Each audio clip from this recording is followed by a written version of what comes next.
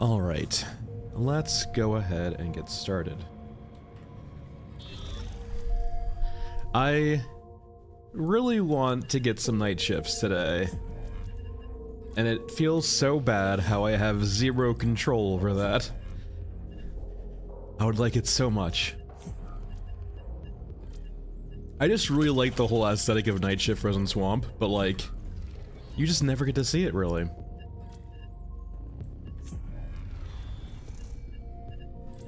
Sure, good old Water Wars. What else? And we can do heist. We haven't done heist in a while. Character-wise, let's go over to Shaman, because why not? Rigs. E, good old runner.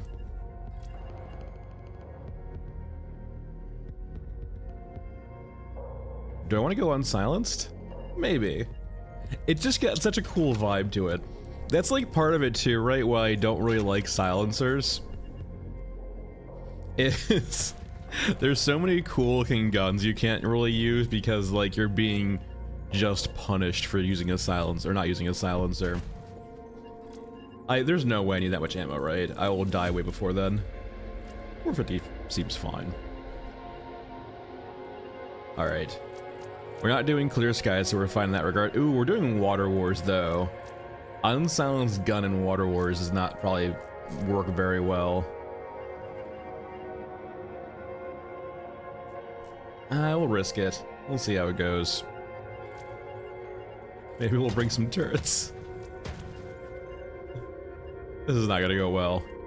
Alright, Frozen Swamp, entry point, railroad. Let's go.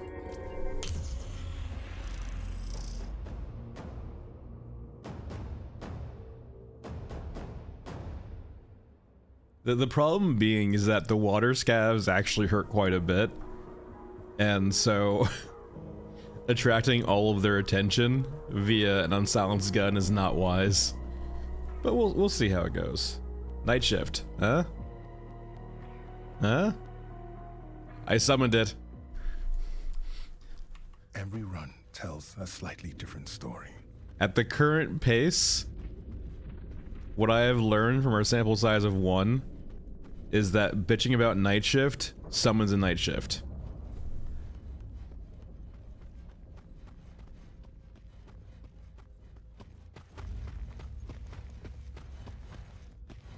Alright, so we have Scavs Crab Part 2, we have Water Thieves, and then we have the Titan. Hey Rish, how's it going?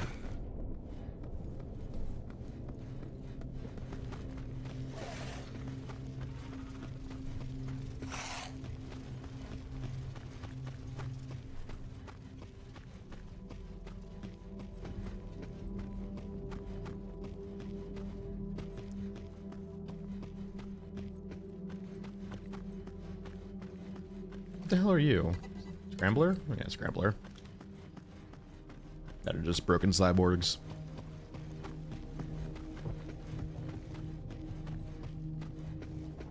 So we're gonna head over to the shanty town and kill the water thieves there, and then probably, I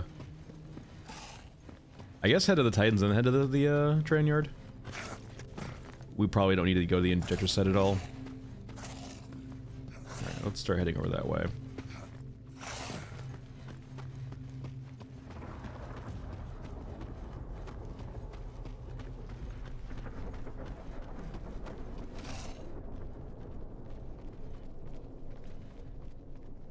Yeah, let's not shoot if we can help it.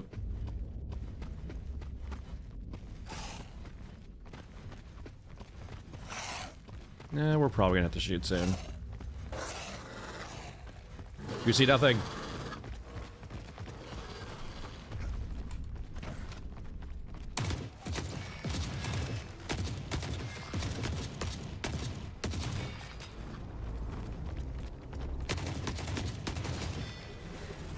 Yeah, this is Night Swamp.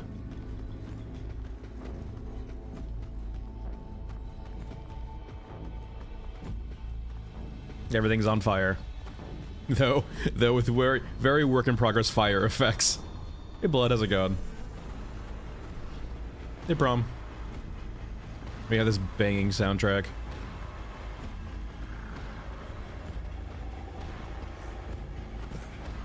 Yeah, happy Friday.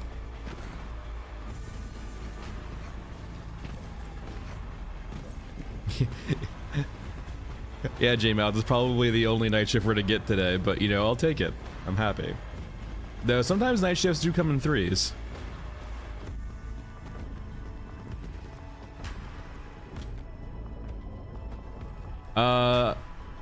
Mom and dog can both show up on this map, yes.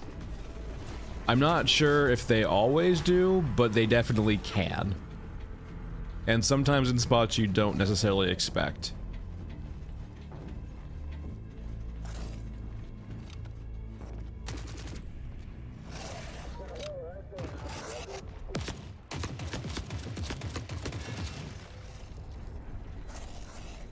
Now I need 14 more water thieves. Yeah, even on the night shift of this map, the water thieves will still spawn in.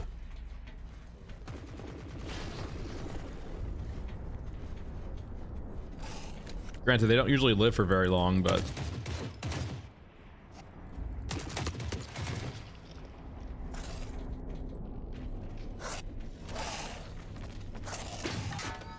Patience is a virtue. That's right. The turrets can't really shoot scramblers all that well.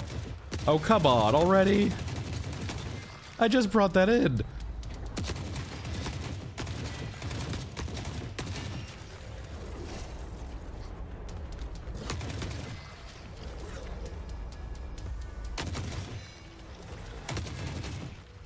Yeah, it's important to note that scramblers and the crawlers get under like the arc of fire from the turret because it has like no vertical traverse. To be the underdog.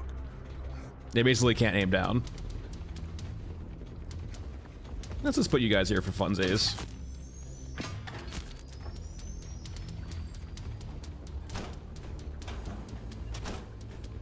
I hear water thieves, I think. Yeah, it's got like this greenish kind of, not, I wouldn't say poison, but kind of got like that almost vile aspect to it, almost like it's biologically harmful for you. Yeah, yeah, sickly. Yeah, correct. Now imagine like this could be snow, it could also just be ash too, it could be both to be honest also. A mixture of ash and soot. Ash shouldn't snow. Maybe this is not the best map for killing water thieves on. I have seen like actually like whole contingent spawning here during night shifts, so I guess it's a lot more variable. Well, I guess we'll go over to the Titan now.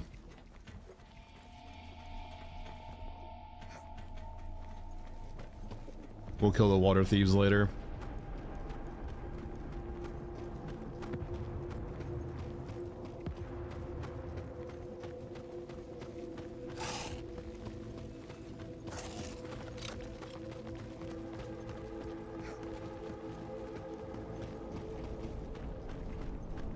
Oh yes, the giant head. I wouldn't be surprised if this is one of the areas where mom spawns, because I know that a medium mech will come through here. Mother? Can you hear me? Mother? Mother? Oh, there she, yep, there we go. Man, this like, ugh. There we go, we'll just do this. There's the ambiance. As she kind of moonwalks a little bit.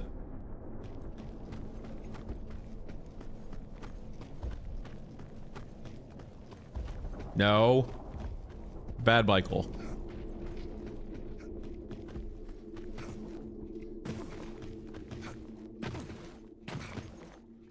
Yep.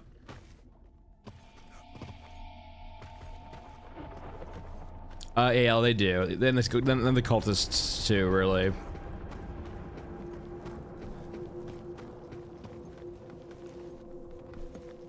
I hear a grabber.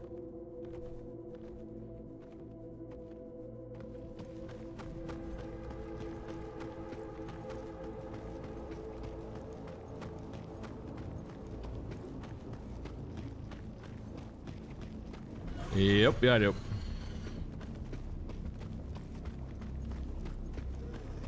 It's just kind of like blood, just a really weird unit, right? And naturally, you know, waifu. But how would you say for the curse when racking exists? It's just different strokes for different people, right? Different strokes for different folks.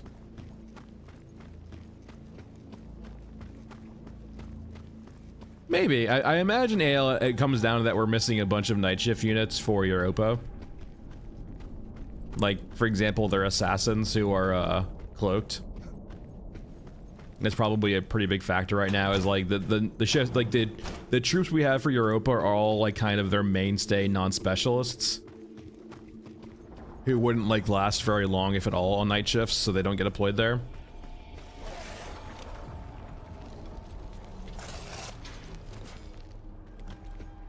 I can see 5 feet in front of me. Through discovery. Even EODs, right? Like you want, if the whole premise of like night shifts is that like it's kind of hostile to life to some degree, and you have recovery operations, it kind of feels like if you're gonna be Europe on the map, right? If you don't have full control of the region, it would be mainly like specialist infiltrators. Like in the way, right? The Merkava body tank is a specialist infiltrator. It is disguising itself so it can sneak into night shifts unnoticed. And the EODs aren't that, like, right? So like, like essentially the question you need to ask yourself, right, is during a sweeping operation to make sure that the area is safe from others to come in, would they get caught? And so EODs would get caught, regular troops would get caught, but the Merkava body tank that could hide itself in the bodies of like dead people might not get caught, and thus gets passed over during the night shift, or rather the changing to the night shift.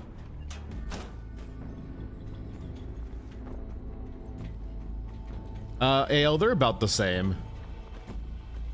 I want to say they're a bit tankier, but not by a whole big margin.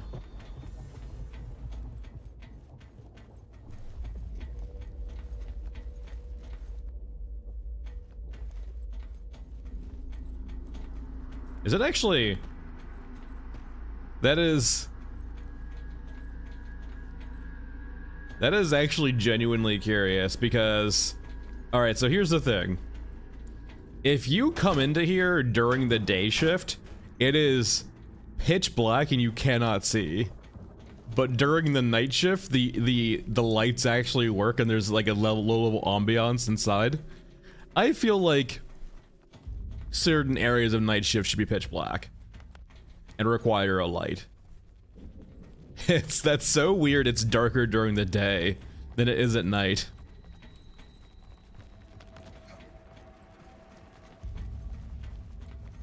Just, yeah, come here during the day. Well, I mean, we'll probably come here during the day again in the stream too, right? It is pitch black here. You cannot see.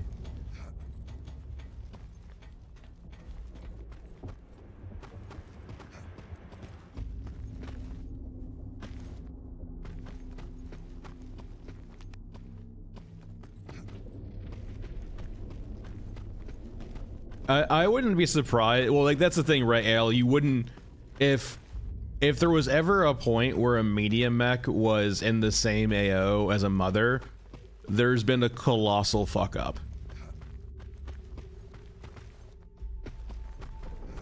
Like, someone sent someone a message on Signal by accident, I guess, or added them to the group chat. Because they shouldn't know where mothers are being deployed, and they shouldn't be able to get past the lines to get to the mothers. So it's kind of like the thing where you would never see them together.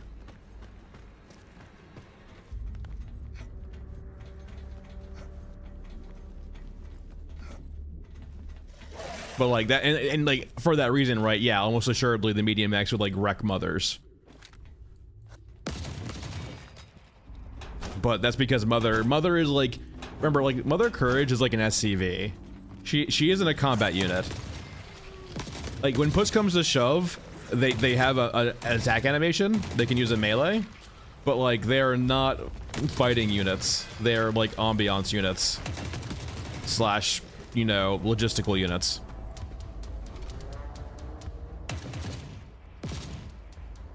I honestly feel, Sid, like we see Rat King right now, but I also feel like we're missing some variants of maps that are on the day shift, right?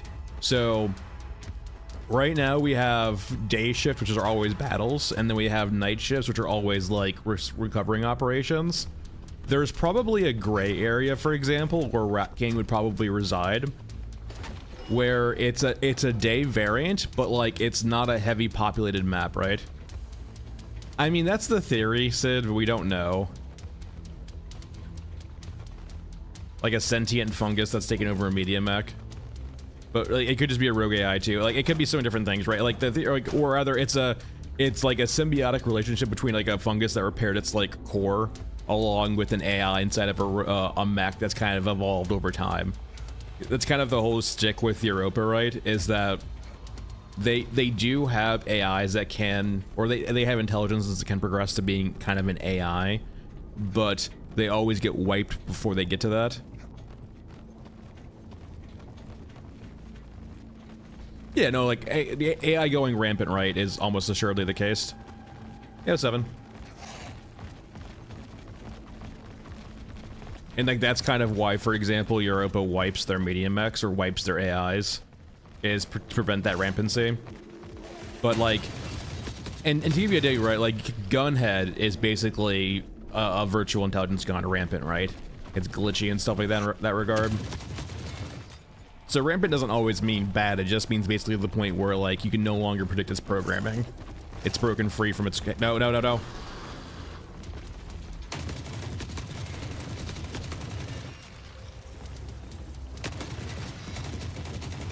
We don't need to kill the crawlers.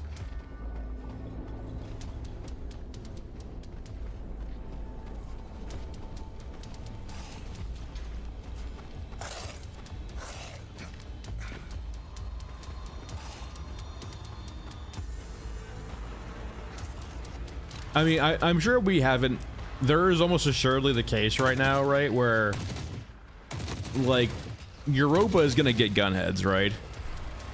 It is a European unit. We just have one of them. Remember. So like, it's gonna happen. We're gonna have to kill gunheads eventually. Now, I imagine they might do some work to them to make sure that they're very like distinct from our gunhead model, so they don't get confused, but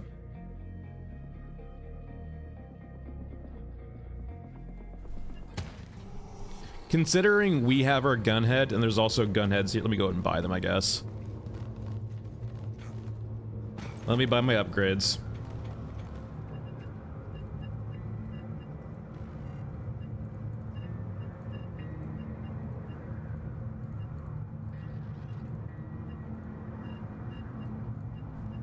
So, hey friends. I mean, considering we have Gunhead and we also have these, right? I wouldn't be surprised if we see these being the Gunhead units. Like, for example, they might not have a Gunhead for the Europa ones. They might just look like this. Or they might be differently designed so they don't get confused, right? Like, if we go over to our Gunhead, right?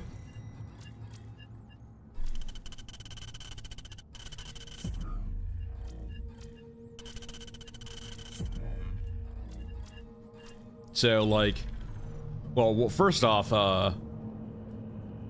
hit the gym, bro.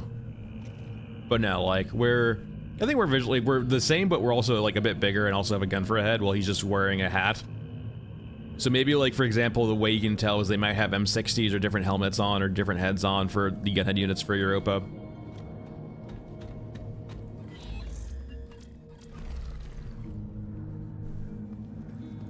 I would say they're probably resilient. Well, like, we have them so they can be hacked, but it's like, it's not like networking, right?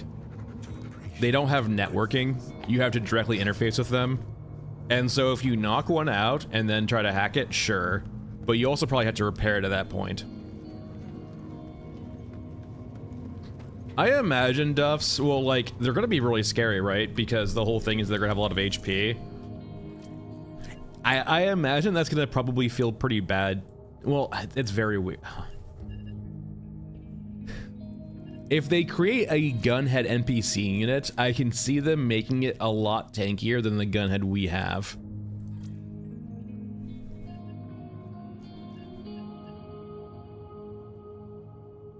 I think the dogs are scavengers, right? I don't know what use they fulfill. They've kind of been like modified a bit.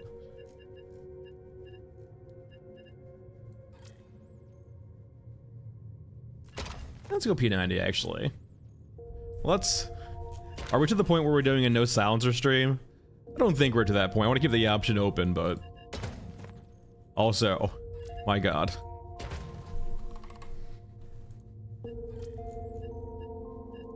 But no, like it's probably just like for the Gunhead units, right? It's just something you have to directly interface with.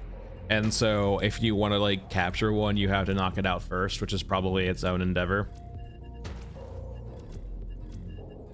It's not impossible, but it's probably gonna take some time. Yeah, the dogs I see as like scavengers, but the question is like, are they scavengers for a faction, or are they just kind of existing things that are just, you know, living?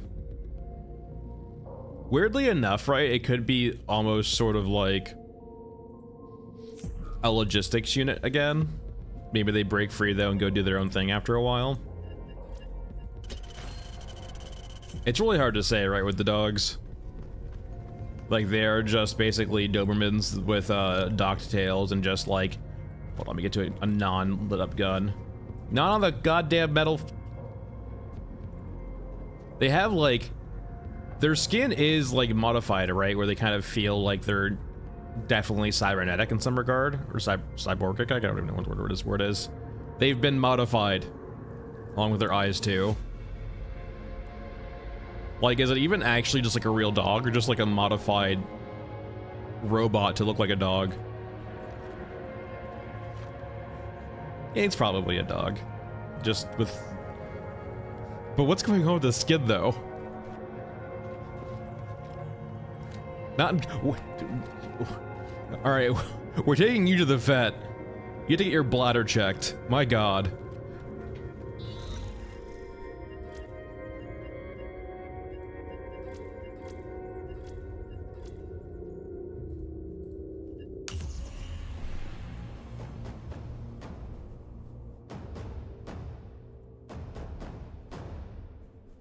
I mean, in the video, right, the cinematic video, we do see the dogs in the intro, or like when they're just like in a building scavenging, or I guess, yeah, salvaging things and scavenging. Maybe maybe they're just part of the night shift, right? Where they're like essentially a unit used for organic kind of salvaging, I guess. Or not salvaging, but cleanup. AKA eat people.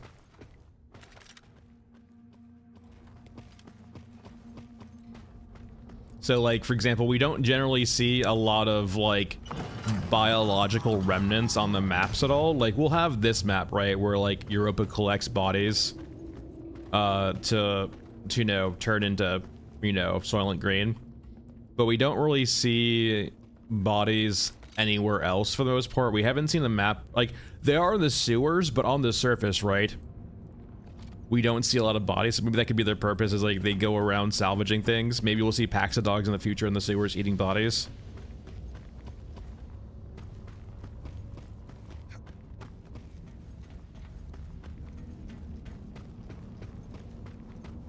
Though I could easily see it too being the case where it's just an ambiance unit and they don't open up to, like, you know, having people commit violence against dogs. It'd be a weird line to draw in the sand, but I can understand it though too.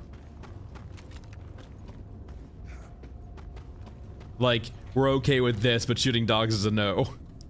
It would be fucking hilarious though, I will say, actually. Like, we're okay with this, but no hurt pet.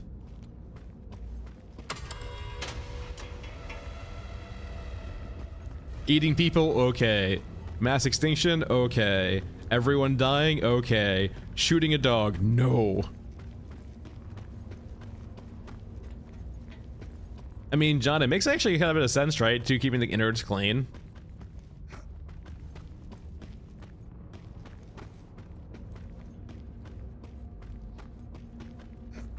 Yeah, I imagine, yeah, flamethrower units are a big thing too. I am genuinely curious if we're gonna see like instances of like biological or chemical weapons.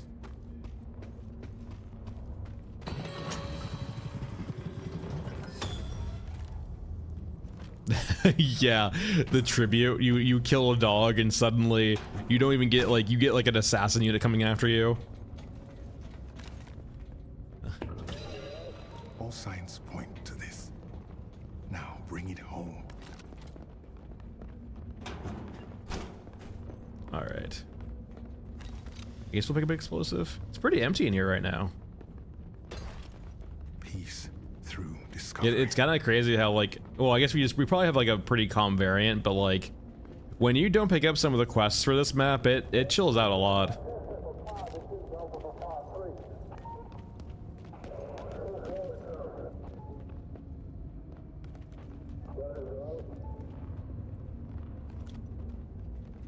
Oh no, yeah, flamers is not, it's not a question of when, but if for flamers. Sorry, not a question of if, but sorry. It's not a question of if, but yeah, when. We're gonna see them eventually. I imagine like it's an issue too with maps, for example. Like, what purpose does putting Pyro on Scorched Enclave really serve when like he just gets domed in the head by a rifle from across the map? He brought a flamethrower to a long-range rifle fight.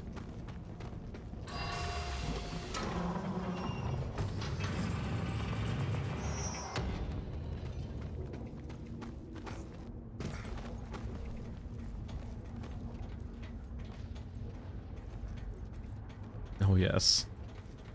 I wonder if we're gonna get a patch sometime soon. Not like an update patch, but like a quality of life slash like, I wouldn't say hot fix, but like essentially a patch not for content, but just fixing things. It's been what, 3 weeks now? I think on the dot. I think it happened 3 weeks ago on Thursday, right?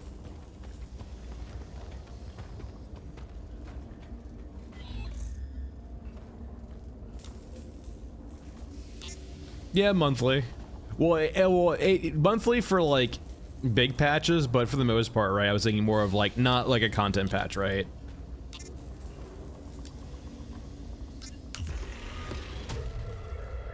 Though, like, I am curious if we're gonna be just left in the dark perpetually now. I have a feeling that we're going to be. Like, naturally, we'll get posts about updates, but like outside of that, I think radio silence is probably the thing. I don't have this quest.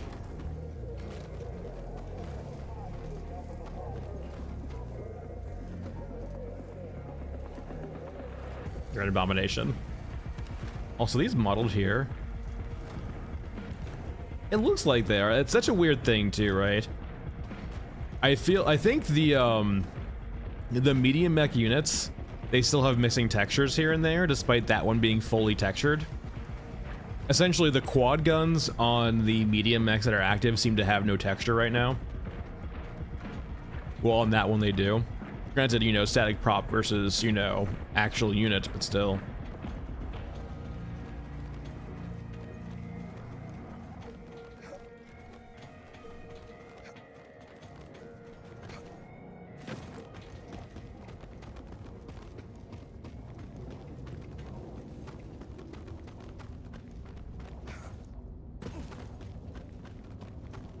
It's been a very quiet day on Mech Trudge. It was kind of quiet on Frozen Swamp too. What the hell is going on?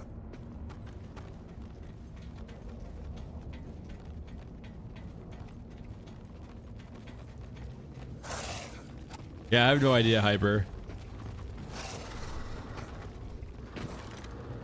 I mean, maybe this is...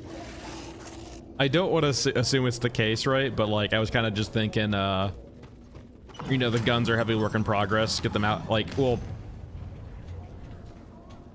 my thoughts kind of being is I don't feel the guns are like fully there yet. We're all And I'm very curious what the next step for guns is. And not in the sense of like applying what they currently have to all of the guns, but making the guns they've touched already thus far a bit more interesting. Thanks, GT. Appreciate it.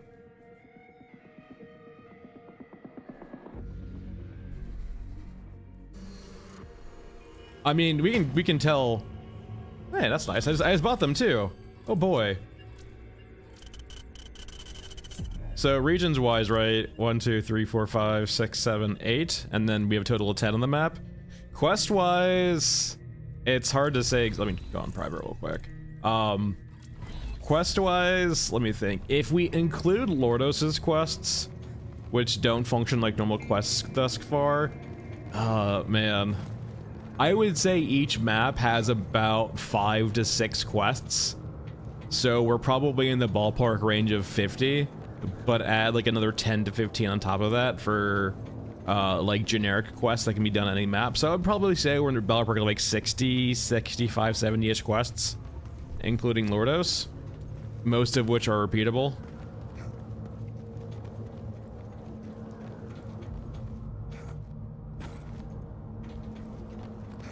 Yeah, it'd be nice to see Hyper, for sure. The first instance of an actually bespoke gun to the setting. What map we're doing now? Let's go ahead and just knock Cemetery out of the park.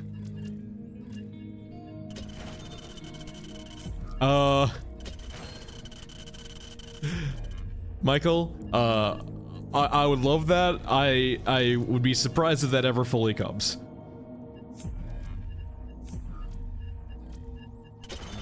Maybe not for a long time.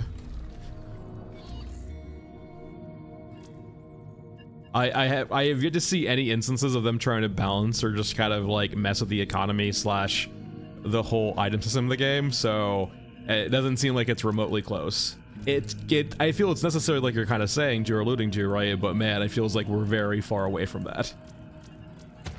So very far away.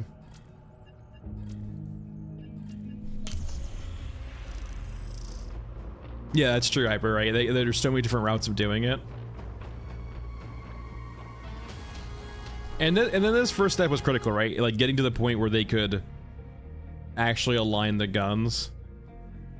I know someone was saying, right, that they're using the like stock camera for UE5 for third-person shooters, and that like maybe they should need to develop their own camera system.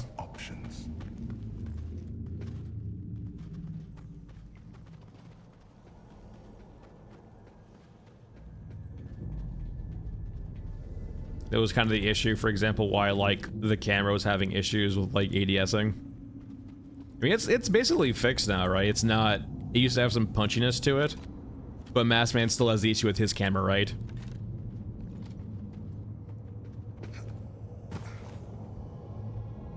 Well, John, on that point, right? There's not really much reason to sell anything in the game after a certain point because you just have so much freaking money.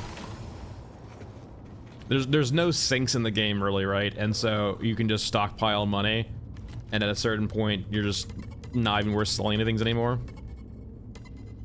Yeah. Stick together. Oh, for sure, Michael. That's definitely like one of those requested features, and it's useful. It's important for balance too, right?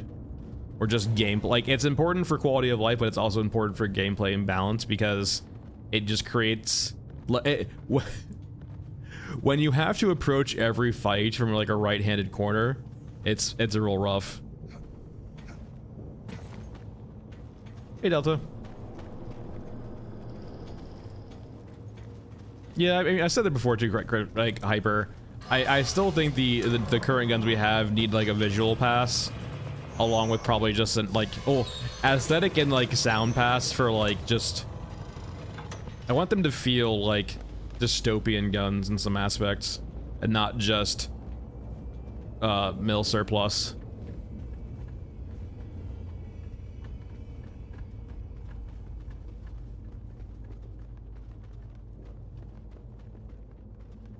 But no, going back to like, there's like nothing to sell. Like there's no reason to sell things in the game really, and there's no money or like items or anything sinks really. So And that's like that's one thing I would say Tarkov got right for the most part.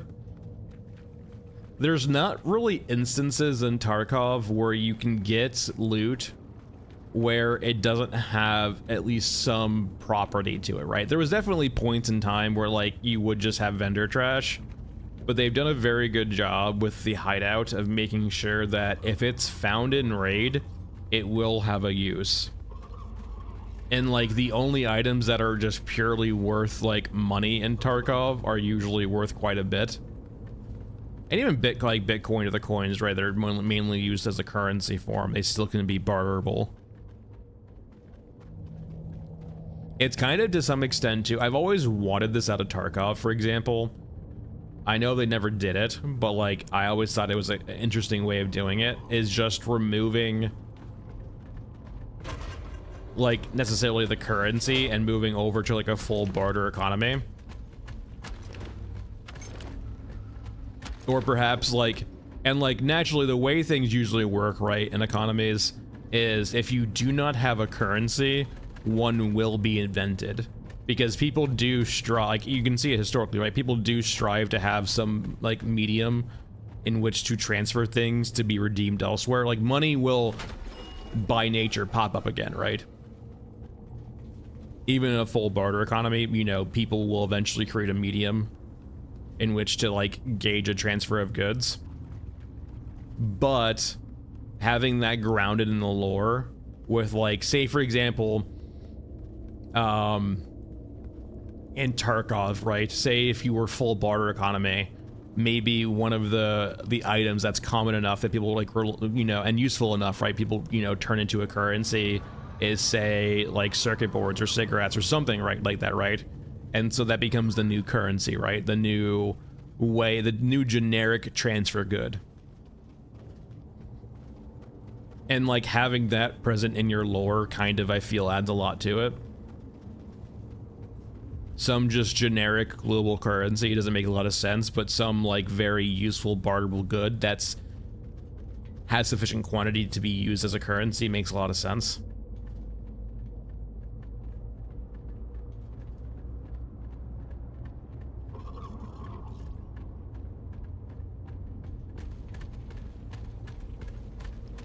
Now sometimes they turn around, yeah, that's what I want to see.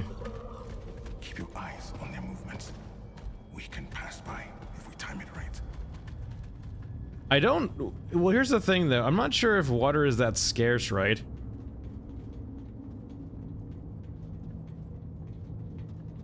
Like, do you feel water is scarce in the game currently? Because I don't. Is it necessary in the game? Yeah. Does it feel rare? No. Pays to be the underdog. It's something you have to keep in mind right now, but it's not. Yeah, it's fair. Just for example, that's correct. I mean, Reiji, we kind of already have that, right?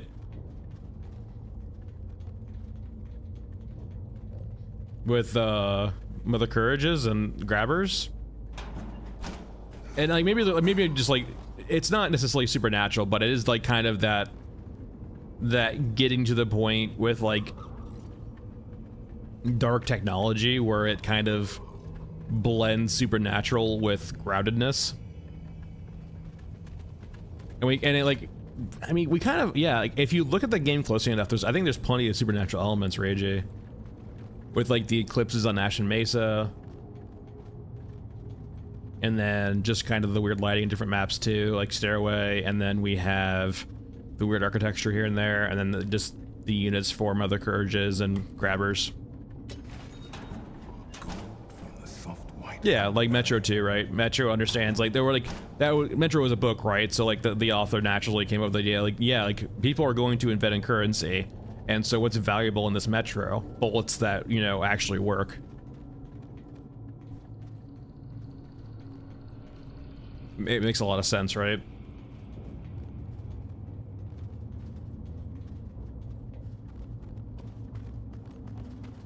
Alright, time to leave. I didn't see my book anywhere, but oh well.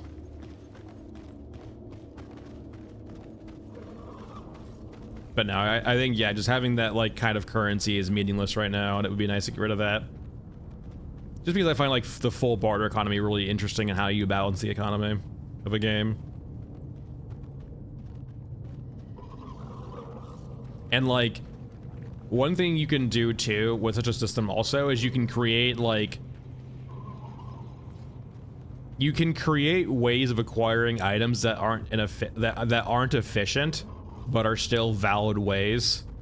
So you can like, by allowing players to do these inefficient trades, you let them play the game they want and still like not lock off content to them.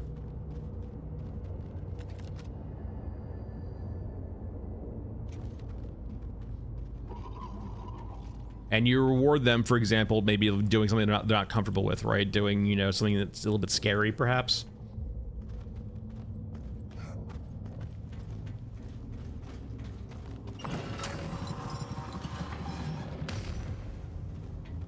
That gets said a lot, Michael. It's hard to actually gauge that. Like, if I really wanted to, I could try and just do the polar opposites and see in the extreme examples how that works. It's been said a lot. I've yet to see actual, like, physical proof of it existing. And that doesn't mean it doesn't exist, right? It just means that, like, no one's bothered to prove it yet. And I would say this, right? Like, I personally haven't noticed it, but I haven't tried to notice it either.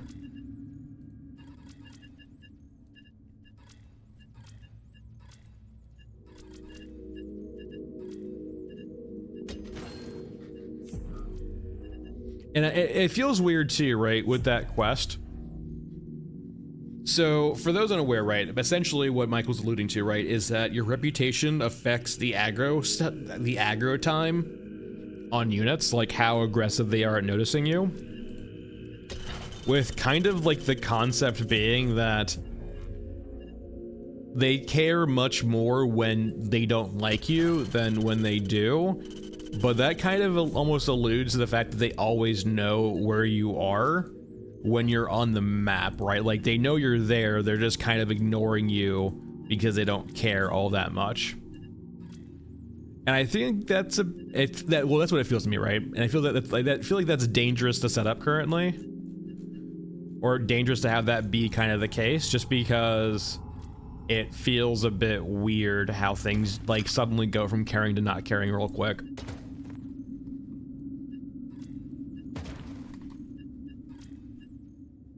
We don't need that much 50 cal, I feel. That's plenty. We'll bring a little bit of Nimel too.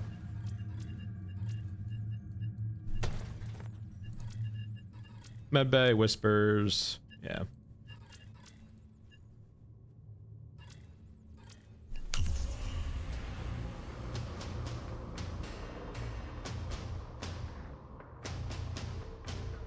If there was like a gray period, Michael, for example, where they like, if they wanted to add an extra condition, right? So right now we have kind of like 4 conditions in the game. A, they don't know where you are. They don't know you exist, right? Then we have the like curious, as in they notice you and they might go investigate where you are. Then they have the next state, which is they know you're there. They want to engage with you, but they're currently fighting someone else. And then they have active, or like actually murdering you, right? So 4 states. Now, in between kind of like the question mark and maybe the exclamation point stage, there could be maybe a stage for if they're, say, friendly toward you, or maybe like that could be kind of the rep check almost, where during that question mark to exclamation point or aggro phase, depending on your rep, they kind of give you a vocal cue and tell you to fuck off or something like that, giving you, say, like maybe a second or 2 to get away. Like in the sense of, hey, like we don't hate you, go fuck off, and we might not kill you. Yeah, that's to require like VO, right, and like grounded things in game. I kind of view it, John. I feel like it. The way I kind of feel, John, you are right, like how they know you specifically, and I kind of feel it's not necessarily your rep with them isn't necessarily your rep with them. It's probably their rep towards scavs in general. Like you are the representative for the scavengers in your version of the world, right?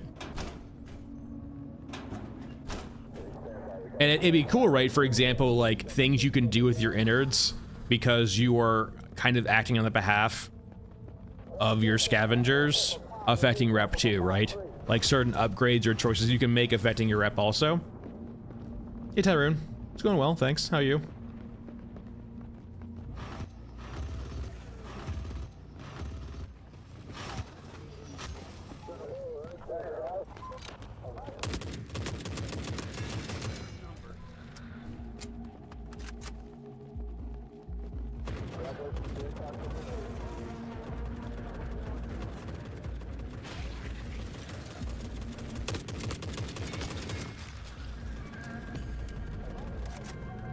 Let's keep moving.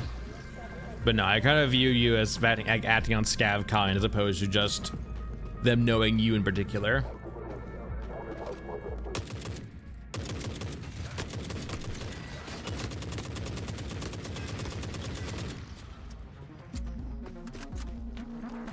Yeah. And they can add more like big systems to the game like that, right? Like I've always added them. I've always wanted them to include more like not necessarily city builder, but this war mine elements of the game, which I guess by that I mean like light city builders. 2-2, it is mostly up to date. I still think the new player video is applicable. I think it's, considering that it's not that long, it's still worth a watch. Most of the things are still relevant. The biggest thing that's kind of lost relevancy is the gun video. The damage numbers are still like almost applicable, but for the most part, guns feel a lot different now, and they're kind of the samey now. But it's still work in progress, so I'm not gonna update it just yet. But the new player video is still mostly up to date, and the tips that are kind of set in it still apply. You kind of need to approach them more generally now, it feels like, but for the most part, like I still think there's valuable information in that video. Especially when it comes to like navigating the UI and like the biggest thing, right, is like figuring out how to buy a silencer early is super important for a new player, because it changes how the game plays, how the game feels immensely. No problem.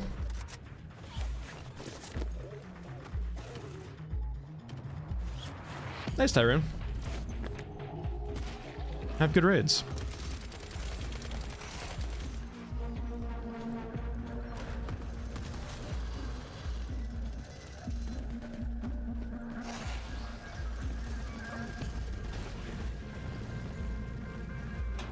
Oh no, yeah, sure. Like that's getting to the point in Michael where it's like a much more complex aggro system too. We're still kind of in a very simple system right now.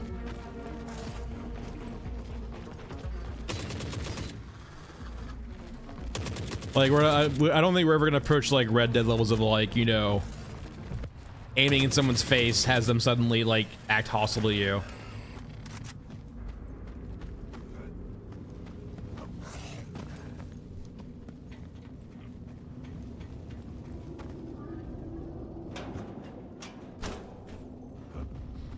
Yeah, Mesa's a bit harder to learn.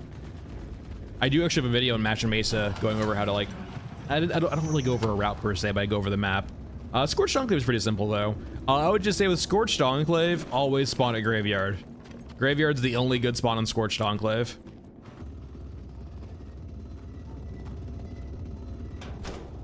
For Mesa, it's a bit different, but I would probably just say spawn at City Ruins.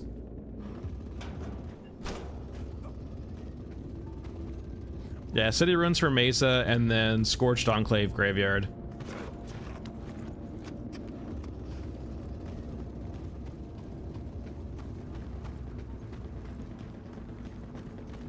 Yeah, I've noticed that too, John. Well, they will get like locked up sometimes with enemy factions or enemy units, which is very nice.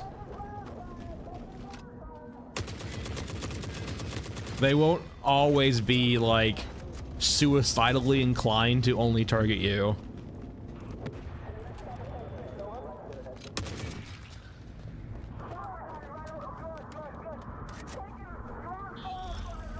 Which is like the only I mean, they're still pretty overbearing, but like, it's not that bad anymore, which is nice.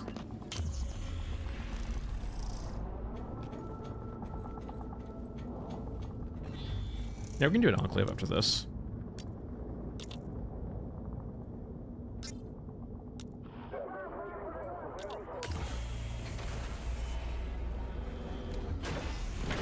Do I hear someone behind me to my right too?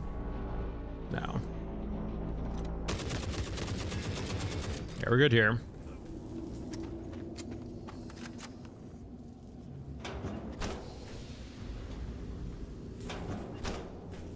We're full now. Carry the fire in these pockets.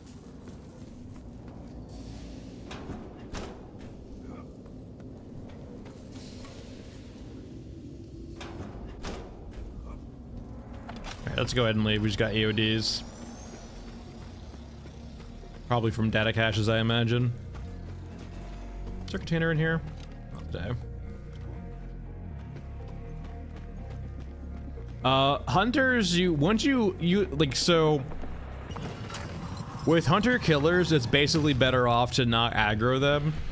There's certain items on maps that will kind of raise your threat up a lot. So on Asha Mesa, it's the pictures. On Elephant Mausoleum, it's the data caches. I believe on Scorched Enclave, it's weapon text, but it's very hard to find more than a few of those on the map. And essentially you just do not want to, like, looting all can kind of be bad on certain maps, essentially, especially Asha Mesa. You will get too many pictures on the map very quickly. It's kind of harder on Scorched Enclave. Once you aggro them, it kind of depends on what it is. If it's an EOD, you can kill them, but it's better just to break line of sight, because if you kill them, they'll just respawn a few seconds later. If it's an Orgamech, which is a giant, like, space marine looking thing, you can just ignore it. Just keep moving and it won't ever catch you. A grabber, you're probably dead. Just run for the extract. You probably won't know though until you die, basically. If it's a medium mech, you can kill it. You're better off just running and just staying away from it. It has issues pathing, so. But essentially, if you get HKs, just leave. Your best bet for HKs is just to, like, not summon them in the first place.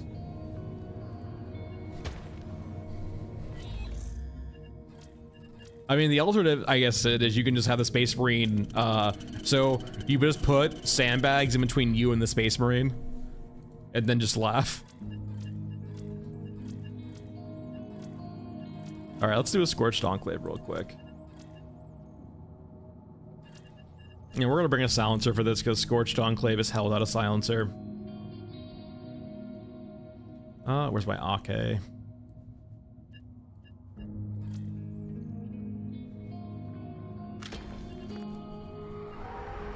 All right, 545.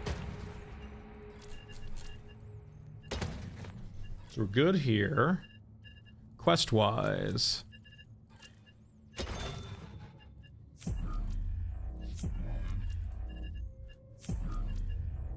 Yeah, the Orgamech probably just needs its own rules in regards to movement, but yeah. It's just the age-old debate, right, of melee units versus terrain. Oh no, yeah, like, the multiplayer right now is very rough. We do a community stream every other Friday, and like, it is a different experience. And you are right, like, it's insanely quick on, like, when you play multiplayer, just how quickly bad things happen. From just, like, everyone aggroing everything, to HKs, to just death. Essentially, like, I would say after a minute of loading in with friends and multiplayer, just start playing the chicken dance music, and it's almost always applicable. Maybe eating a bull. So yeah, we're doing Scorched Enclave. We start at Cemetery. Multiplayer's not ready. Multiplayer is always the hard part to, like, getting peer-to-peer down and, like, balancing the game for the stark contrast of, like, 1 players up to 4 players. Someone was saying this is a Euruscan chopper now. That's the Eurasian. Could be more different spawns though. All right. So, no, it's the, God, it's like the one that's like old as shit. I don't want to play it for copyright reasons. But it's like the one that you actually like clap during. So in regards to approaching this map as a newer player, there's a few different routes. I personally prefer coming to the right over here and like looting this bunker. Sometimes there's spawns in here. If not, coming around and then looting this container over here along with lockboxes and so on and so forth. Essentially looting this area, right? This area is pretty safe. Stuff can happen, but like usually units won't path into you immediately. And then just running around through here. Now you have to be careful around here. There are all units that will spawn to your right and then cross, but you can just wait for them. And then just continuing on your way. And you can notice too, like, right, when we're not trying to sneak by things directly, just sprint. Like, in a game like this, hesitation is how you die, and being slow is how you die. At least in the current iteration of the game, right? So just, speed is your friend.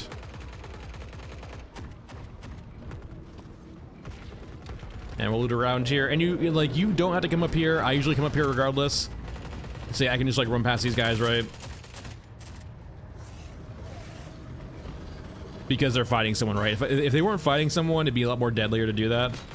And sometimes there's crates up here. And then like at this point, I will now just try to leave. And once again, sprinting is your friend, right?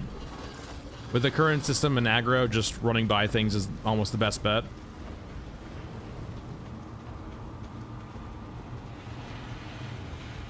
And now we're here. Yeah, I'm not sure if they fixed it. You used to be able to like jump through. If you had a certain character, you used to be able to jump through here and hit this extract. You might still be able to. I just haven't tried it recently. Now they go to medium max and losing their guns now.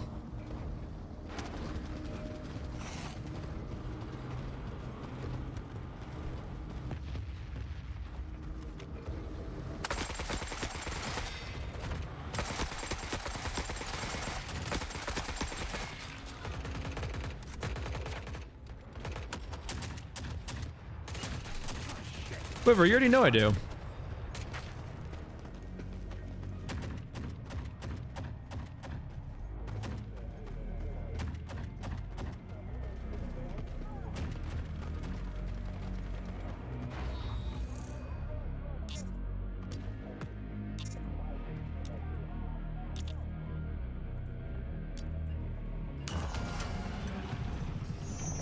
Be free, my child.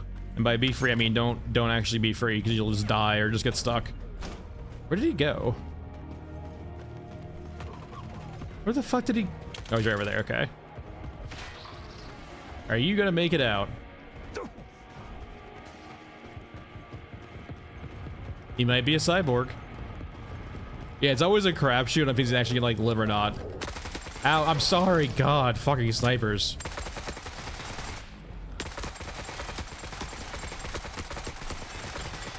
Are we good?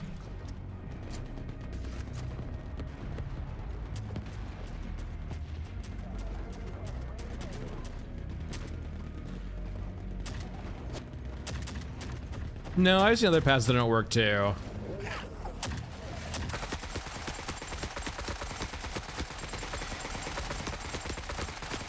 Don't mind the flying tags. You know, I'm just gonna run by these guys. You guys have fun.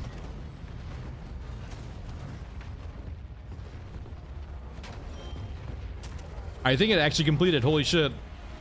Damn close call. On a day of close calls. It's the first time for everything. It's actually completed? Holy shit, it got completed. That quest will like, it's like a 50-50 chance of that quest bugging out. Hold on. Bad.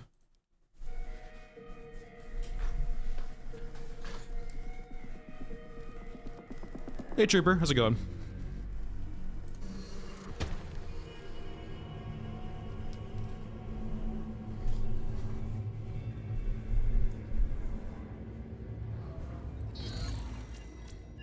I can't believe we did it. We did Shifting Tide. His name is Caspian? Alright. Is his name always Caspian? Hey, Psycho. Thanks, Michael. Appreciate it.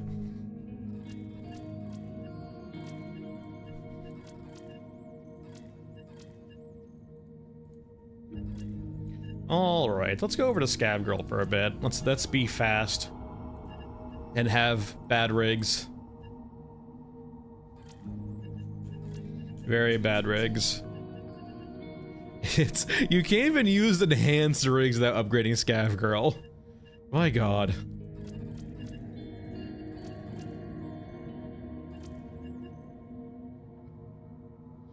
I usually go to the right, yeah. I mean, granted, we went back a few times, Hyper, to do things, but like the very beginning of it, right, was kind of like my speed route through the map. It's not like, and I have different routes on the map too, depending on what I'm trying to do, but like if I'm playing early game and I'm just trying to get some water and get the map in and out, that's usually how I approach it. It's a very safe route to go through.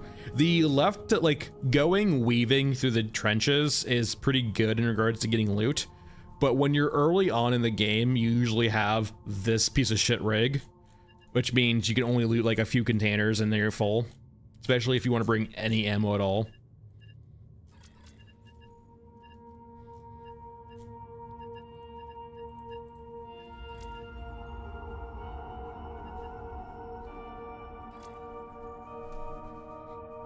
Hey, Kyle. Let's just go to like 400. Wait, do I not have the upgraded magazine for you? There we go. 45 rounder instead. We haven't run Scrapyard yet. We haven't run Mesa yet.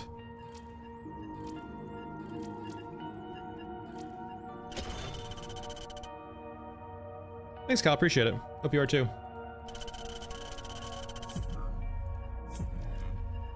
And that Kawis is broken. That's a lot of dead brawlers I want, my god. Yeah, I haven't been like the point where I need money a lot anymore. Thanks, Tyron, appreciate it. Like, I'm to the point now where I don't need anything in the game really, so I just stockpile stuff. So I'm not too worried about the whole money aspect. All right, we're good here, City Ruins, and we're gonna cross the board. All right.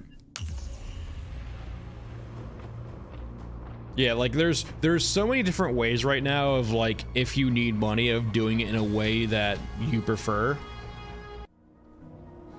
Essentially, as long as you're playing the game for the most part, it's very hard for you not to make money. There's probably optimal routes here and there, but like all of the routes seem pretty lucrative to me. So you can kind of play it the way you want. But no, yeah, for those unaware, this is the Titan coming into the map. If you look closely at it, it's just once again moving on an axis. It's not like there's no animations. It doesn't look like it's moving. It looks like it's being dragged across the screen or dragged across the plane. But it is cool.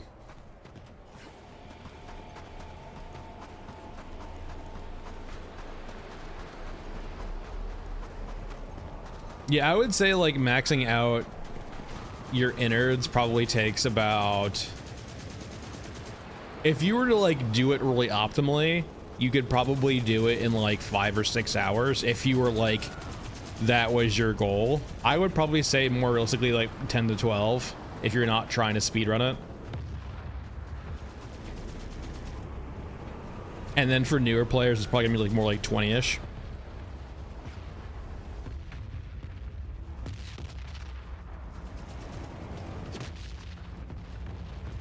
But yeah, on Ash and Mesa, the pictures we're getting for the quest are the things we only want one of. So you want one for the quest. Any more starts really pissing off HKs.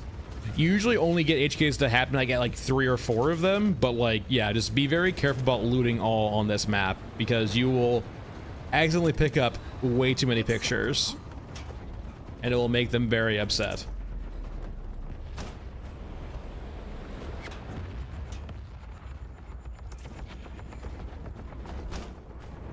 All right, there's the helicopters, gotta be careful.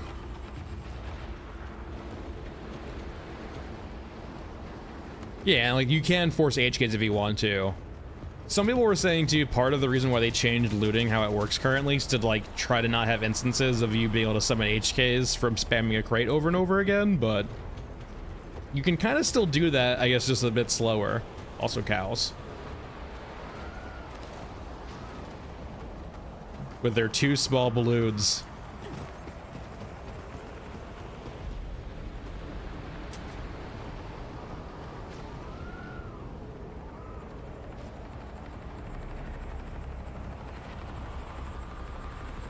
I don't feel safe. Never linger on a helicopter for very long. Oh god, that's not good.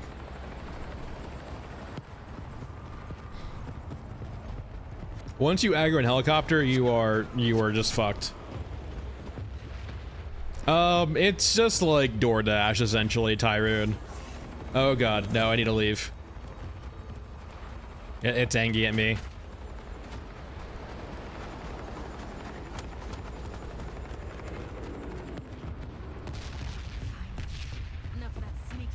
It's just like dystopian DoorDash.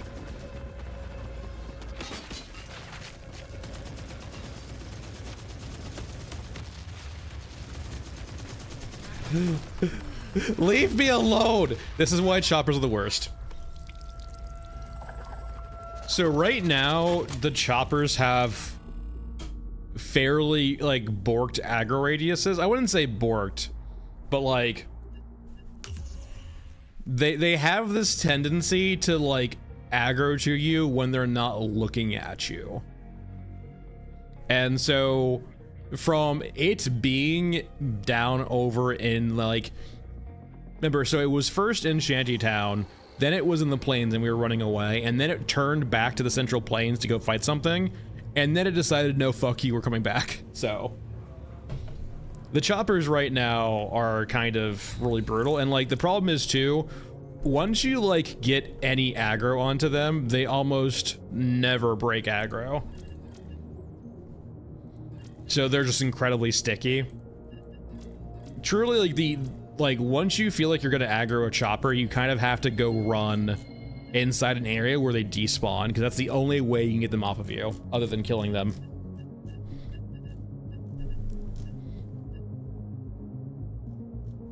Well, remember, John, it was heading away from us, right?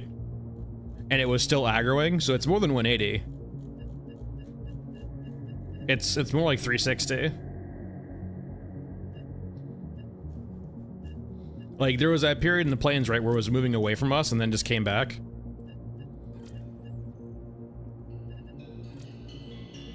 No, like, it doesn't make a lot of sense. Like, it doesn't make a lot of sense for choppers.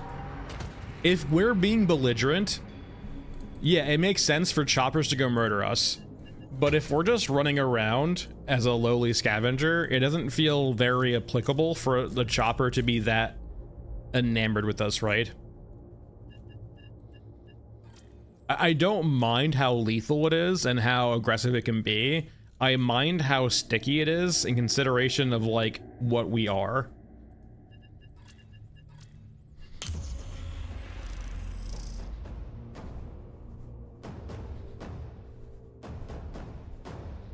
I mean, that's kind of the whole premise, Kyle, right? We're not supposed to be belligerent.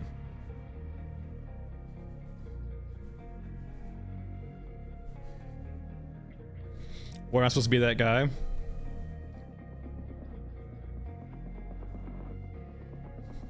Another beautiful day on the surface. Yeah, that's kind of like the whole thing, Raymer, right? Like a unit that deadly, right, feels like it should have other priorities than fighting a lowly scavenger.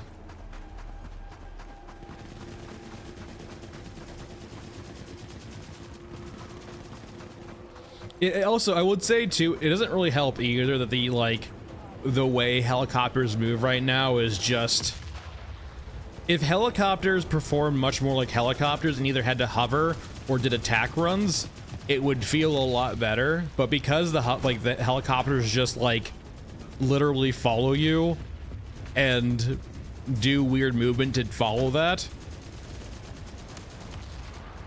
yeah, I don't. If it moved more realistically, I think it would feel better, right? The problem right now is it just feels really weird. Like it's doing this in between of a loiter and an attack run. Also, I picked up too much stuff. Fuck. Goodbye, 9 mil. Like it feels like this very weird in between of like a half loiter, half like attack run. Is there a chopper here I can piss off again?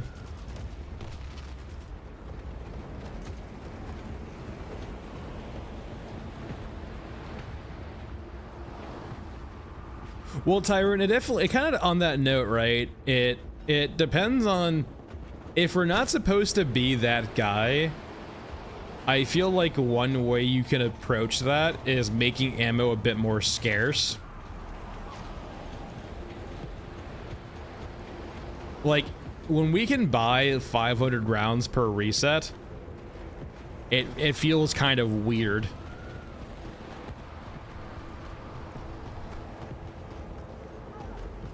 Yeah, and Duffs, that's the issue, right? Like, once... and that would feel better, right, if we can go hide from it. But the only way you can really hide from the chopper is to literally go despawn it. Even when you're hiding, it's sticky to you, right? It's incredibly sticky.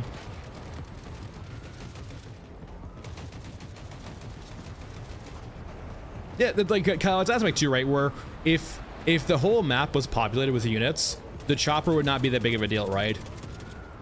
Because naturally, yeah, it would get like spinning out of the sky. It would get basically shot down immediately or very quickly. It would do the thing choppers do, where it doesn't go to AOs. It loiters outside of them because going to the AO means suicide for it. And that could be a thing too, right, that hopefully we see in the future is like, right now they ground a lot of their units inside of the play space.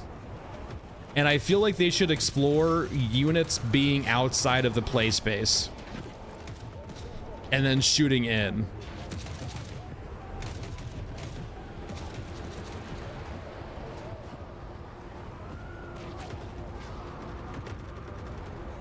Yeah, like there's a fine balance, right? But you can do both, right? Like you can have like units outside and in. Yeah, it's not in the game. It's one of the Jaegerov. It's one of the broken quests in the game. You can't do it. You can't finish it. It doesn't exist.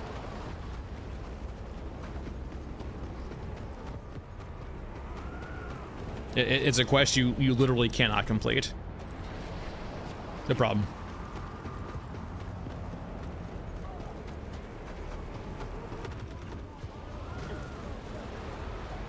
Wait a minute, you can buy 500 per reset, Byron. If you're referring to Bunko, Bunko is the worst trader in the game.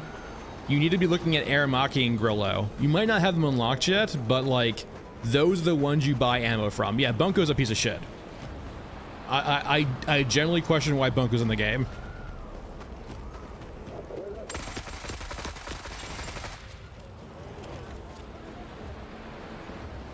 Bunko is trash. The only thing Bunko is good for is 20 mil. That's literally it.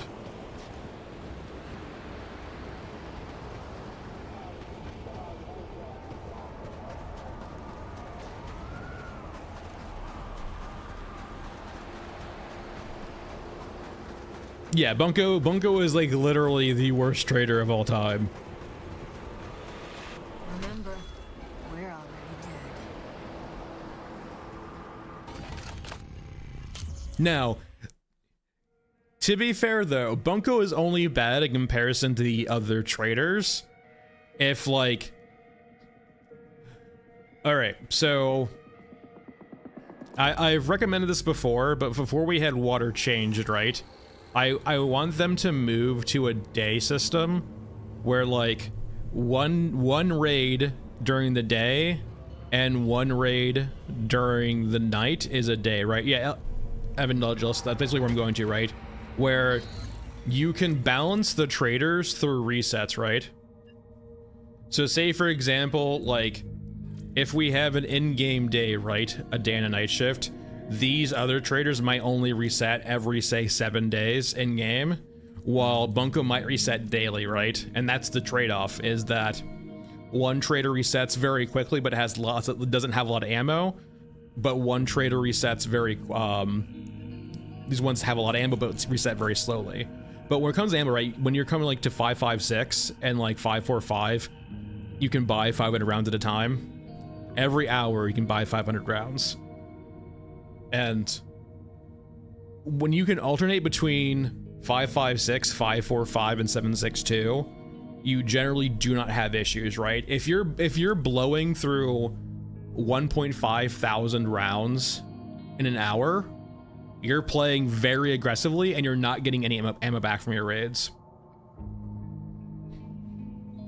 It's not even clean too, like you can find shotguns too, but like there's a lot of ammo in the game currently once you get the other traders unlocked. Bunko, yeah, Bunko's a piece of shit.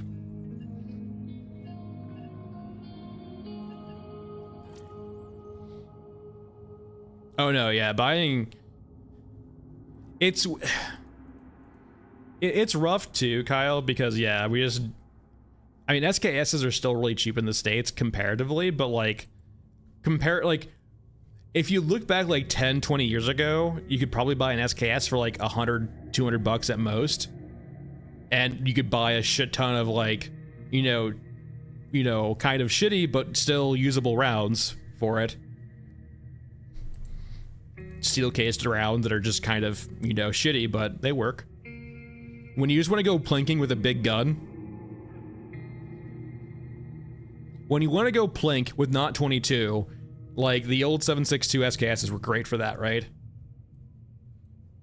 Yeah, it depends on what you're buying. Like, you're buying, what's it called, the Chinese ones, or a Russian one, or Romanian one. It depends on where you're buying it from, but yeah, 500 to 800 bucks. And then, like, authentic, like, Russian SKSs from XYZ factory can get really expensive.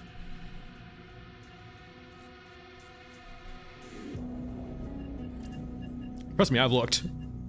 It would still probably be my first gun. Like, I might buy a 22 LR just for plinking, but still. Just something to go, like, very cheaply shoot targets with.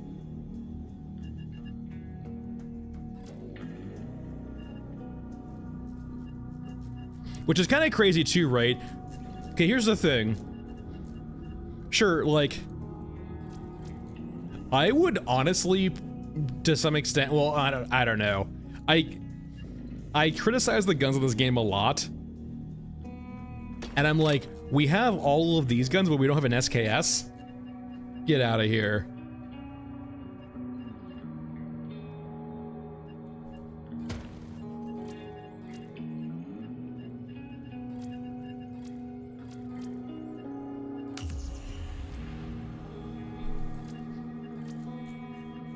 I would never want to deal with having a 50 cal. I do not want to be on the ATF's watch list, thanks.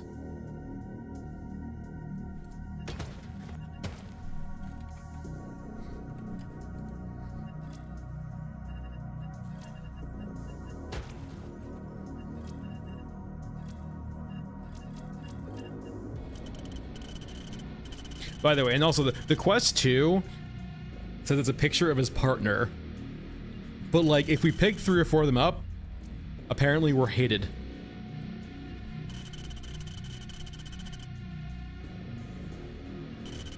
I mean, yeah, blood panel. It's probably just not in the asset pack, correct? Yeah.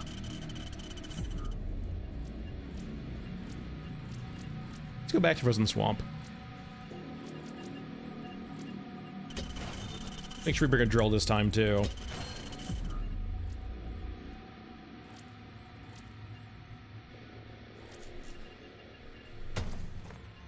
We have ammo, we have meds. 2 quests is probably fine, considering we don't have a lot of ammo here.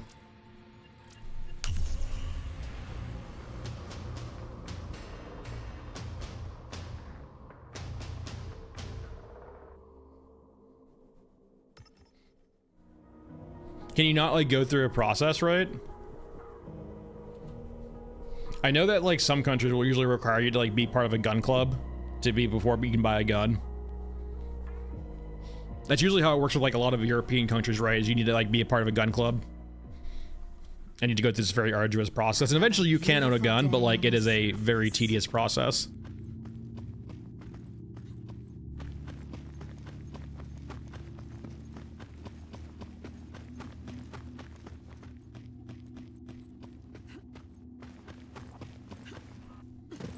Yeah, handguns are always a different story, right? Like I like in my current state, and this will not narrow it down because America, I can go buy a rifle and have no issues. And technically speaking, I can go buy, like, they changed it a while ago. I can go buy a handgun now too, right? But like, yeah, usually handguns are a lot more restrictive than just rifles. You can usually buy, as long as it's not like a controlled firearm by the ATF, I can go like buy a bolt action rifle just off the shelf and have no problem because America.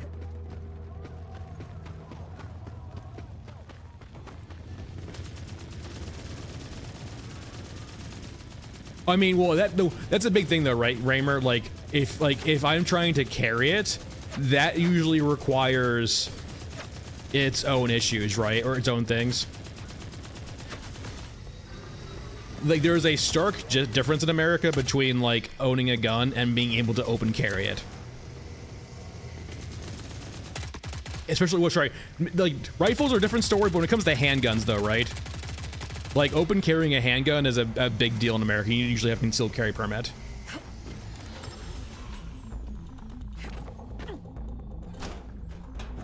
Like, I think you can probably, it depends on the state too, right? It always depends. The problem is too, it's state to state.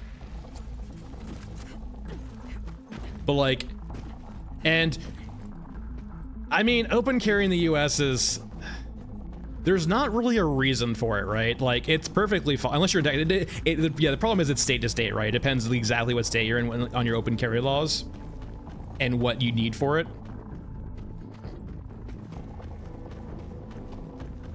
I don't mind open carry, I just don't see the use in it, right? Like, if your whole point is, like, where are you going to in America where you feel like you need to have the security of open carry? Like, okay, so the concept is, right, is that you're open carrying because you want to make sure anyone who's willing to fuck with you understands that, you know, there's that intimidation factor, right? Yeah, it's a deterrence thing, right? You're like, you are deterring people from, like, you know, doing that, but like, where are you going where you need to deter people from doing crime? Like, genuinely, like, what places are you visiting where you feel like you need to deter crime in America?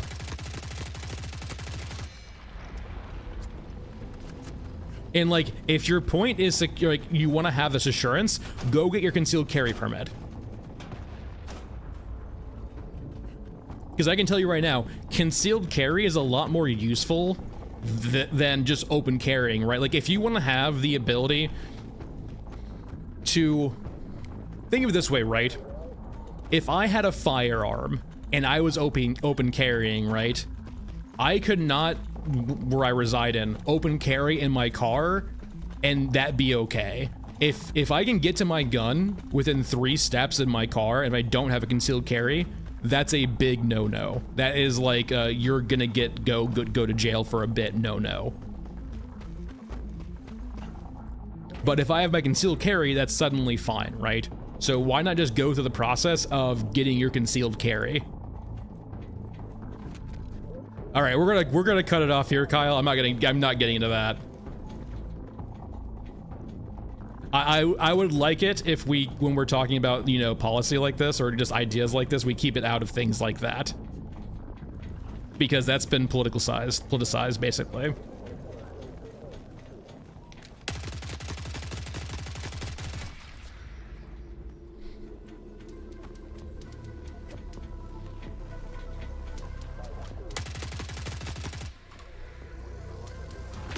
I mean, talking about guns on Objectively, talking about guns and policy is, I would say, different, Ebb, than talking about a very politicized event that's been kind of weaponized in both regards. Also, I'm gonna die here, probably. Yep, there we go.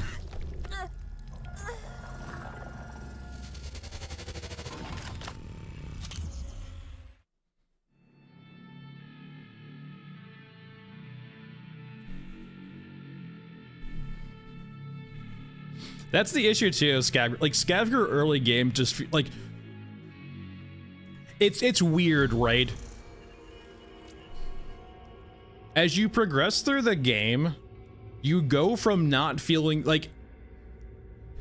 The way I feel about it is this, right? As you progress through the current progression in the game, you don't get better at being a scavenger, you get better at being a mercenary, right? Almost. So, like, it's weird progression, right? Because, like, as you progress through the game, you get better access to rigs, and you get better access to guns, and so as you progress through guns, and like, or the game really, you just get better at doing the thing you're not supposed to do. Because that feeling we just had right there with this run was kind of like a, oh shit, you know, we're Scav Girl, we're not really equipped for fighting, and so we die. But if we go over like any other character that actually has like progressed a bit or has capacity to carry things, that's just not the case anymore. It's weird.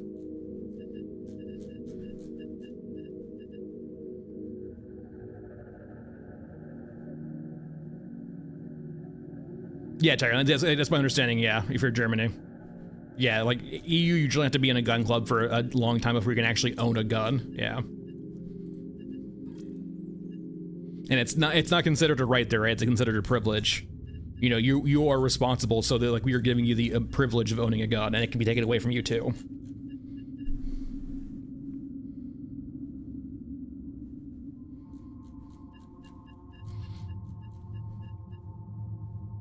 Yeah, Kyle, go back to your previous thought. It does suck, but like, it is unfortunately just the way things are. It's why, just the ways, yeah. Things can't be objective anymore. And so you just kind of have to avoid the conversation entirely.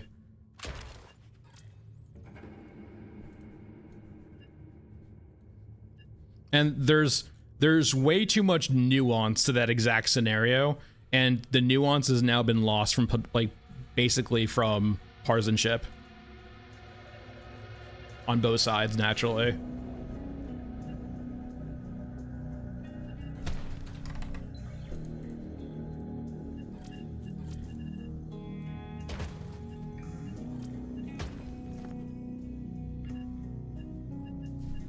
Oh, I mean, I wouldn't say, I'm not begging to be canceled, but at the same time, I mean, really?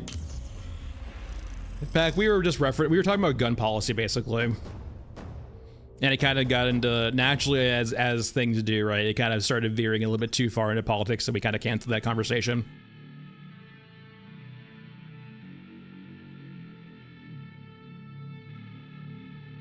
Nushi, exactly right. Like, the whole concept of, like, I don't mind the concept of open carrying, but if the reason you are open carrying is to deter crime, I think you are misinformed on what open carrying does in that regard. And like, and kind of questioning, why are you going to a spot where you need to deter crime in the first place? Yeah, like, if your concept of open carrying is that you need to, like, have security, that you need to, like, have this show of force, you shouldn't be there in the first place. And that kind of goes into the point, Kyle, about, I don't want to get into the point, Kyle, but I want to say, like, that concept of open carrying is what I would say applies to that scenario we were talking about before. Is, why be there?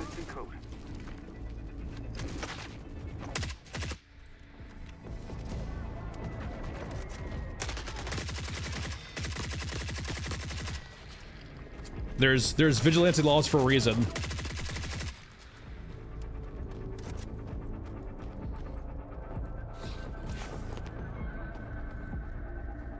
I mean, yeah, like, naturally, policemen's are different stories entirely, right? Their whole job is order. They are supposed to be the show of force.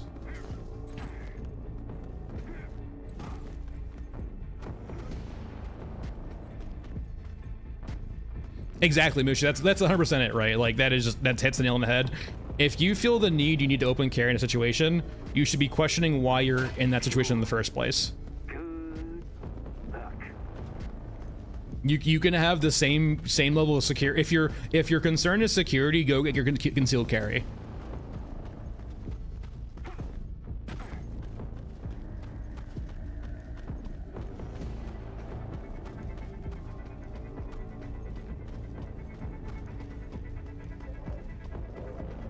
And generally speaking too, at least from my understanding, police will not, like, I don't want to say respect you a lot more, but police will police will come from you at a different angle when you like present the fact that you're concealing carrying and you're forthcoming with that information, right?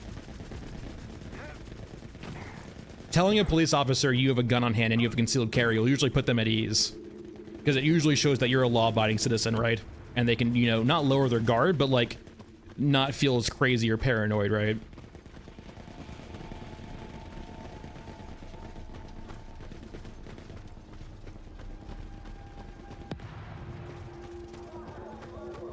I mean, that's the first law of concealed carry, right? You have to inform police when you are concealed carrying. If you were stopped, that's like the first thing you do.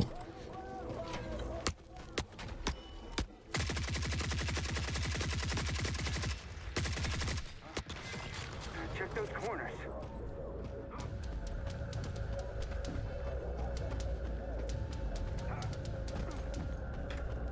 What quest are we on right now? We did the first one, right?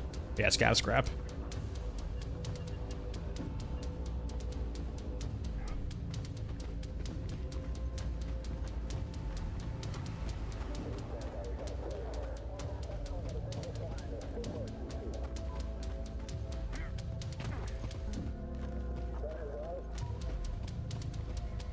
All right, continuing on.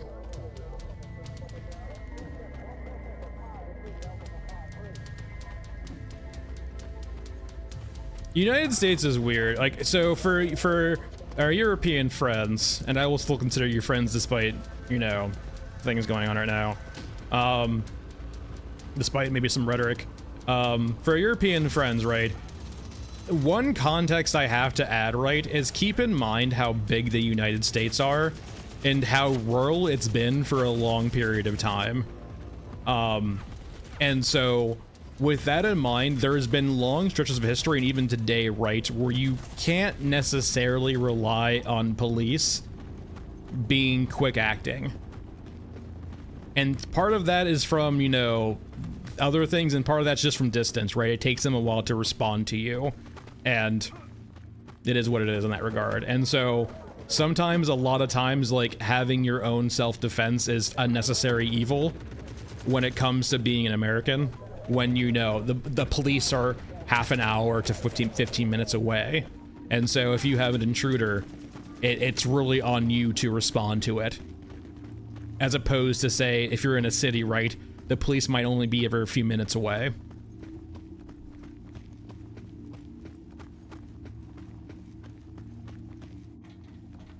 Exactly, right. There's like that. There's always been that kind of whole like thing with Americans and regarding being self-sufficient, making sure you can take care of yourself. And, you know, gun ownership being part of that.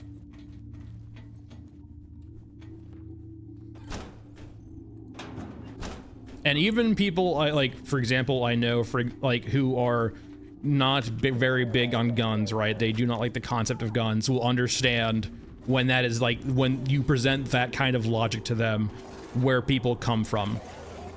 In the sense of, you know, I don't want to ever have to use this, but when push comes to shove and, you know, I'm living out in like the boondocks with my family members, sometimes having that that self-defense is nice to know that you have, right? It's a peace of mind.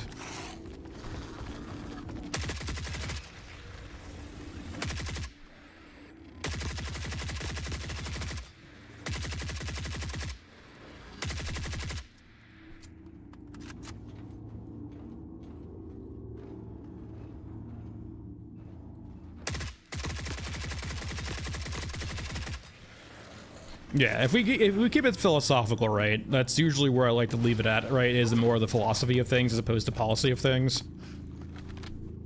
because the policy is where people start getting upset. Generally speaking, I will say across the aisles, if you can keep things more philosophical than I would say political, people are much more likely to agree on things and come to like consensuses. It's when you start getting into policy and the rhetoric of policy, do things start getting very violent and very kind of aggressive very quickly.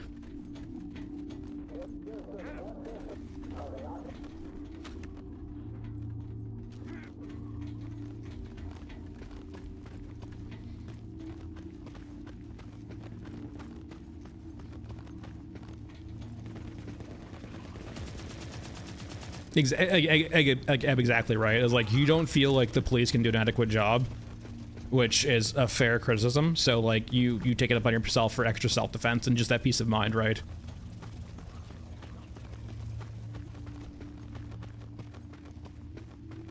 And on that note too, like sure, crime is crime, but I will say on that kind of note, look historically, right? If you look at the ebb, like kind of the whole history of the humanity, right?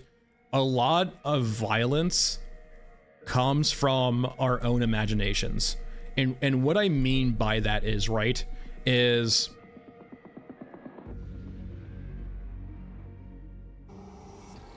our worst enemy is our imagination, right? Think of like horror, the horror genre, right? The best thing a horror genre can do is never show you what's coming or hunting you, right? The best thing, the best horror is not what a person can show you on the screen, it's what they can get you to imagine. And so, because you will always just naturally go to these really dark areas in your mind for like, what's the worst that could happen, what the worst, like the fear of the unknown, right? And if you apply that to like cultures between history, when you have two cultures who don't really translate to each other very well in the sense of they can't converse and talk to each other very well, it leaves the people of those different cultures to have to assume the worst out of their own imaginations, right? Because they will do that. And so you will see conflicts arise just from not understanding the other side and where they're coming from. That's not to say that there won't ever be conflicts, right?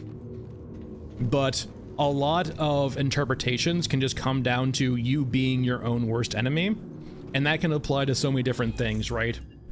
And the problem right now is so much online rhetoric kind of preys on that worst kind of thoughts of the human mind, that it will push people to assume and do things that's not the case. They will go out looking for a fight because they think the fight is there. And when they get there, they think they want that fight to happen. The fight's supposed to happen, right? So they're ready for the fight. They're mentally prepared for the fight, but the fight was never going to try to happen.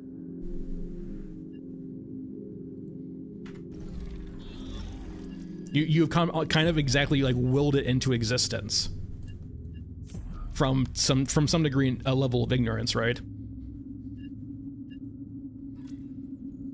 What map we want to do? Stairway? We haven't done Stairway at all yet.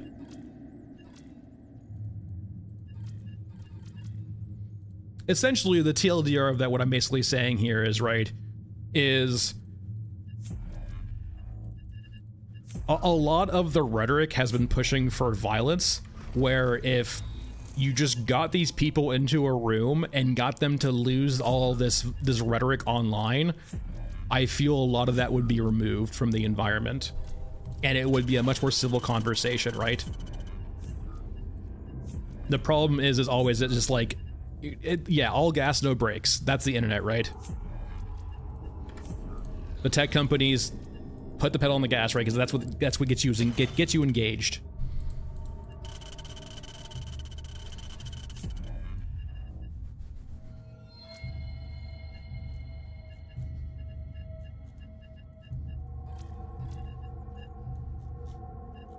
And it's hard too, because I'm trying to be generic but also specific at the same time.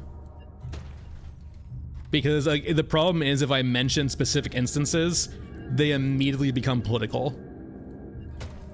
And so the internet will naturally just turn that into like its own thing.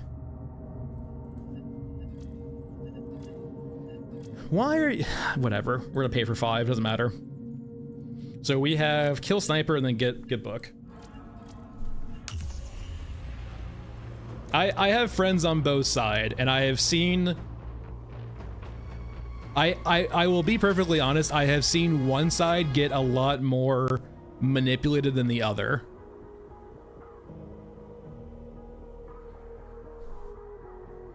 And I'm not saying that both don't get manipulated, but one is being abused a lot more, in my opinion, than the other. I hate the surface. And they don't do a good job of recognizing it. Essentially, I will say this. One side appeals more to feeling, one side appeals more to fact, but both of those can be misled.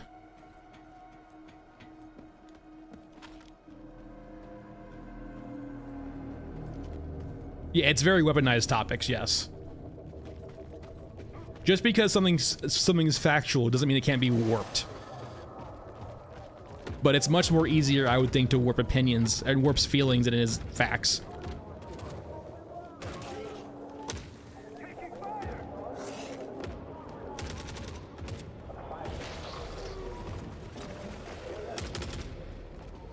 Yeah, it's literally been weaponized. Then it's 100%. It's like it is.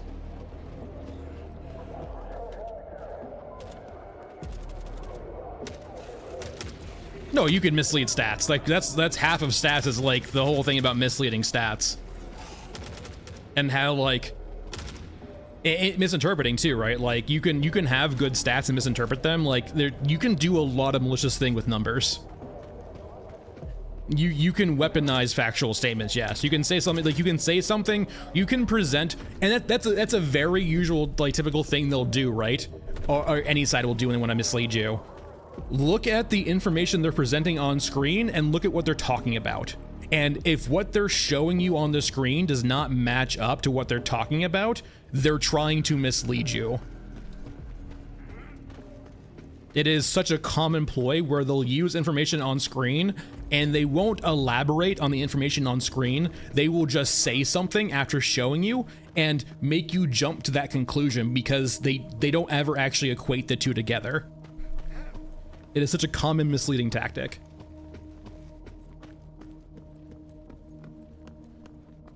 Like show you pretty graph and then just say something else entirely different. And now for some reason you equate that graph that looks cool and looks right to whatever their talking point is.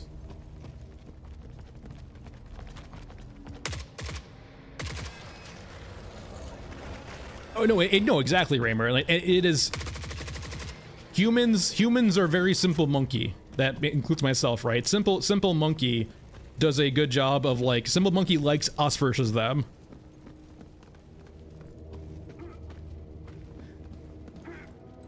Speedster, I'm not excusing anyone. I feel like if you...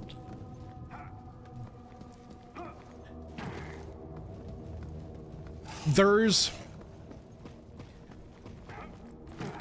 Unfortunately, Speedster, if I consider myself a very rational person, right? I rely a lot more on facts as opposed to feelings. Some people aren't that way. And one side does a lot better job. Oh my god, hold on. To appealing to feelings than the others does. And naturally, they have an easier job, right? They can... It's a lot easier to appeal to those primordial emotions than, you know, presenting them in a different way, right? It's hard. And in the concept of American politics, they don't even try. But Speedster, like I think I know where you're coming from, and I'm just gonna say this right now. I am aligned with where you're coming from because I vote in a certain way. I'm not gonna get into that, but like I feel like it's very clear who I probably voted for. and what my policies kind of lie on. But I come from that perspective from a much more central angle than I would say other people do. As opposed to dismissing the other side, I try to understand where we're coming from. And don't get me wrong, there are plenty of bad actors on that side. There's always bad actors on every side, right? There's always bad actors on both sides. And I would say, but one has one more than the other.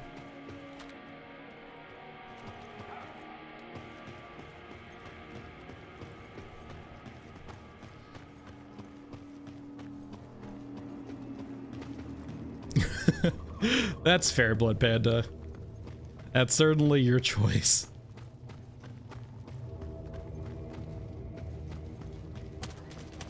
Bless, like, and that comes into my point, right? Bless, in regard to that, like, the way I approach this rhetoric is kind of how you can approach a lot of things, I feel like, and you will usually get a lot more buy-in from both sides, right?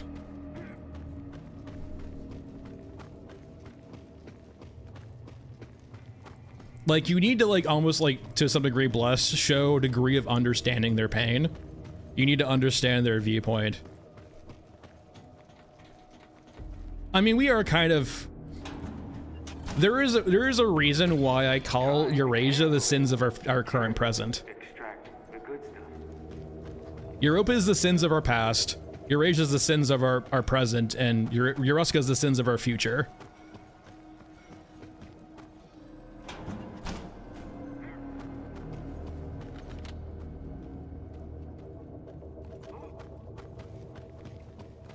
Thieves, you don't understand how well I am with that.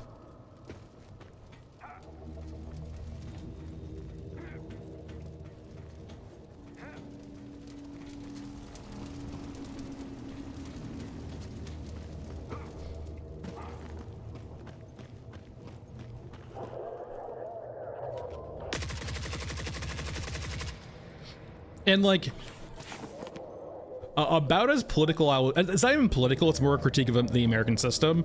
Two parties don't work. It really doesn't. That is essentially the TLDR of America is two parties don't work. A system that forces two parties just will not work.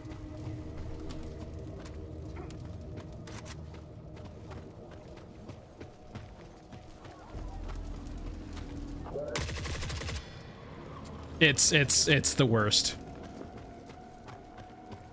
Nothing drives engagement lower than making people feel like they don't have a choice.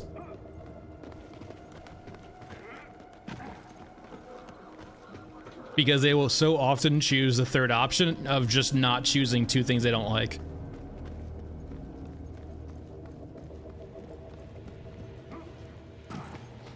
Keep in mind, right, what is it, like, only... Was it, I think, a third of America? What was the, hold on one second.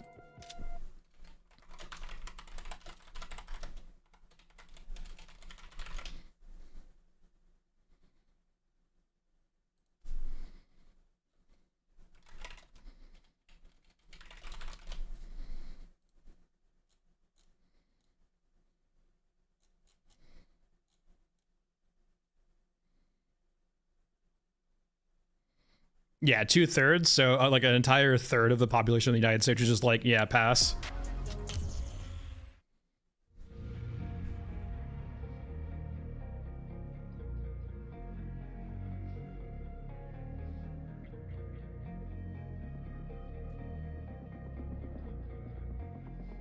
Oh yeah, like people always point it's a plurality, not a majority.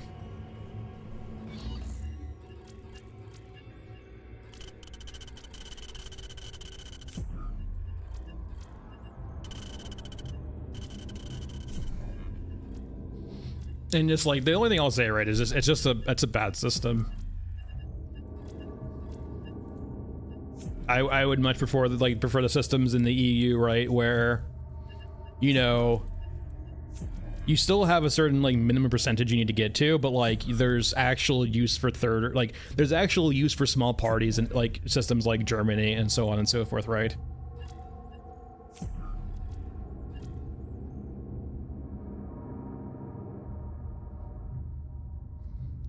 You can still think the EU sucks, but our system's worse.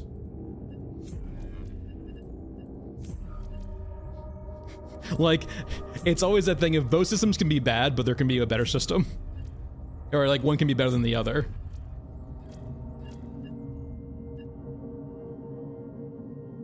Mike, I don't think we're getting deeper into politics. We're just talking about like general government things, right? We're not talking about sides at all. I guess if you want to view it as sides, it's perfectly fair. I'm just more talking about just like, as I'm not talking about, for example, politics. I think I'm talking more about actually like governance from a perspective.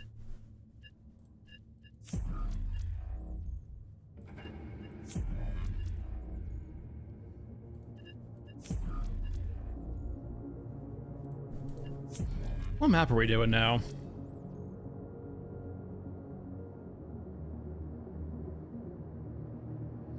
Yeah, if we're being like very, I can understand where Michael's coming from for sure. Like they're so like intertwined. But yeah, we're talking more about like on a very high level like of mechanics as opposed to policy.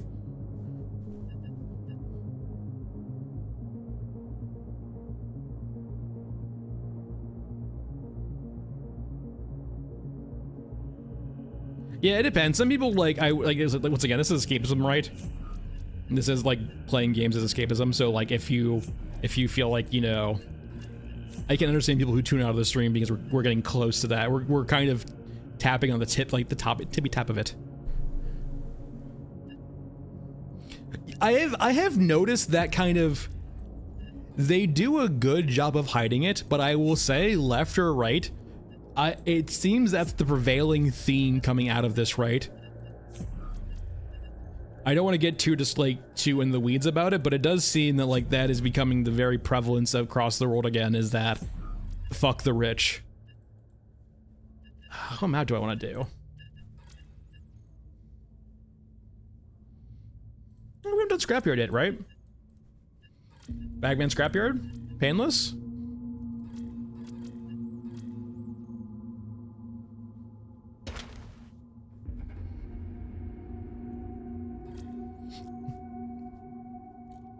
Do we want to talk about capitalism? Here's the thing. I keep well, this is Nitro Express now. I can't use that.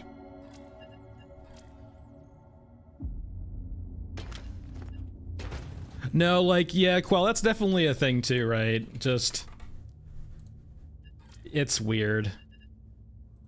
There's so many, it's so complicated and so weird at the same time.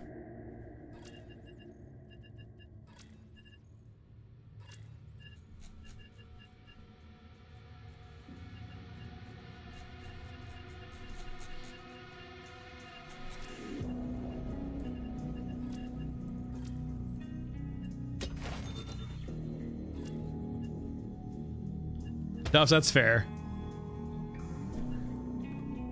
Well, I'll put a timer on and we can switch over to D&D.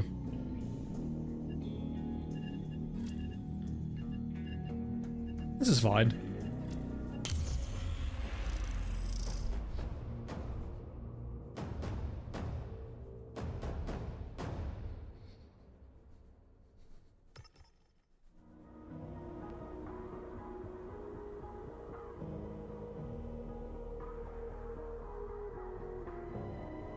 Well, Raymer, and so Raymer, like, essentially what I'll say on that, no, I fat figured it, no! Okay, so, let me paint you a picture.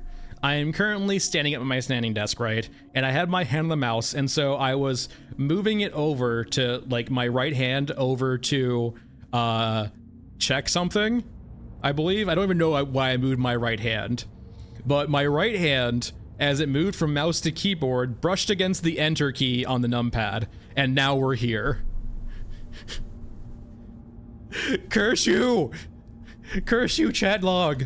I'm not even playing multiplayer! Let me out! Well, goodbye, Painless, and medkits. Come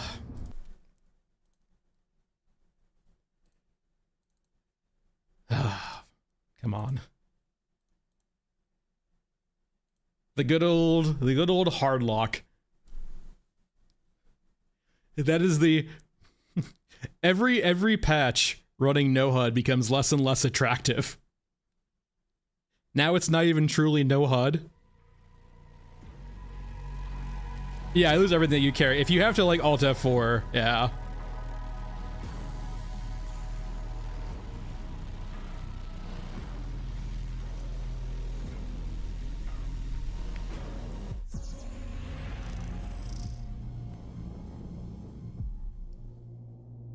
It's such a weird thing that you can't close out of the HUD. What? I still have my stuff actually. Holy shit. Maybe Alt F4 actually did it.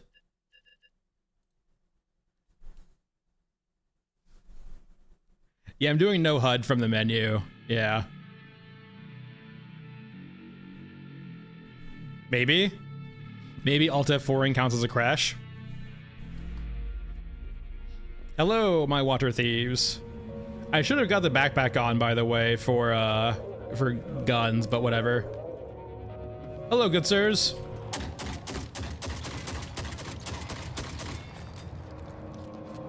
Who's a good water thief?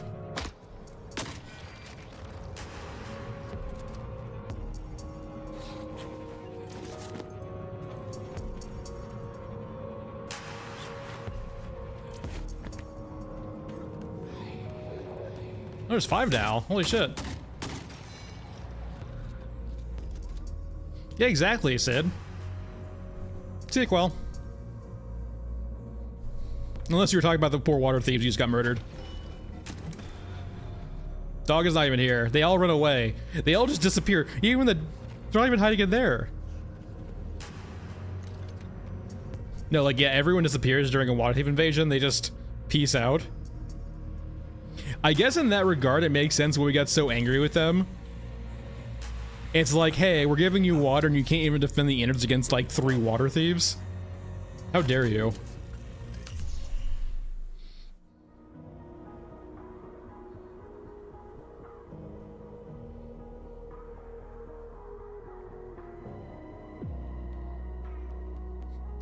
Yeah, just go hide under the floorboards.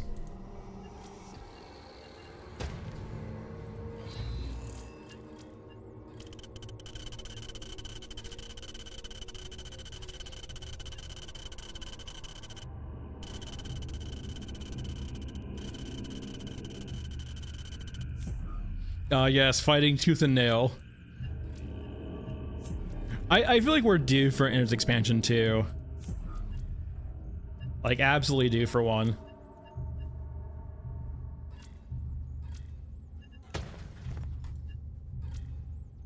Wait, not 50 cal. Gotta get my mind out of that. It's Nitro Express now.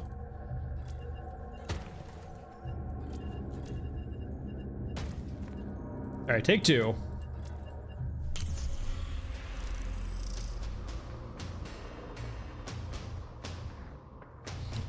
Andy, there is a few quests you can't repeat, but overall, Andy, most of them are repeatable. Even the ones that, like, Lordos does offer a quest line that you cannot repeat once you do it. He does give you a few reoccurring ones, but I think those end eventually too. 2-2, we generally see a major patch like every 2 to 3 months. So every quarter. We haven't seen like a major patch. Like most of the time we've been getting like a content patch every 2 to 3 months. And there'll usually be like a hotfix or 2 for those patches. But there's generally not a lot of patches in between then. So like, yeah, every quarter basically expect one big patch and then like 1 or 2 small patches to basically fix big things in the big patch. That's been the recurring cadence, which is a good cadence, right?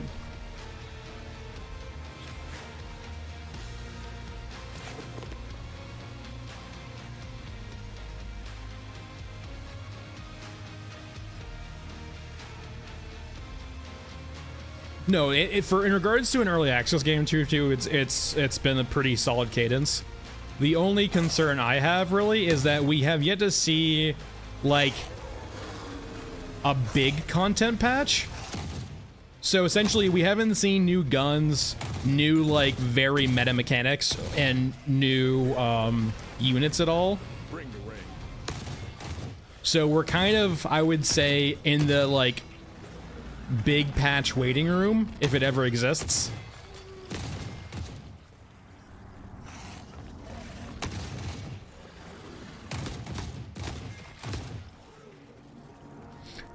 And like, I would say like what the next patch would be, like the 6-month patch.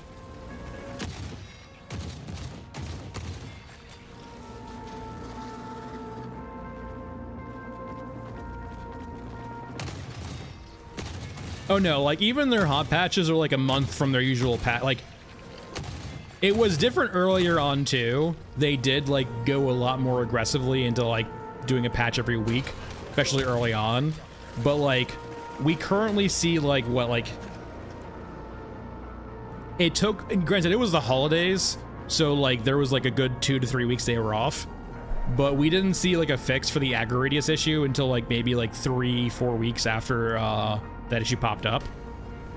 But once again, it was the holidays were in there, right?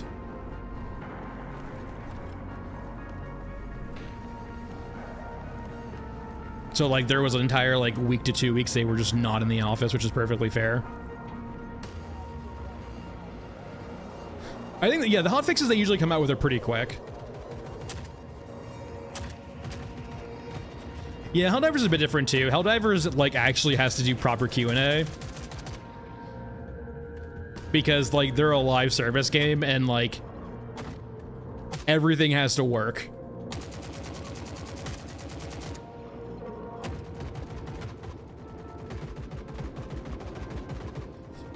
Q&A is exhausting too, right? Because like Q&A is hard because it's one of those things where just like you'll just miss things from your own biases or things that you just, things that you would catch and what someone else would catch are usually entirely different. And naturally you're gonna have, like, Q&A is also perspective too, right? Like naturally there's bugs in Q&A, but there's also like, is this meeting the requirements part of Q&A? And sometimes that can be interpreted.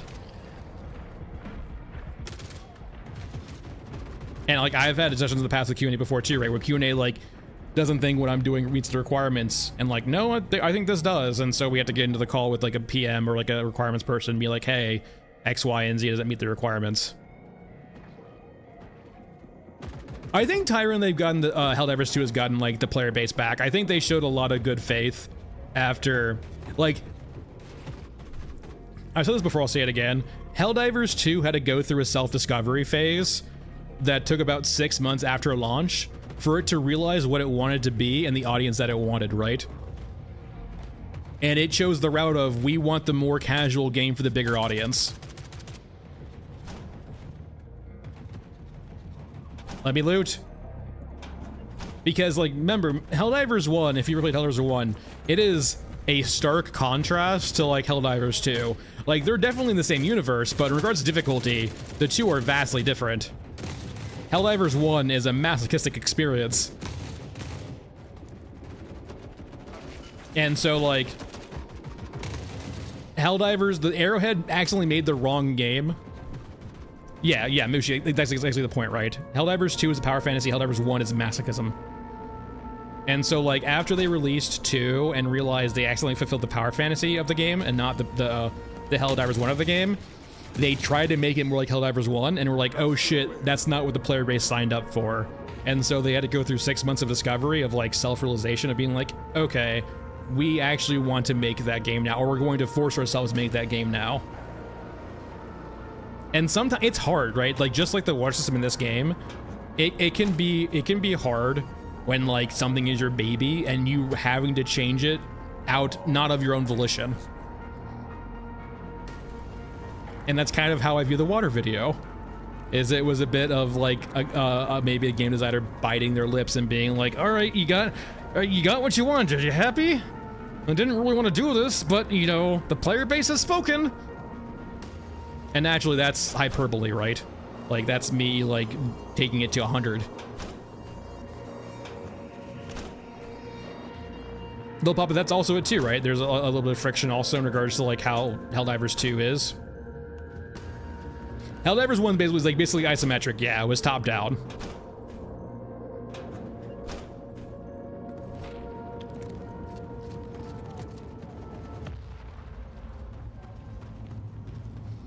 It was like, one was like during, Helldivers 1 was kind of during the era of like Alien Swarm and all of those like top-down, somewhat tactical RPG shooters.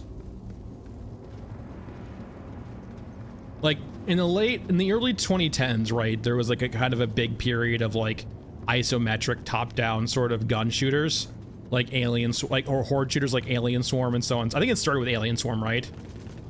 And then like from Alien Swarm, like then you had Magicka, and then you had Helldivers 1. You had like a long series of games during that period that kind of had similar sort of vibes, naturally different themes, but like top-down shooter-esque kind of game.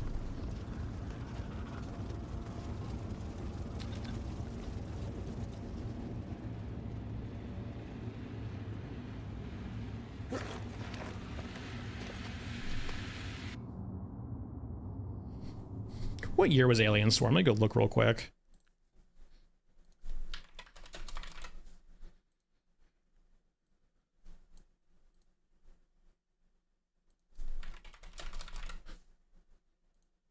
Do you say what year you came out? Yeah, 2010. Yeah, like literally, it came out in 2010. This is like the beginning of like the top-down shorter shit. I think Helldivers 1 was 2015.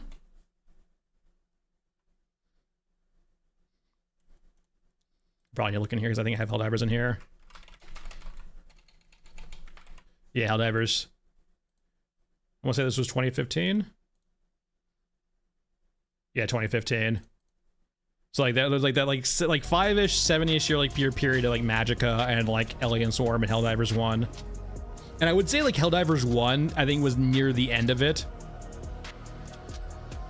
Like it definitely was like kind of the culmination or like the kind of the end of that swarm of top-down sort of shooters.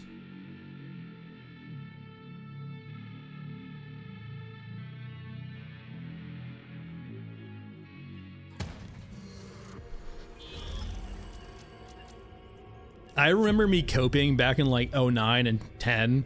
You know, like Helldivers, sorry, no, Half-Life 3. It's like only a year or two away, and here I am. So many years later. Hope lost.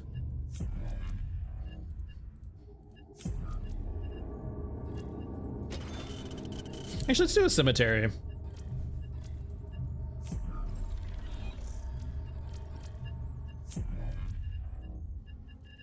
Let's do a miserable cemetery. Heading to a retirement home. Oh boy, here we go. Half-Life 3. I know, for example, like, naturally things can change. I remember, like, for example, like, was it 20s? It was late 2010s, I believe, that the writer for Half-Life, after, like, you know, giving plenty of time, kind of gave us the TLDR of Half-Life 3's story. But naturally with Alex, I think that's changed. This was prior to Alex being a thing. So like the story we got from them was like, or the script, kind of the TLDR of the story was kind of way before that. So it's probably muchly changed now.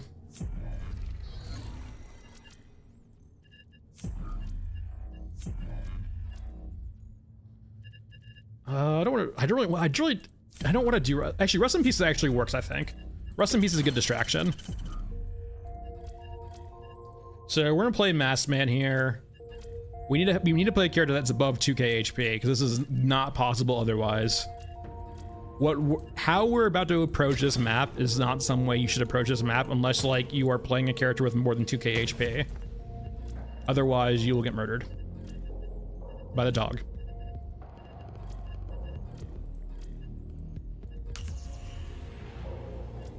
Oh, I still have my index. I like it a lot, but like I'm basically still just waiting for a foveated rendering PC headset. I could do, like, I could go out of my way to buy a PS5 one, but like I'd rather just wait for like an actually designed PC one to come out. And I can't see the case, right, with like newer headsets. They're gonna all have to be foveated rendering. It's the only way to approach the future.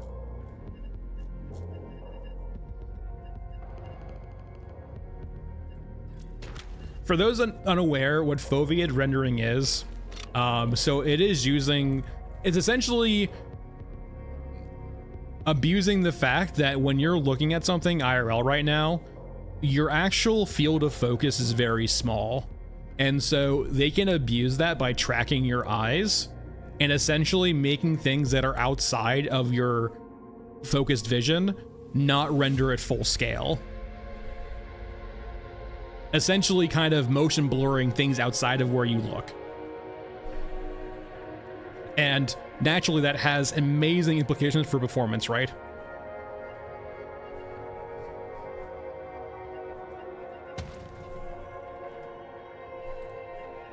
We need a grenade launcher too.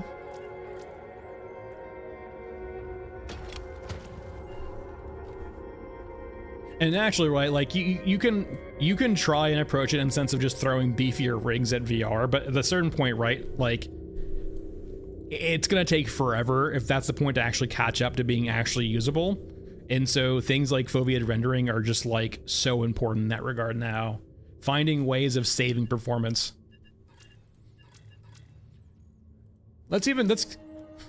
Oh yes, I want to spend 5 water use maintenance tunnel. That seems right.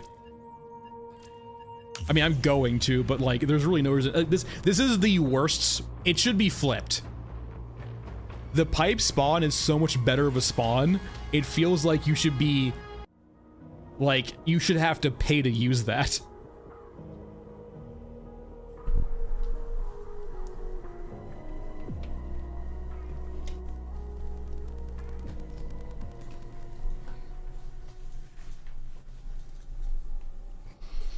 Yeah, like, honestly, if I had to upgrade right now, I would probably look at AMD. I went over to first gen Ryzen when it came out, right? I'm a person who, like, I as long as it's not like a massive downgrade, or if it has its own reasons to, I will generally support like the smaller dogs sometimes, just out of supporting them, because that's important for competition.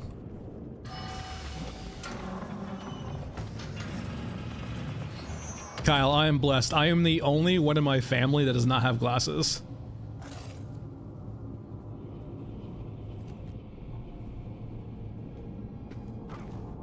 I think I had an 1800X at the time.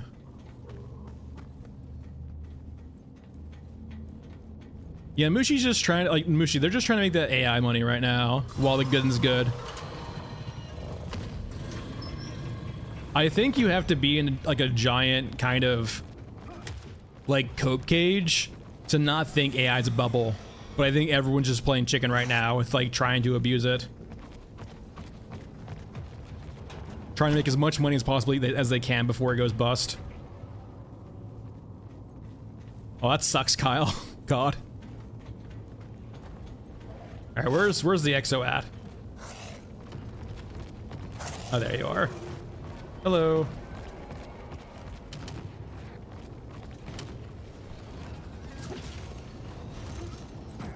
These fights are so derpy. Don't stay away from me.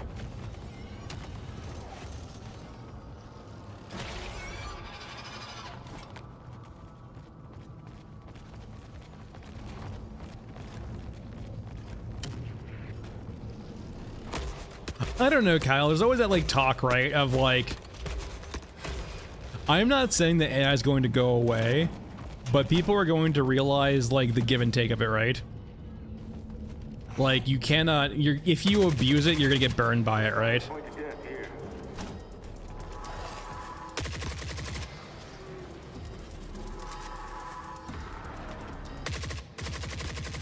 Like, thinking AI is gonna go away is naive, but thinking it's gonna become like the linchpin of society, or like not linchpin, I guess like the hallmark of society, like everyone's gonna use it, I think is like a bit too much on the other direction too. Yeah, it's not gonna go away, but like I think it's being overly relied upon right now. Like, for example, like you can kind of equate it to the .com boom. Websites didn't go away, but people now realize that like, oh, there's a ceiling to like how useful this is. And there's a friction for people becoming too online, right?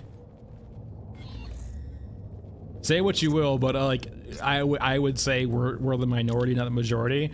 Not a lot of people are going to spend their time chronically online.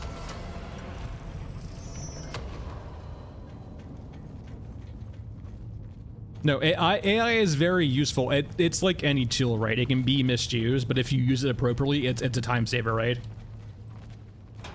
It's a productivity enhancer, but it won't do the job without the actual human to begin with. Because remember, the AI, it's not smart. We're not to that point where the AI is natively smart. It's just a mimicry. It's the illusion of intelligence. It's really useful though, but it's the illusion of intelligence. Oh, I will actually say, Mushi, one of the biggest things I will use ChatGPT for is to point me in the right direction for searches. It is by far a better search engine now than Google. Google has become so fucking shit with their search engine. Like, I will just use ChatGPT as a search engine. Like, Google is just awful now.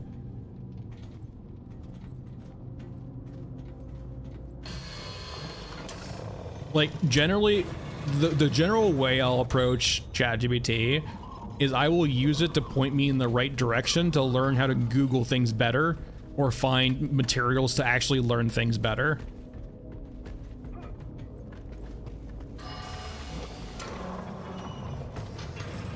It's kind of like the whole, it's for those young lads in chat right now, or I guess older lads in chat, who grew up with like Wikipedia in high school or school, right? And you always had your teachers saying Wikipedia is not a reliable resource. And sometimes the smarter teachers would say, but using the citations at the bottom is very useful. ChatGPT is like that. It's like the citations at the bottom of Wikipedia. It can be very useful for pointing you in the right direction to get the material from.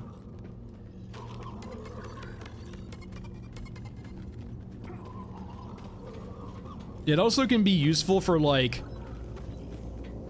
getting a starting point or getting a critique.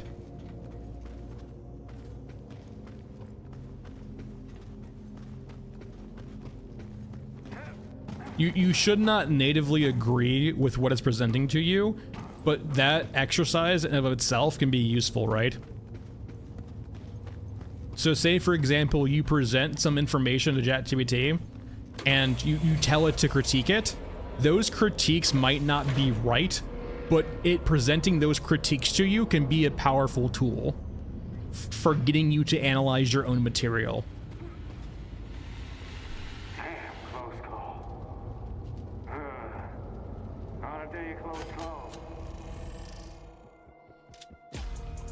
Yeah, Chris, exactly. It's learn that code from GitHub, essentially, right? Remember, all the chat, like all the LLMs are, right? All these LLMs, these machine learnings, right? All they are doing, they're not intelligent. They are just predicting the next thing that comes after what it just wrote, based on what you provided it. And through doing millions and billions of cycles, it's gotten very good of that. To the point where it feels like it's real, but it's not.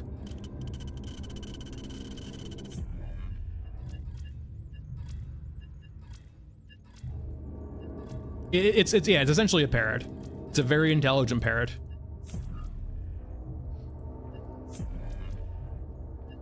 Or rather, a very well designed parrot.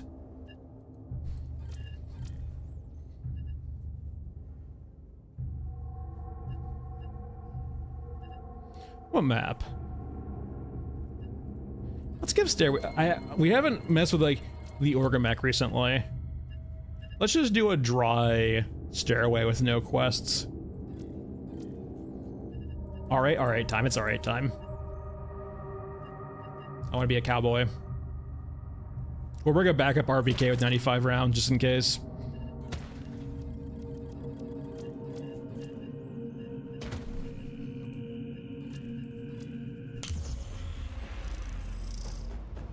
Oh no, Mushi, I've seen that. That's the kind of the play dreamer I'm going for.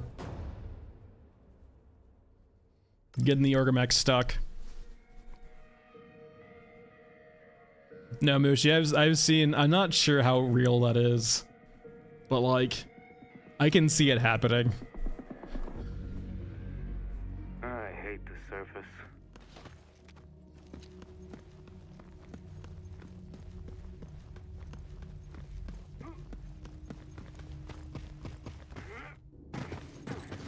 Yes.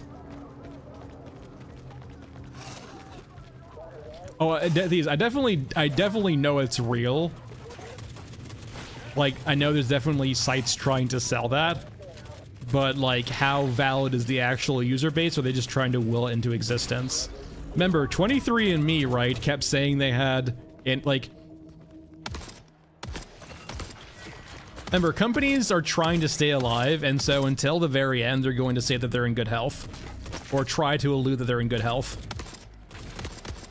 That the sun is shining, right? That's literally their job of their CEOs to present that information. You know, things are bad, but until the failure actually is happening. Sometimes it's honestly, like, remember, right? It's like people buying viewers on Twitch. People just buying views in general, right? It's trying to make people like, but Michael, cowboy, yeehaws. The yeehaws, Michael. Well, this is America. In America, we use revolvers because they don't jam, and they're cowboys.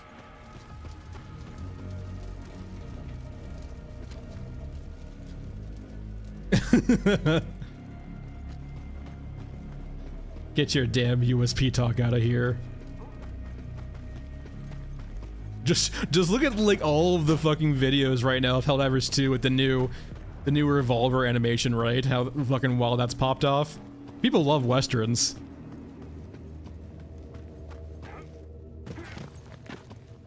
Oh yes, Ross, massaging the data and how you present it.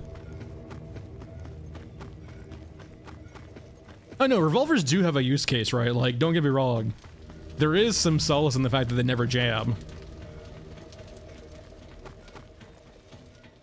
Or rather, jamming them is not going to be from a feed, like a magazine, or from you limp wristing the revolver, or sorry, pistol. Yeah, it can still jam, but like, if you limp wrist a semi-auto, it can jam. If you limp wrist a revolver, it's not gonna probably jam. From being afraid of firing your own gun, a revolver is safer.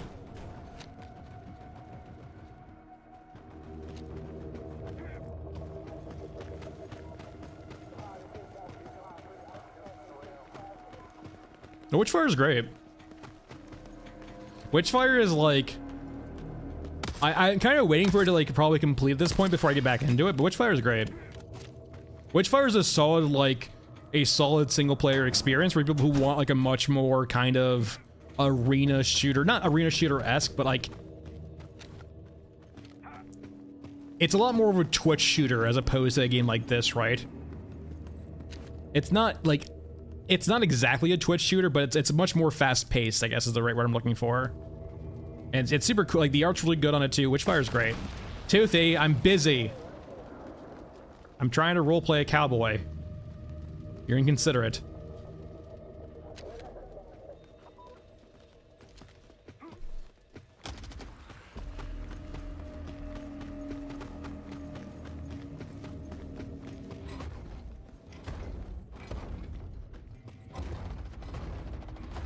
Dual Toothy? I mean, actually, I'm kind of curious.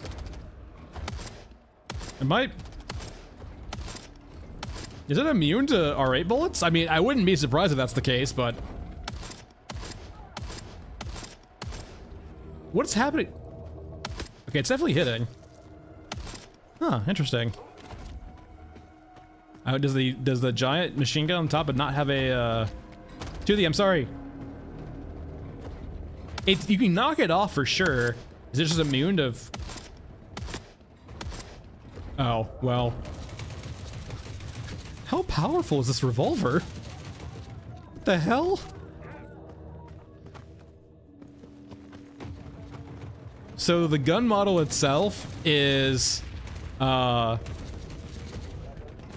like, doesn't have a hitbox, but the actual mount it has to this has a hitbox. And apparently, one little dinky shot with the 357 will knock it off. Understood. To be fair, that's the case with all the guns right now. You can do the same thing with medium max. You can like strip them of all their parts.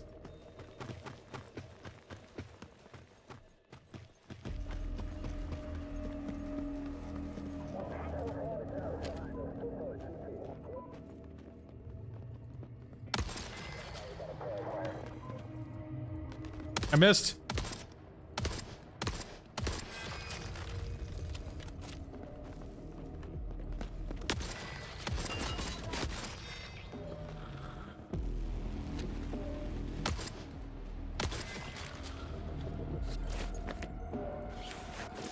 I kind of think Sid is just like right now, it's just like a them still work in progress on it. It feels like they're doing some rebalancing with the vehicles in the game because they nerfed. I don't know what they did. Maybe they did like a change, but not a nerf. Shotguns went down from like 100 damage a pellet to 20, but they still will just utterly annihilate the shit out of exos. It's 357, Mushi.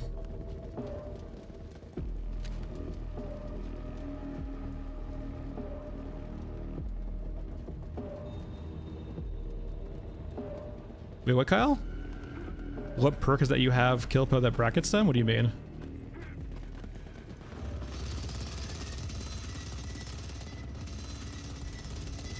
You mean just like the little square over their head? That just happens all the time.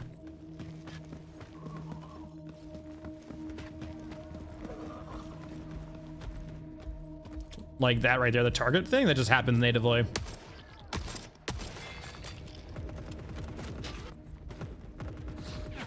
And then like that little square you see during like the looting phase of the HUD, that's this option right here. Where is it at? The loot crosshair? Yeah, the actual square just there just happens natively. I get hit Z over them, and that's from me hitting Z or Z. Is this little triangle right here. I'm gonna keep on moving. No, no.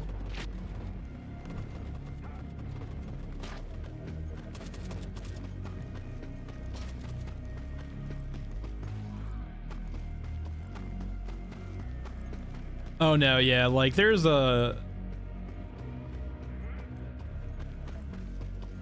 I'm not the biggest fan of the HUD. It's weird, I wouldn't call the HUD bad.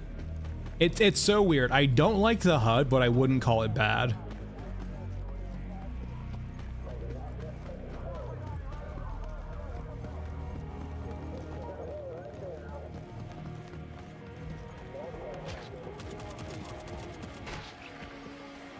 Yes, Mushi, for when you want to cave someone's chest cavity in by the sheer force of your fucking slug.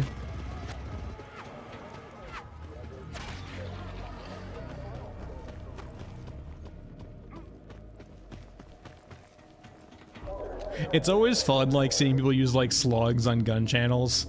And they'll use the slug against armor. Yeah, Duffs, just stopping by. Monday should be the case. Because at the current time, Monday is the plan. If otherwise, I'll post to the channel saying I'm not streaming that day, but to my knowledge thus far, it is a stream day. No, but like, it's always fun watching like slugs be used against soft armor, and like, the soft armor will stop the slug, but then you'll just see like the massive cavity it formed regardless.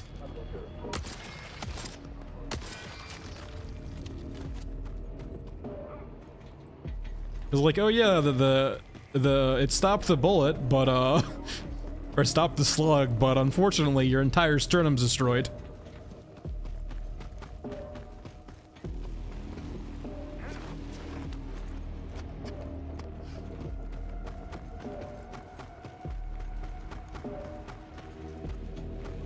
Oh no, yeah, 100%, yeah, the slug will still kill you through soft armor, yeah. Damn, close call.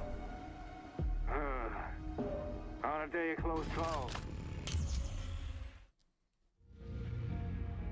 I mean, true fair, it is still better, yeah, that is correct, Blood Panda.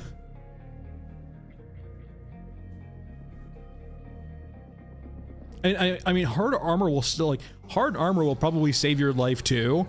You're just going to lose, like, it's gonna put you in the hospital, right? Like, if you had ceramic armor on, right? It's gonna hurt like fucking back, and you're probably gonna break a lot of ribs, and probably your sternum, if you get shot in the chest with it, but like, yeah, it beats death. And from I've never had a broken rib, but I have heard it fucking sucks. So I imagine it's a painful experience, but it's still better than death, probably. Probably. Sometimes the pain you feel, death might be better. It just depends.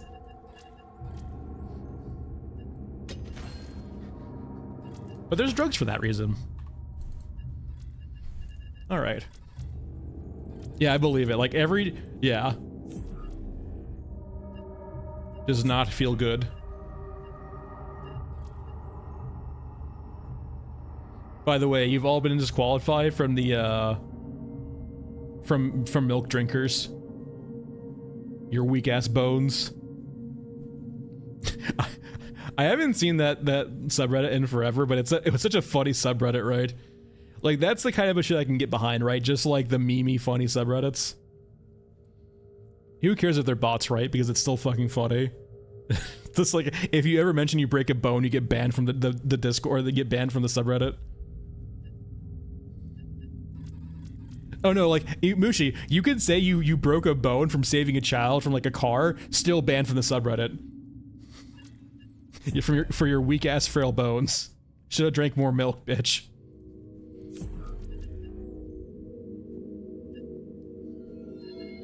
It's such a funny concept.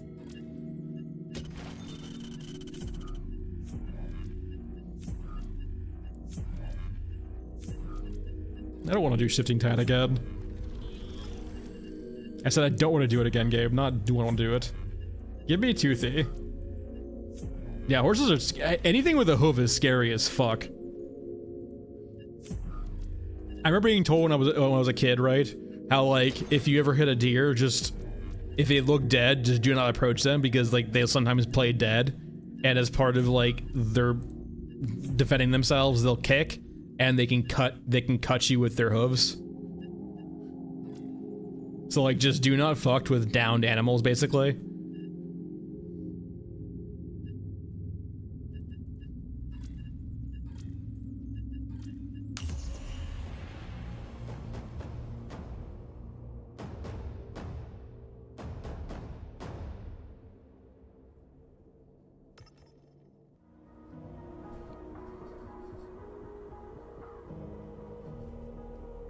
Yeah, don't fuck with animals, man.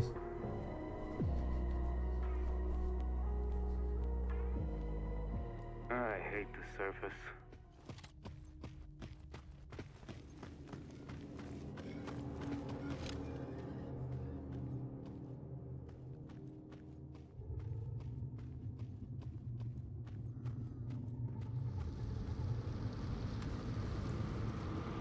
What shopper are you? So someone in last stream said that like they have seen Euruscan choppers around. I'm still trying to see validity of that. Now, there is an alternate chopper spawn on this map. So there's a chopper spawn over there. There's a chopper spawn in the center of the map, and I think a chopper can spawn over here too if you don't use this spawn. So like there's two spawns we haven't seen yet to see if they're Euruscan and not Eurasian. So I am curious.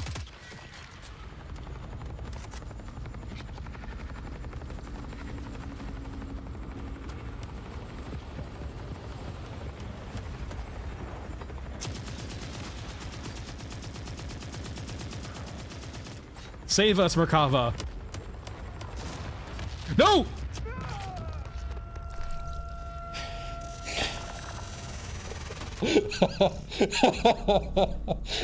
Why is that a thing? Why is that a thing? Why do the tanks have no fucking mass?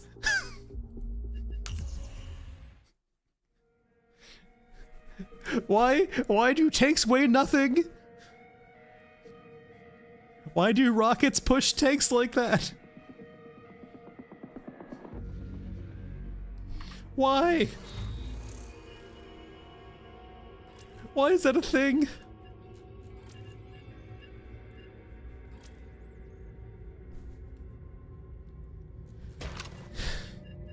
Why rocket push tank?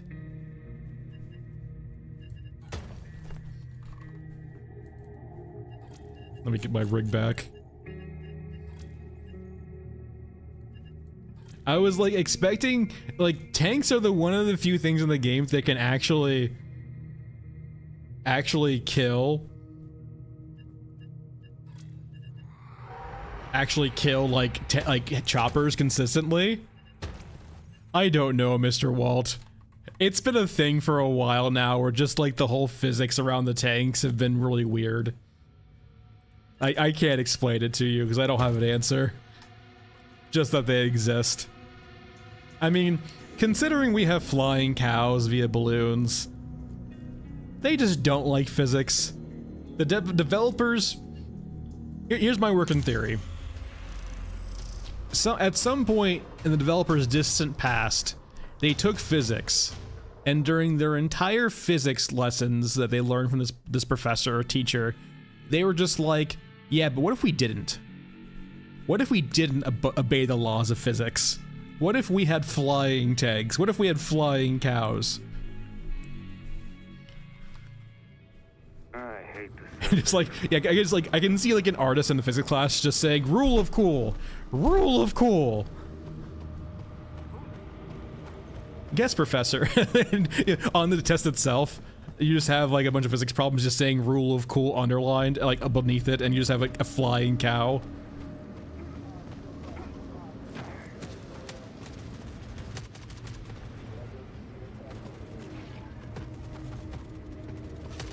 So what you're saying, Kyle, is it's because some of the parts don't like.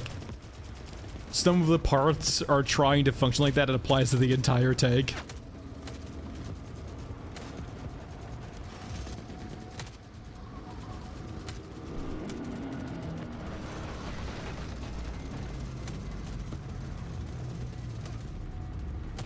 Very interesting.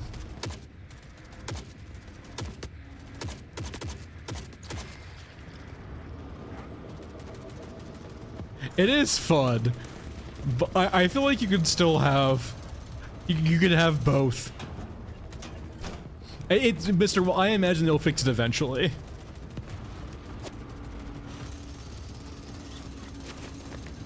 It's probably not for like a polishing patch, like past later on, but like I imagine they'll fix it eventually. Soon, TM.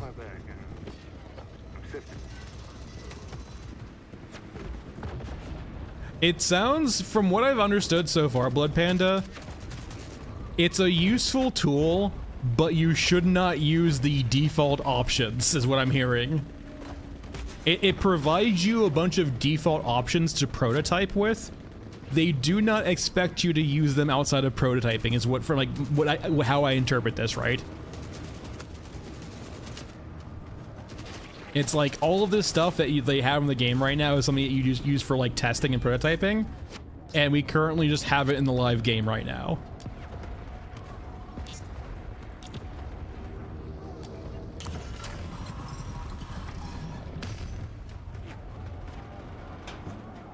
Which, I mean, don't get me wrong, it's a useful feature for coming from like Unity. Unity, like, you need to usually have like like your own camera, your own, like there's basic stuff in Unity too, right? But it's not as like baked in as Unreal Engine, from my understanding. Like, it's not hard to get a camera and like a working third-person model in Unity and all that good stuff, but like, from my understanding, it's a lot more work than just the basic system that UE5 gives to you.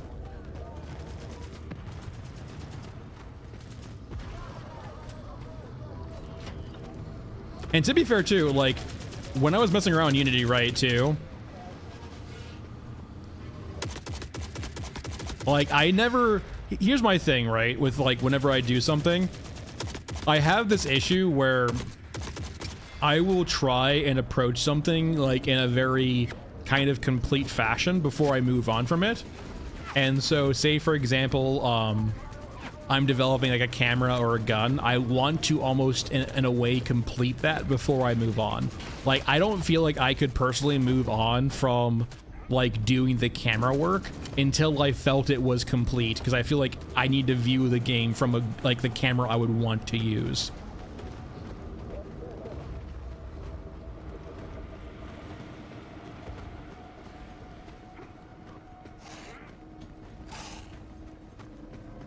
And so, like, I would even want the prototype to be using that, like, that almost fully developed camera. Mushi, on the same point, though, like, I think it's a way, from my understanding, that you can get a lot of the hell. From my understanding, it's a way you can get a lot of like visual fidelity out of your game with not a lot of work. And I don't mean work in the sense of like artistry and like units, but more in the sense of combining them together with not a lot of work in regards to like a map like this.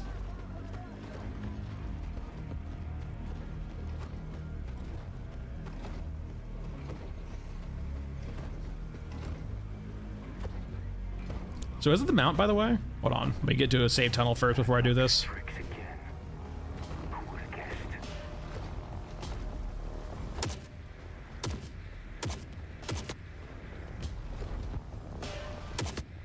Toothy, hold still. Toothy, hold still.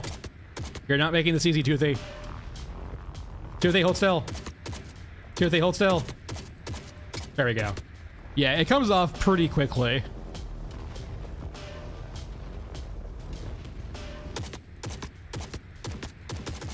What else can I shoot off, by the way? Can I shoot off his gun now? It's on the wrong side, though, unfortunately. Oh, hello.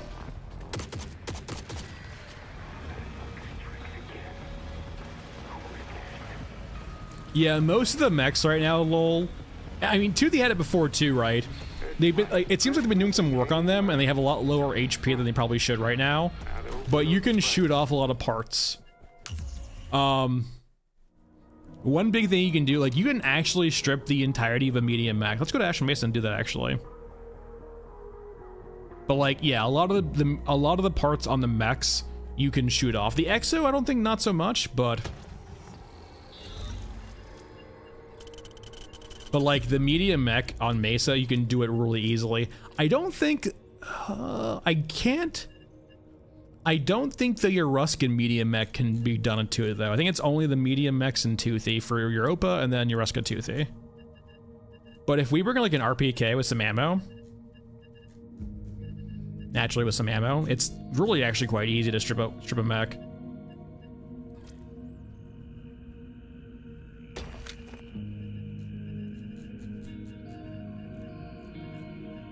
Toothy, you can occasionally see a medium mech or Toothy fly. It generally relies on the help of a tank. Essentially, the way they fly is when they kickflip off a tank.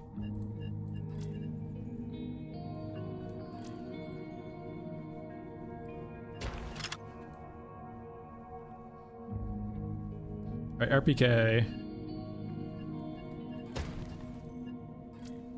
SVD, sorry, we wanted the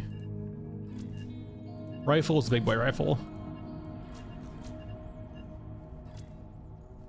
Just as an extra means of knocking off parts if we need to. We probably don't need it though. Let's bring a jump just in case and some meds. I shouldn't bring that many meds, but it is what it is, it'll be fine. Thanks, Pack, appreciate it.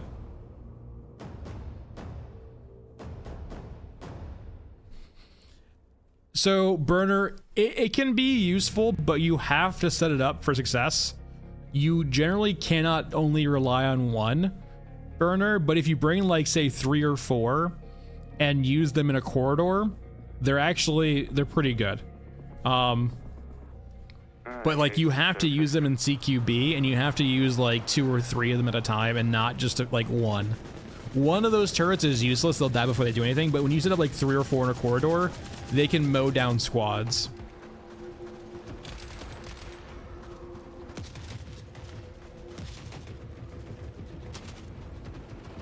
People have talked about using them for like distracting the grabber also. I'm not sure how valid that is, to be honest. Like, it probably works, but I mean, is it really that good? Like, if you're to the point where you need like a distraction from the dog, I feel like you're already doing something wrong. Like, you know, getting the dog's attention.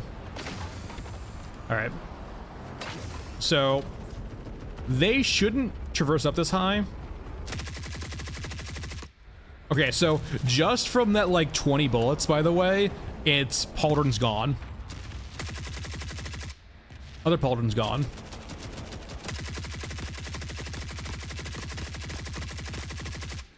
I can't remember the exact hitbox for this thing. I think it's just like generally in the back.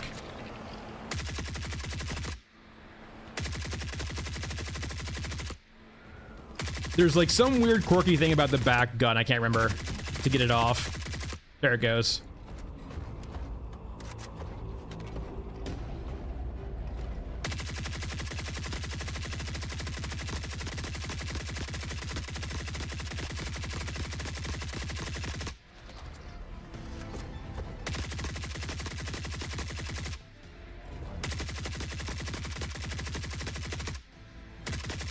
They got a part just really tanky. There it goes. And so like now in this recent patch, you can now shoot the arms off essentially. Is it just, I think it's either of them you can shoot off. Kind of hard angle to actually see their arms pretty well. Is it either arm or just the right arm?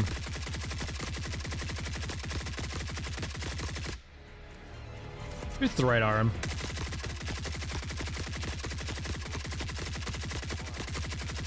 Okay, yeah, so like just with a 7.62 rifle, we have essentially neutered this mech, right?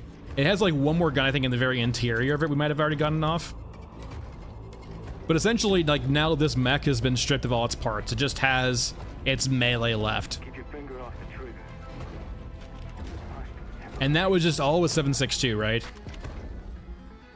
So like the functionality is there, but it's just like right now there's no armor, so it's just really easy for us to strip parts off with just conventional guns. And so you have this poor medium mech right here, just like can't do anything. Okay, it still has one gun left. It has, there's a small gun on its interior. It's this machine gun right here. It takes like one shot to pop it off though, but it's pretty well covered. Generally, explosions will knock it off though. Like, it's honestly usually the first gun to go from explosions, but it's harder to hit with just a regular gun. But no, yeah. It is... You can do this to medium mechs and toothy to some extent, but you can see it the best in the medium mechs.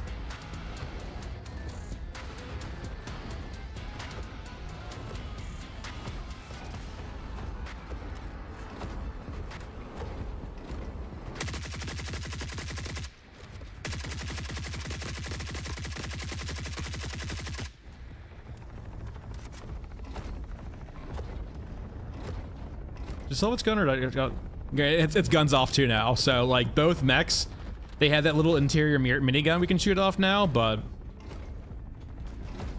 they are essentially just fully neutered.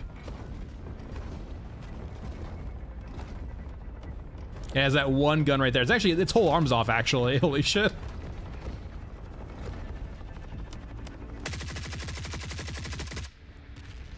Okay, now its side gun's off now too. Yeah, it's got nothing left. Sell your Asian. Poor guy can't shoot back. I feel bad.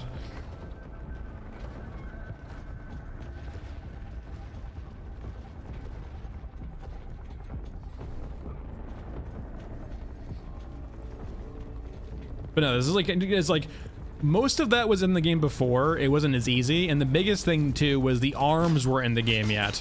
You couldn't shoot off the arms. They're adding more functionality to units. It's just, you know, not quickly.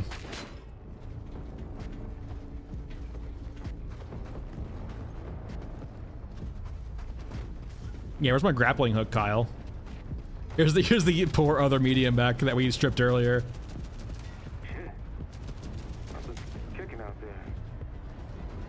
All you can do is squash now. Oh, it's still got an interior minigun though.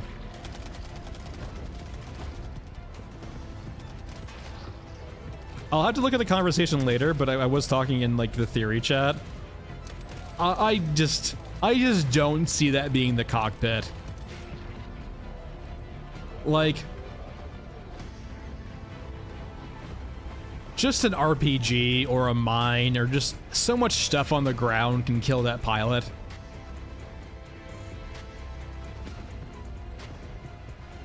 I think Cal right now has a lot of issues with like accidentally friendly fire as like the mechs squash their own infantry. Mushi, I'm more of a vinegar and pork guy, but I do enjoy me some good brisket.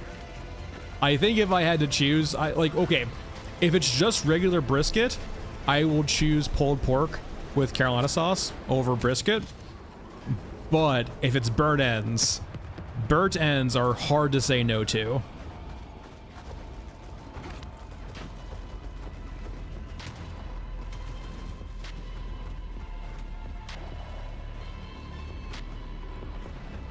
Well, like, the way I view the viewports, like, Kamer, it's just periscopes for cameras. It's such a common thing on tanks, right? You have your cameras and sensors behind a periscope like that to protect them. Replacing some glass or a mirror is so much easier than replacing an entire sensor suite.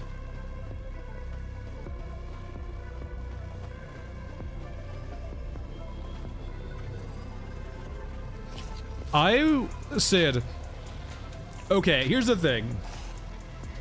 If someone wants to not call that pizza, okay. I am okay with that. If they want to say it's not pizza, that's fine. I still find that stuff good though. I do like me something in a pizza shape with that stuff on it. Getting there. If their point is that they don't like something, if their point is they think having sweet on their pizza doesn't make it a pizza anymore, I'm okay with that. I'll still enjoy my not pizza with pineapple and ham on it occasionally. And I will say it's different tastes too though, right? Like if I'm in the mood for pizza, it might not be pineapple and, you know, ham pizza or bacon pizza, right? Because they're different, they are different tastes really, right? If I want like a Neapolitan or what's it called? A margarita pizza, right? That's a different taste from, you know, a ham and pineapple.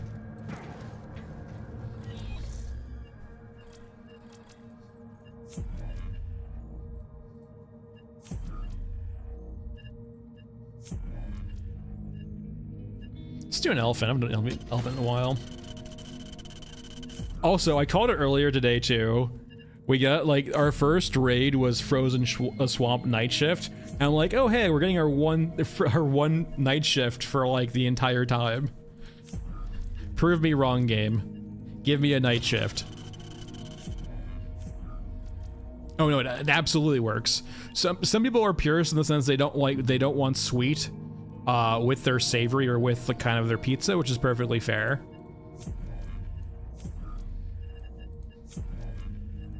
And if they want to be a purist by saying it's not pizza, if that's the case, I don't really care about purism in that regard, so it's fine. I will enjoy whatever you want to call what I'm eating right now. That being said, I haven't actually had a pineapple and ham pizza in forever. Like at least probably 3 or 4 years.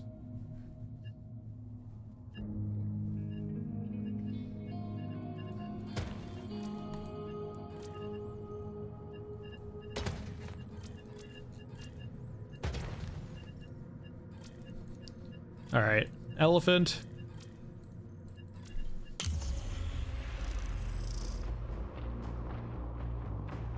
Kyle, that's like definitely a critique of the game for me right now, is I really just want a bit more gameplay out of the maps, really. And that would be one way, right? Is not key cards, for example, but just like high risk areas.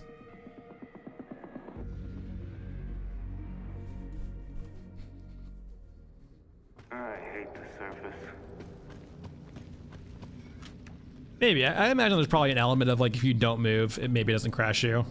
Or doesn't like remove your stuff. A very small grace period perhaps when you load in.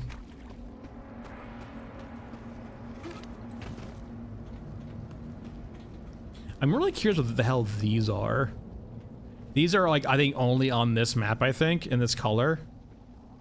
Like naturally they just look like roots or vines, right? But they're blood colored. And then like that's over here too at the damn cyborg. Blood veins, yeah. Looks cool veins. So that's what it is. Also, I want this in the game so badly. Give me new units. That's like, not gonna lie, that was like what I was kind of pumped for in this patch, was hopefully seeing like new units and like seeing this monstrosity finally implemented. So sad it's not.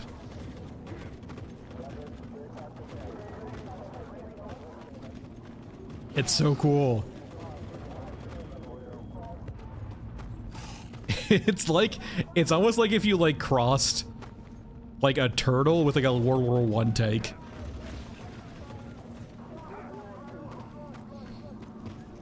It's a tank. It's I think this is the Euruscan tank, if I recall correctly. So there's two tanks, right? We have this one over here, which I believe is European, and then we have this one over here, which I believe is Euruscan. And generally, you can tell from like the rounded shapes, right? If it's a very rounded organic shape, I think it's Euruscan.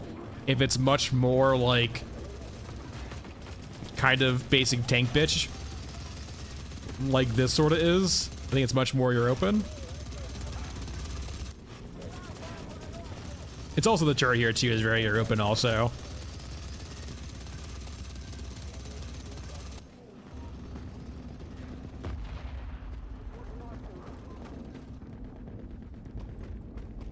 How? Tree. The lone tree.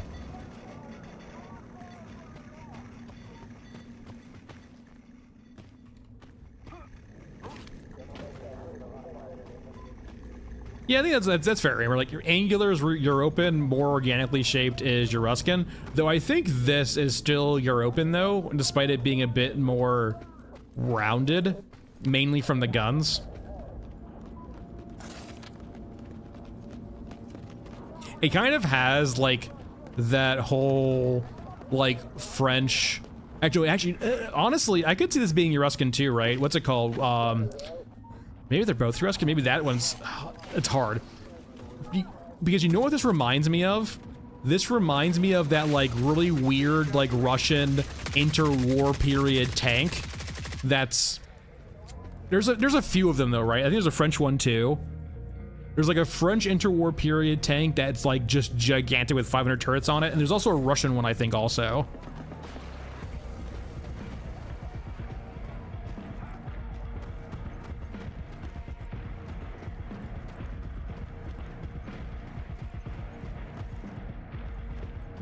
Yeah, the only problem I have, right, is that, like, this is European territory, and that turret right there is, like, pure European. The char tanks, yeah, the char tanks being one of them. What's the Russian tank with a whole lot of turrets on it? Hold on one second. Wait.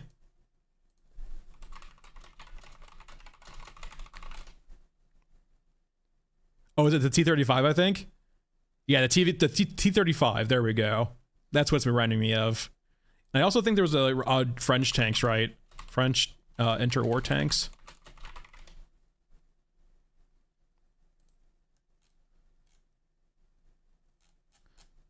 Alright, I won't get too logged into it. Yeah, so the T-35 was one for Soviets. You can pull it up on Google. That's like one with like just like a bunch, it's large and a bunch of guns. And I believe the French had a very similar looking tank, at least in concept, with like a very large tank with a bunch of turrets. I think it might have been the Char. But it reminds me of that one, so like it's probably Euruscan, but like who's to say? Maybe they're both Euruscan.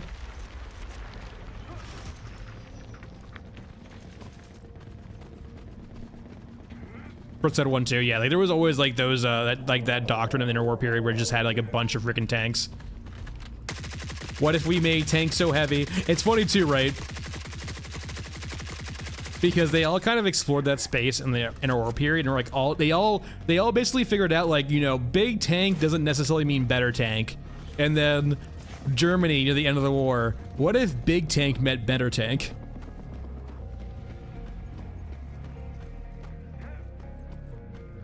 Yeah, if you're viewing it as the viewpoint of like all of these are destroyed Soviet tanks, T-35s, that's perfectly fair. I mean, we do transition more into like a mech graveyard after that, full of European medium mechs, so it's either or.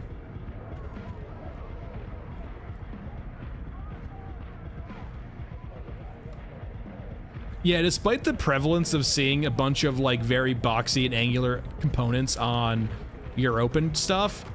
It's hard with tanks, right?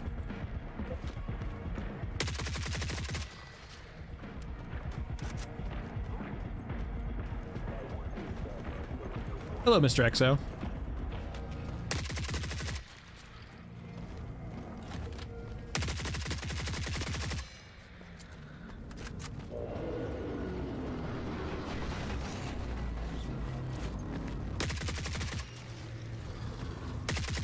That sounds cool, Mr. Grooves. There was a like recently like land crawler game that came out recently, right? That looked kind of cool. I probably wouldn't get into because it's a PvP game, but like at the same time, it just looked really cool. Oh man. And then Dune comes out in May. I have such low hopes for that. I want it to be good so bad, but I have the lowest of hopes for it.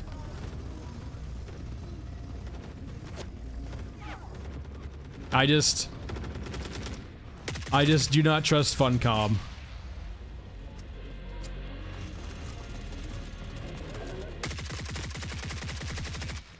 They find every time I've given them any faith at all, they have found new ways to let me down, so.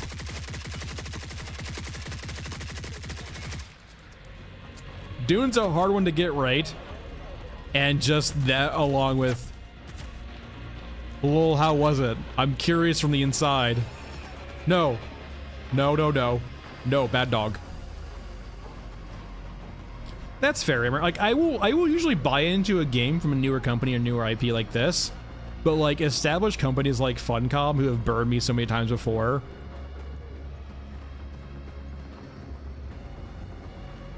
Is there really no containers in here to wait, what?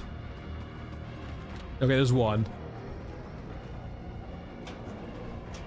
Did we roll so poorly that we only got one container? No, there's one over here. Okay, I'm just blinding Dorme. They were all hidden.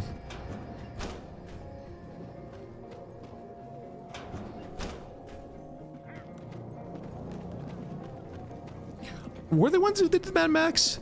I actually really enjoyed the Mad Max game for what it was. It wasn't like fantastic, but it was like a pretty solid, like, middle budget game. They didn't, maybe it's just publisher. Hold on, I'm curious now, actually. Hold on, Mad Max. I played it like a while, like a couple years ago, and I actually found it pretty enjoyable.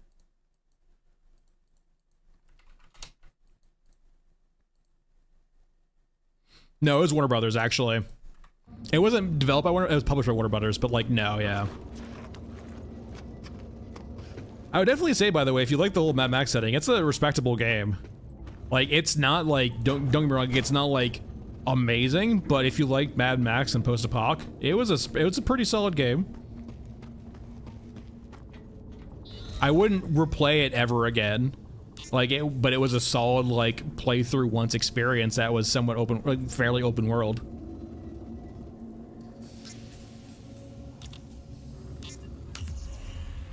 Yeah, it's like, yeah, Thieves, exactly. It's a solid, just middle of the road, like, pretty bog standard game where if you, the game itself won't do the heavy lifting, but if you do enjoy, like, the environment of it, it'll work.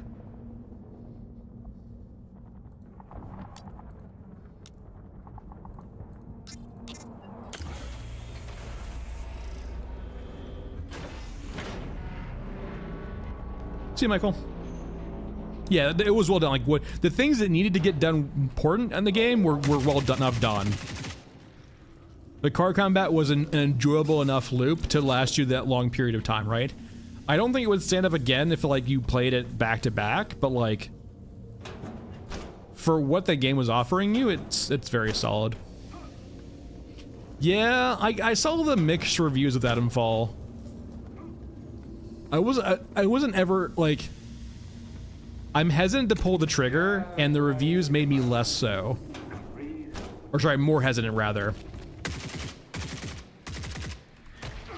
Like, the IP or the atmosphere does look really cool, so that might save it, but, like, it might just be a hold off for a bit.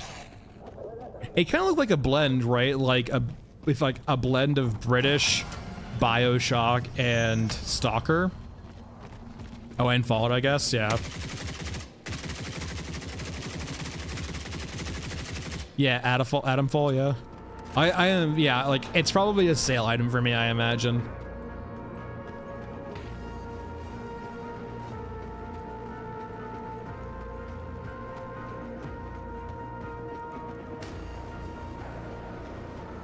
That's interesting, Mr. Grooves.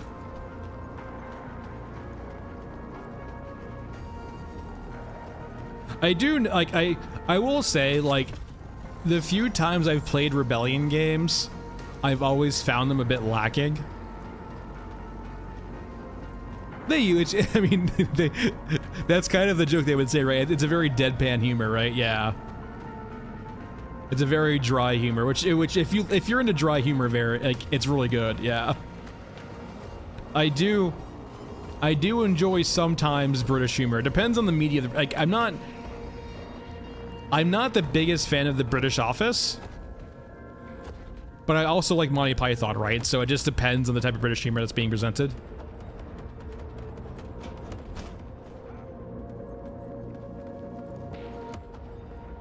Oh yes, the System Shock remake's really good.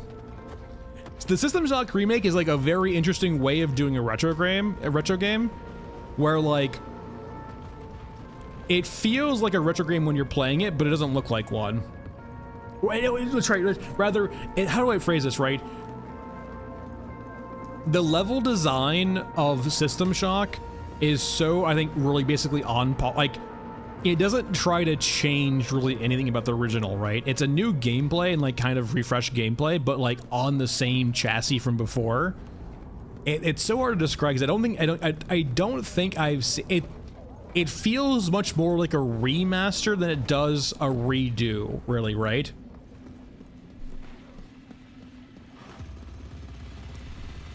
It just genuinely feels like a remaster. On a day of close calls. Yeah, right, like Thieves, exactly that. Like I don't think you would ever see like a new game come out with that kind of art style and level design, but it works because it's like almost like a retro game. It feels like a retro game when you're playing it, but it doesn't look like one.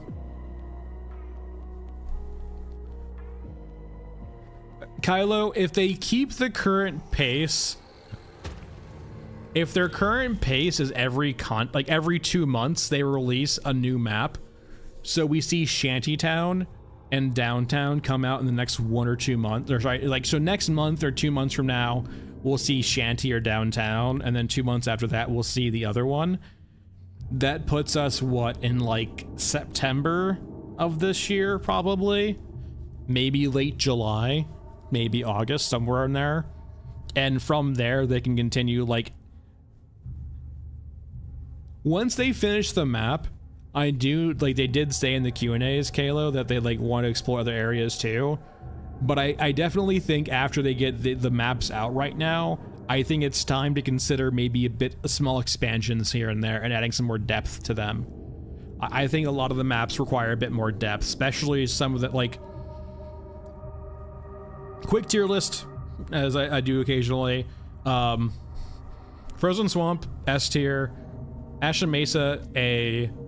Elephant Mausoleum, Scorched Enclave are B's. Mech Trench and Scrapyard are C's. Underground Cemetery is a D. Stairway Gate's an F. And keep in mind, this is not from aesthetics, this is from a gameplay standpoint. If we go off aesthetics, it would be a completely different tier system. Frog for sure, and I think it's coming. I don't see the developers end-of-lifing this game without providing mod support. I think it's not an if, it's a when.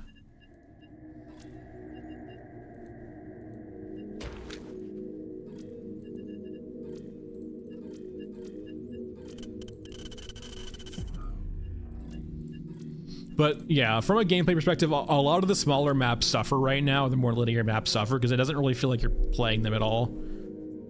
Hey, Paste. I mean, like, they're both, well, actually, like, they're both D's and F's in my opinion. Like, the thing about Cemetery is it does present a different game, like a different kind of game pattern between them. Like they're very equivalent, but at least Underground Cemetery has a gimmick for it. At least Stairway is just kind of Well, James, you have to understand too, we're in an early access period. We're so early into early access, we're not even to the point where the game has a point yet. There's not really like a motivation pushing you along, or like not dragging you along, but like kind of bringing you into kind of the future. And at some aspects too, right? The game will always kind of be this art showy / sort of ambiance piece where you kind of play it for a mood as opposed to feel complete. But if they ever want to include systems that kind of maybe make you feel complete, we're not even at like the prototyping yet of that, I feel like. It's all just very early access. And so you kind of have to approach it from that viewpoint. There's not really a complete experience in the game yet.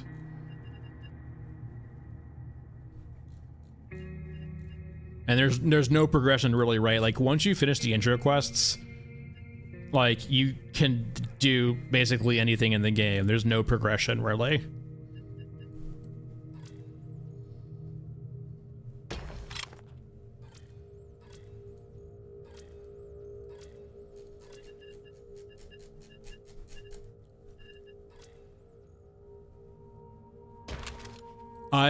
Burner, I have no idea.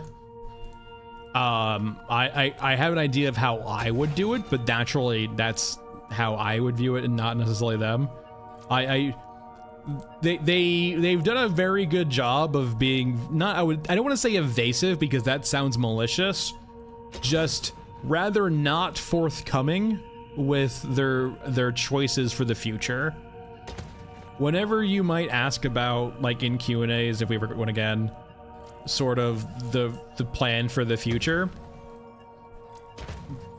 they kind of just don't, they kind of brush it off, right? Like they'll say X, Y, and Z is coming in 3-6 months, but they don't really tell us more than that. And that's certainly an approach, right? I don't think we should ever get a roadmap, but I would always like a little bit more than we're getting. And not necessarily even like in a viewpoint of like I want specifics. I just want kind of the vibe they're going for in regards to like a late game experience. Lol, that's a very, I think, perfect way of putting it. It feels like a very negative connotation of it though. Like I don't want to say it's a negative. When I say this, I don't want it to be viewed in a negative light, so keep that in mind. I'm just more bluntly out saying it. It does genuinely feel like it's a bunch of people who are more on the art side learning kind of full stack game development.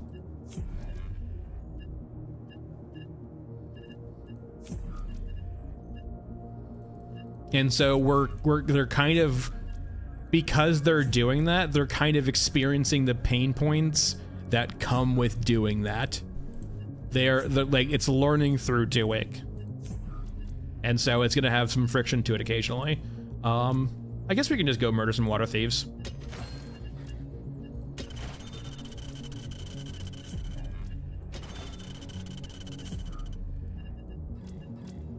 Yeah, and part of that comes to Kyle, right, is like, we're so early on in the development cycle, it could just be like, yeah, it could be a highly experienced team, it's just that they're still working.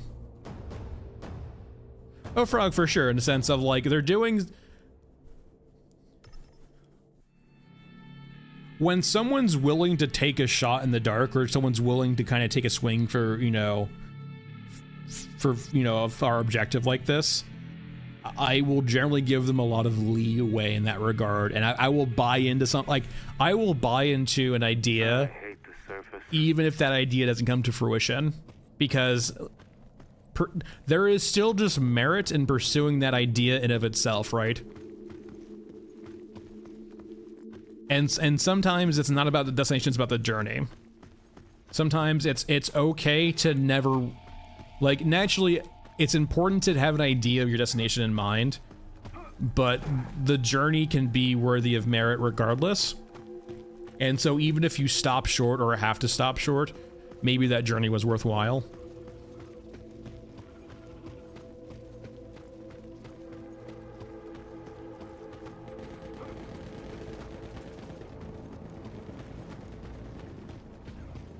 And sometimes, like, the best way, like, personally for me, the pressure of, like, being committed to other people can really motivate me in regards to getting shit done. It's a very powerful motivator. Did I pick up Clear Skies? Oh, no, I have Water Wars and then 2 of the Scav Scraps.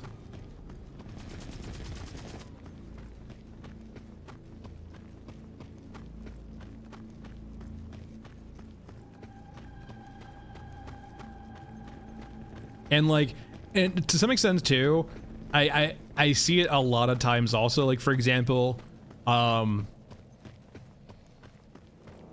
game I played a lot of and I really wished kind of was willing, unfortunately they were not the masters of their own fate, I believe, which is why they can never do what was meant to be done, but New World. New World is a very interesting concept of MMO. And I feel like it, like, I can't speak for it because I don't know what happened in the back end, right? But because it was owned by Amazon, it always felt like they were never in control of their own destiny. And the things that needed to be done, the choices that needed to be made, never got made because they were always constrained by the suits of Amazon. Making them do things a certain way. And I'm really hoping, because Fundog doesn't have necessarily those masters, they're free from their own, you know, they're free to make their own choices, that they can make those choices that are necessary even if they're painful in the short term. Like for example, one of the main failing points of Amazon or New World was its engine. It objectively chose a very poor engine that it was not able to ever really tailor. There is a reason why Ashes of Creation essentially made its own engine to do its game, because it understood that, like, for the game they want to make, there's nothing they can do with the engine, like, you know, what was it, fucking Lumberyard for New World, right?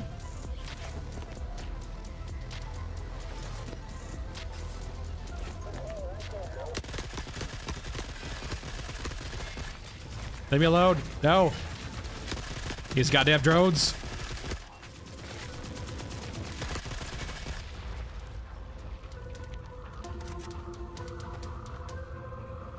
And like, you made the case, right? Unreal Engine might not be the right choice, but it's the choice we have now. And like, that is the one saving grace of choosing a project of a relatively small scale like this. That being, it's not live service, it's not MMO, it's single player. It will probably eventually have mod support, in the sense of they can have a real end to life of the project and take what they've learned to like the next area or the next project they want to pursue, right? Potentially in the same IP. Like, having a stepping stone is a very valuable experience, right? And this could be a stepping stone for them. Exactly. So Kyle, like, on Ashes of Creation's point, right? They had a very specific, like, they understood what they were trying to make, and they figured out the needs of their project. And so they realized that they needed a custom engine and also custom networking too, right? Like, they needed like an engine and a setup that could actually support what they wanted to do. And so they had to spend all of this time early on, not even building the game, just building out the tech and the tooling for the game. Like, think of it this way. If you got put back 1,000 years into the past, right? 2,000 years into the past, you know how to make guns, you know to like do all these interesting things, right? You would still have to go through all of the pain of those centuries and centuries of tooling up, right? Because these complex guns we have now, these complex machines we have now, require tools to make them. And those tools require tools to make them, and so on and so forth, right? You have this giant history of tools and tooling getting more and more precise to make more and more complex things.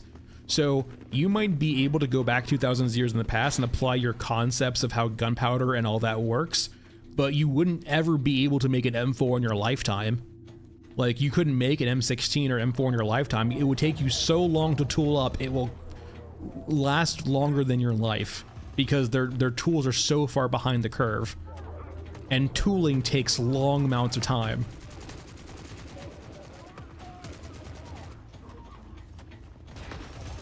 And it's expensive too, right? Like, tooling is very expensive. Oh my god.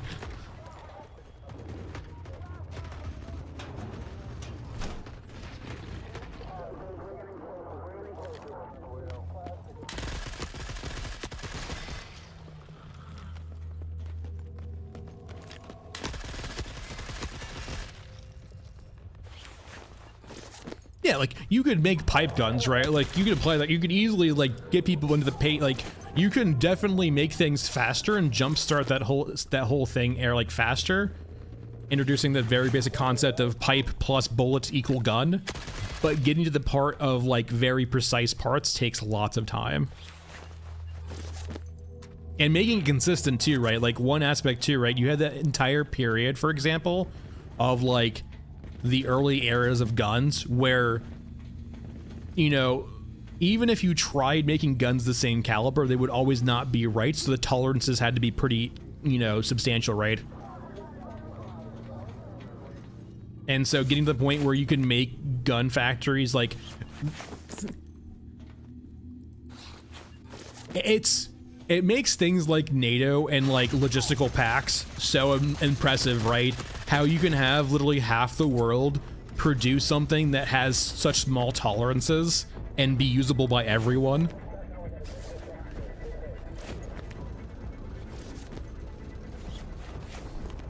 Like, the fact that we can make a 7.62 bullet here and have it work on a gun across the world that takes 7.62 is, like, a logistical feat that's immeasurable, right? And that was, like, a massive issue, for example, in the past, right? Like, you might have a caliber of rifle or, say, musket that says 50 caliber, but if you take that musket ball or that musket across the world, their gun might say 50 caliber too, but it might be a different size. Or a different, you know, different tolerance. Let's go get scav scrap done.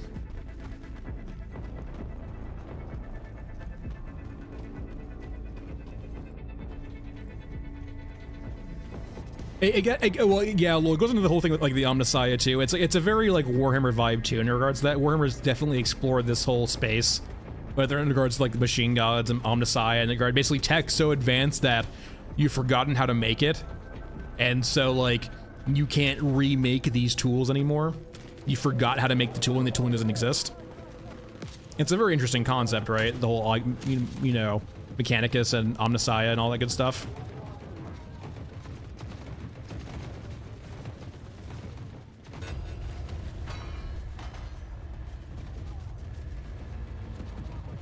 Exactly too, Kyle. Like, you know, when you start having cartridges, you have 9mm, but you have different types of 9mm. You have 9x18, 9x19, so on and so forth. It's engrossing, right? Paste all that lore about the Omnissiah and all the, you know, Mechanicus. Because it makes a lot of sense, right? Like, yeah, oh, you know, the dark age of technology where things don't go away because they're, you know, they're very persistent and they're well built, but, like, you forget how they work and how they're made. And so, like, they're basically fucking magic to you. Or, not even magic, like the work of a god. The work of the Omnissiah.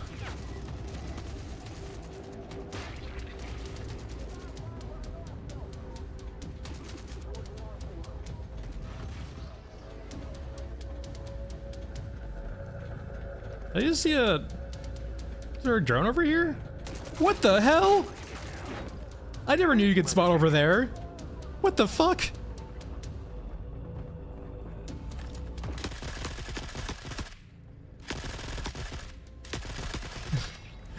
I like how the EODs just find a wall to spawn behind, and they're like, this is okay. Out of sight, out of mind, right? Where the fuck did you come from? Just appearing out of the ether, you fiend.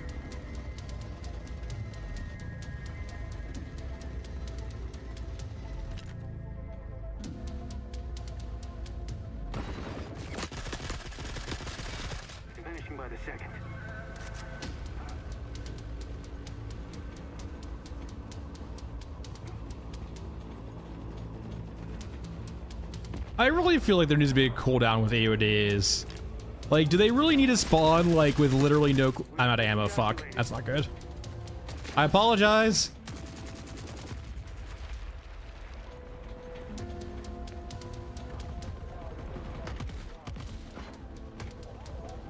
Oh yeah, Cyberpunk police? Oh god.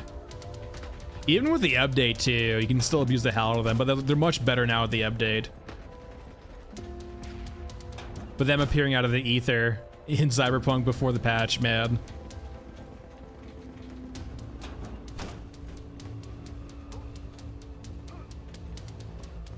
I feel like Cyberpunk 2 is like, or Cyberpunk is a great example too, right? Of like, sort of that tenacity. Leave me alone. Of like, willing to do what needs to be done. It took them like, what, 4 years of doing it, but like, they got there, right? Like, Cyberpunk right now is a way different game than it was before, and now it's like, people love it. Before it was... Sir? Oh my god, fucking 4 shotgun shells to the head. But like, no, like Cyberpunk is like a great example of like redeeming yourself, right? And like understanding what needs to be done and willing to be like, and doing it. I'm gonna just run by you real quick. You see nothing? I said you see nothing? It's a fucking EOD factory? What the hell is going on here?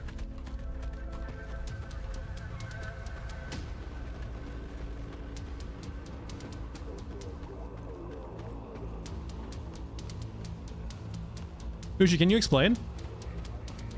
I'm not aware of this.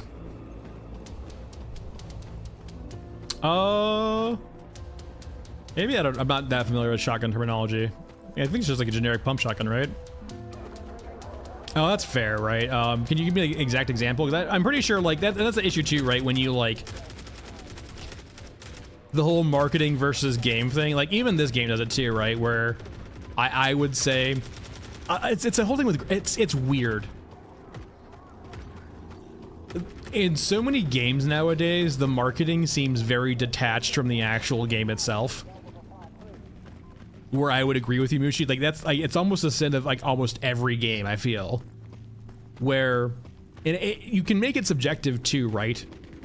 In regards, you can like say like Dune Spice Wars as an RTS, but should it really be called an RTS? Probably not. And then, you know, advertising like, you know, a game like this, for example, right? If you go watch the old trailers for the game, for this game, for example, and try to think of the gameplay currently in the game, you're like, is this really true?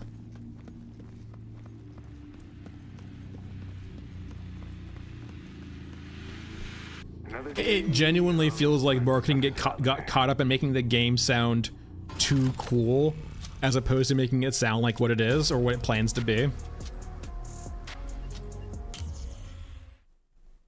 But no, yeah, I like it happens in almost every game nowadays. I feel is like, so just like go watch the trailers for these games, the older ones, and then like look at the game now and just be like, does it really feel like that's what they're going for? All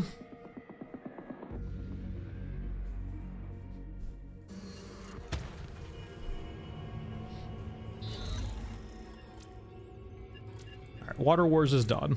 Oh boy. For those unaware, outside of water bots, Water Wars is one of the way to get invasions in your innards. And you're like probably asking, why do you want invasions? So invasions in your innards are like one of your better ways of getting the Vepr shotgun. The other way of being from the box here.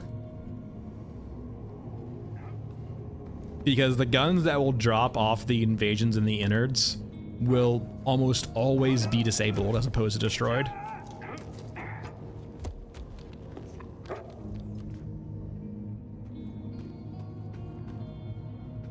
Yeah, it's hard, right? Because like, yeah, you do have kind of conflicting interests. The game developers don't want to be to have their game be misconstrued, but the marketers want to sell their game and want to give it some panache.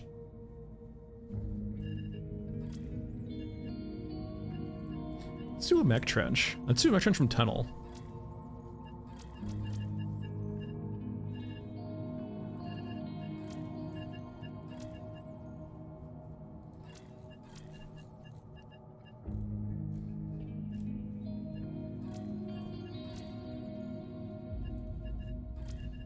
Gunhead.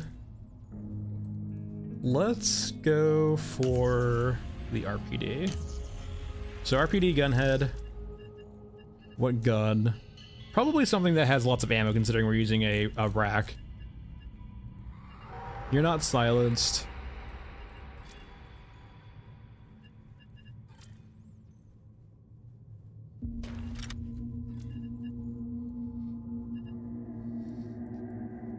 I always get so fucking petrified when people abbreviate cyberpunk.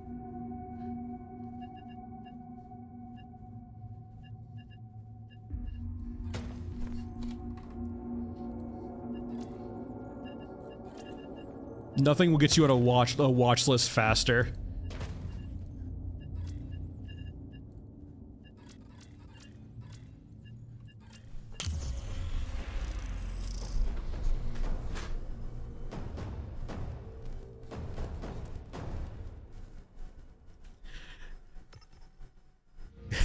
Yeah, paste. No, and that's the thing too, Mushi, right? Also, like, there's always the issue too, Mushi, in regards to like your original plans and things you have to cut. And so like that might have always been like the idea, but unfortunately just never made the actual, like, it basically got chopped on the chopping, or got cut on the chopping floor. There we go.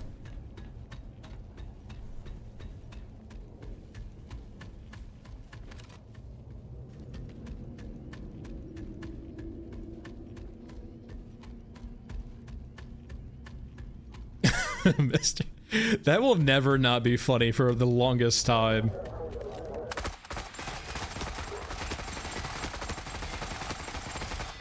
All I'll say in that regard is if a private would go to prison for it, you should probably too.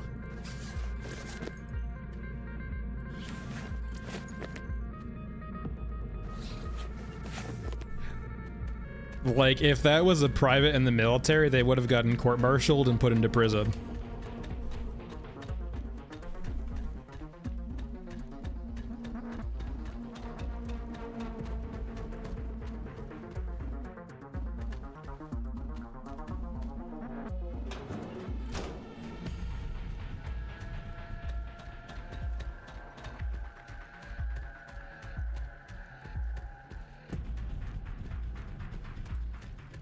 Oh yeah, Mooch, there's always like the very like dangerous part of like, what's it called? The hype train, if you will. And in a way too, like, me thinking that Dune is going to be bad in a way is almost a good thing, because it sets my expectations for the game so comically low that if they can surprise me. Like, I have so little hopes for a Funcom game that if they actually make a good one, I'll be like, holy shit, this is actually passable. Good job. Good job, Funcom. My main concern, though, is between Conan Exiles, all they're doing is making another Rust Light. A Rust-type game, and it just, no.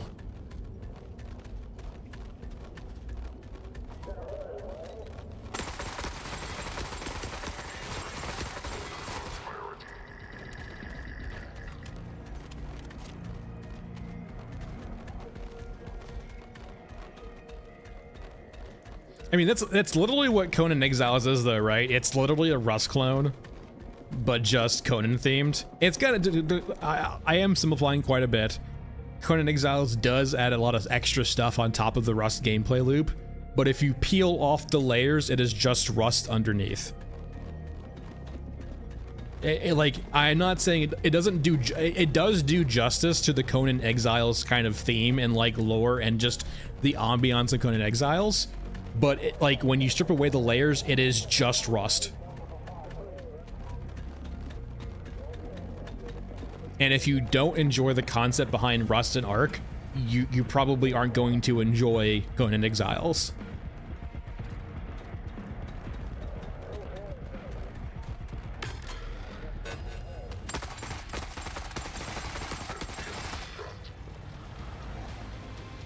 Yeah, like that's the whole dangers too, right? Is like sometimes you'll get a game where they don't pay enough homage to like the original IP, where it just feels like a themed game, but not really in soul, just in aesthetics. And I that is, yeah, I will say like that's always a dangerous thing that happens to a lot of different games, right? It gives you the vibe that like the developers wanted to make X game, but they were told to use Y IP, and so they just made the game they wanted to make with Y IP as the theme. And that's kind of the reason why people detest Netflix, right? Because that's what Netflix does, essentially. They'll take established IPs and then give their flair to them, which generally isn't always appreciated by the audience. Like, people were raging for a long time too, right? Of how the only reasons why not Cowboy Bebop, what's the other one? What's the anime they actually did really well? I don't watch anime, so forgive me. But I know Netflix did a good adaptation, but the only reason they did was because they had the actual, like, creative owner of that IP made sure during the contractual agreements they had, like, final say on everything.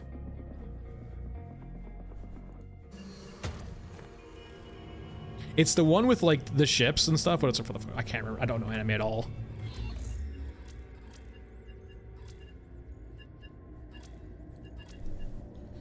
But essentially what I'm basically saying is like Netflix is not responsible with the IPs they have. Generally the people, the writers, yeah, One Piece, thank you, One Piece, Tooth. That's exactly a One Piece. So in One Piece, for example, the actual like manga, or I guess the anime person who, you know, did One Piece kept creative control over the adaptation from Netflix, and that was the only reason it stuck to how it is. And it wasn't changed drastically, and it got good reviews because of it, right? Because it felt like the anime.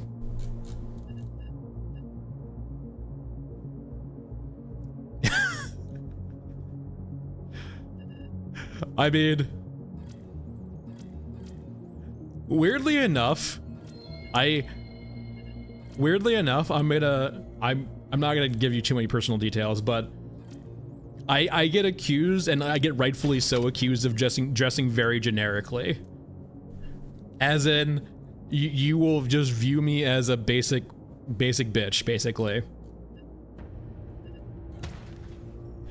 And it's weird too, because my friend groups also, they're not like me in that regard, and so like I will look out of place in my friend groups because the way I dress does not fit in to that friend group, and so it just looks weird. But I prefer basic bitch clothes over stylized clothes. Oh, are we gonna wear? Oh, I wasn't. Oh no, I'm sorry. I meant to be on private.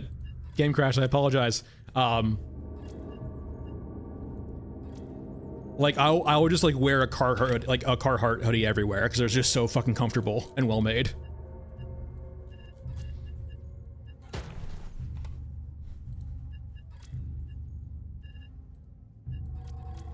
Kind of, sort of, Mushi. I wouldn't disagree with you, actually.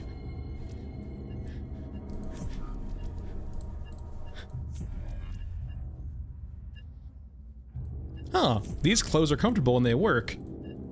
I will gladly be an NPC in that regard.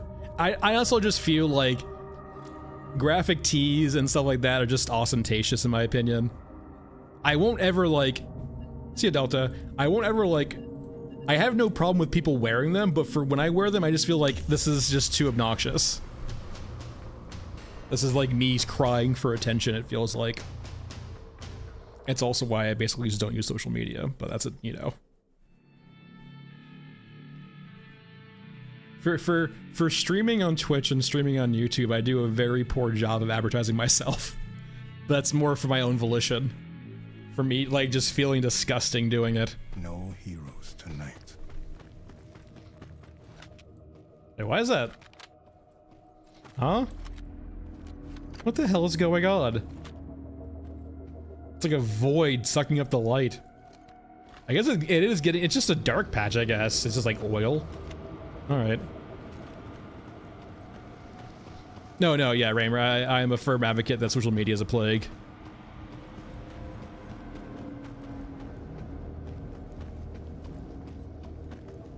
It's literally designed to make you chronically unhappy.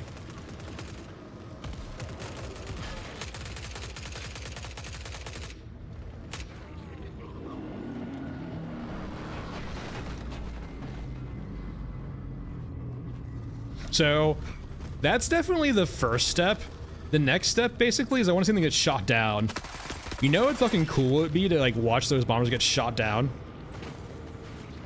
Dude, Vanta Black is fucking nuts. I would love, if I could have a gimmick room, I would have a room with like blackout lights, like a blackout window, and then Vanta Black over the walls. The absolute darkness. Patience is a virtue. I would probably include sound paneling also, but at that point it feels almost like a murder room. It also feels like it would get you on a watch list somewhere. Huh, we see that you bought a lock, Vanta backplate, and soundproofing for your walls. Curious.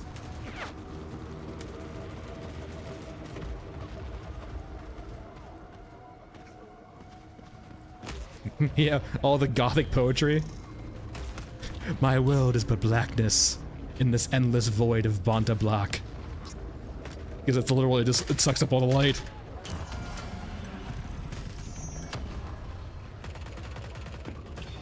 Must take a moment to appreciate the good things. And wish you fair.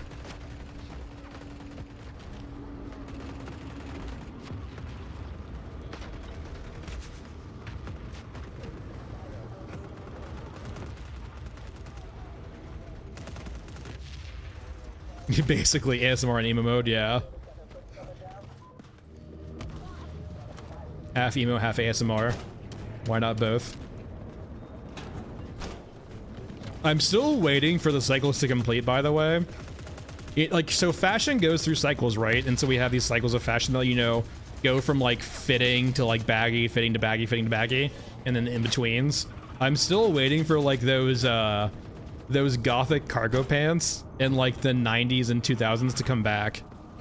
Like the giant fucking ones with like all of the chains and pockets.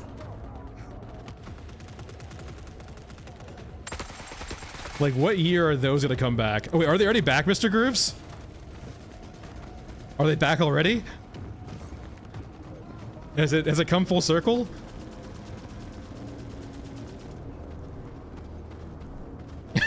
Mushi's just like, what do you mean? Fashion has changed. I never wore them. I just told you I was a basic bitch. That's never not been the case. I just admire the audacity to wear those.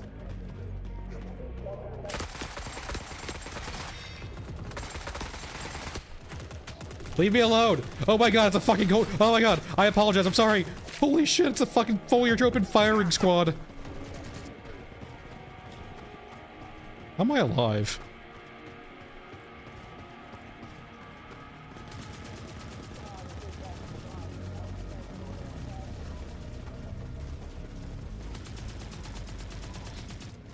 Oh yeah, skinny, I'll date myself a little bit. Skinny jeans were like getting popular when I was like finishing high school. For the skaters. The skaters were like the still like only wearers of them, but like yeah. And now, home again. When I was like getting my driver's license or doing, you know, the school for driving, I had a skater in it who just like loved skinny jeans. And I asked him about it too, and he's just like, they're just really comfortable. I was like, yeah, it's fair, yeah, I understand that. Like, I wouldn't wear them myself, but like, yeah, apparently to him, they're really fucking comfortable, skinny jeans. And he did say like he has issues sometimes doing certain things with them on, but like, he said they're comfortable, so that's, you know, in the end, that's all that matters.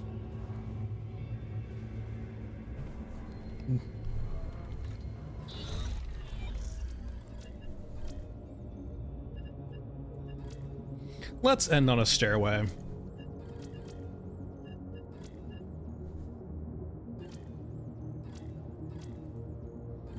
With an LMG. What LMG do I want? M60? M60. I mean, it's probably the same thing like yoga pants, right? like you can have soft denim, right? So I imagine it's very similar, where just like the interior is that soft denim. MG42, sure. So it's like the same concept as yoga pants, right? Yoga pants, I mean, naturally they're gonna wear them because they look good in them too, right? But like they wear them because they're also comfortable. So just the same concept, just with jeans instead.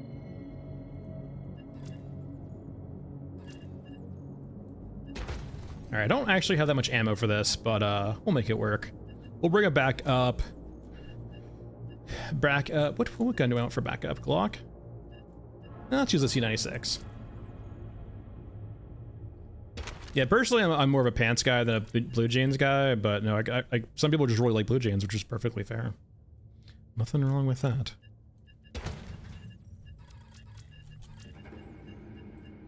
It also depends too. Like there are a lot of different types of blue jeans, also, right?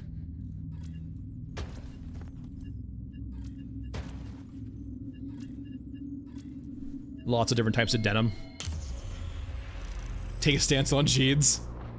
I mean, I personally do not wear jeans, so I am like one of the least authority figures on this subject matter.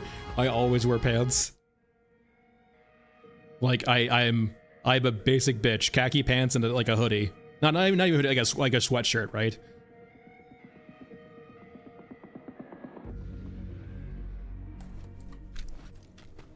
Yeah, like literally, like Carhartt stuff. Yeah, like yeah, Carhartt. Like Carhartt's my bit. Like you're starting to get a full picture of me, basically.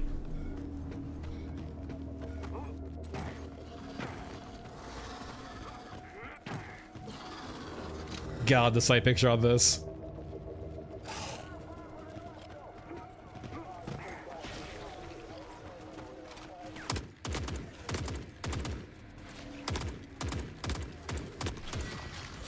When are we getting our hobo clothes, by the way?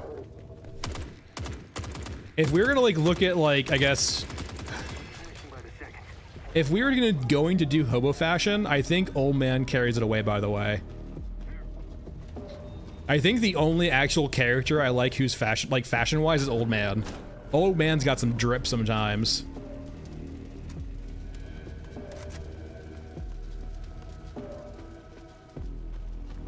Like he is hobo tech.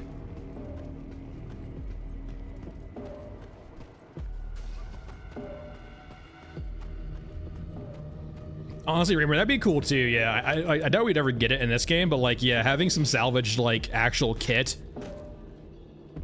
Honestly, like in a way, Reamer, that would be a cool system too. I don't think we'll ever see it, but like, yeah, salvage tech or salvage gear from like different factions would be really fucking cool. Entirely out of scope of this game, but would be really fucking cool.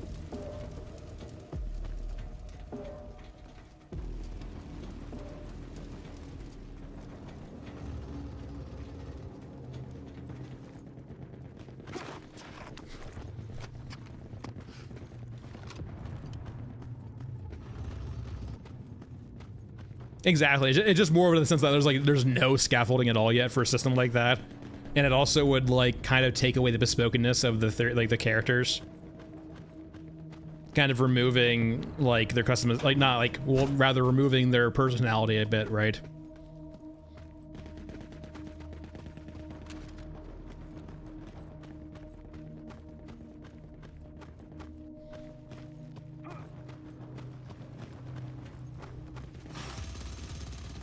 Oh yeah, like high fashion and their prices, man, gets crazy.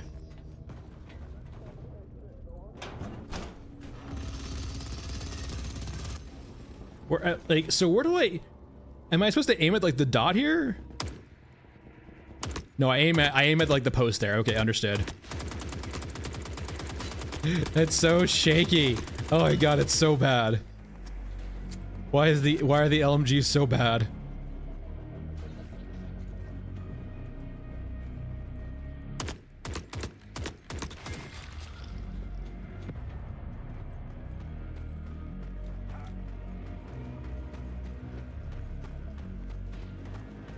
Yeah, no, me too, Raymer. Me too.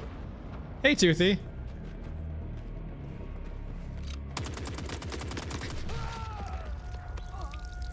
Okay.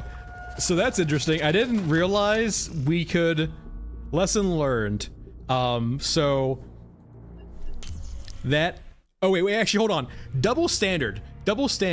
Okay, when I have an animation reload, I can't get out of it. When Toothy has an animation reload or animation, he just gets out of it whenever he wants.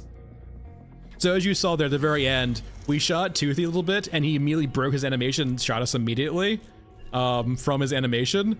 But when I have to reload, I can't escape the animation. That animation's hell. I am forever stuck in that animation. All right, well, we'll run it back. That's not one to end on. Double standards. It's not fair. I'll lock him in an animation.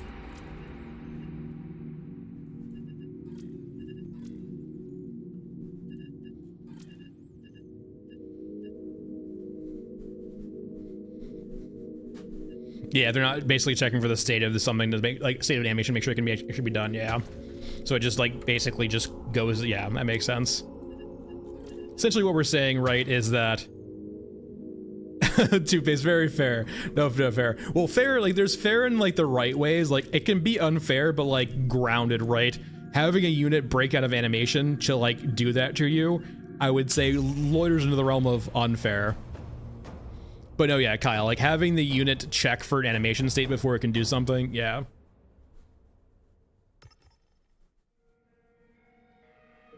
Or having only certain functionality in a certain animation state.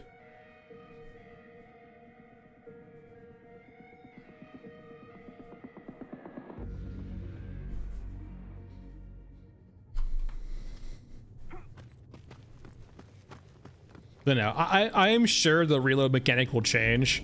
Like, it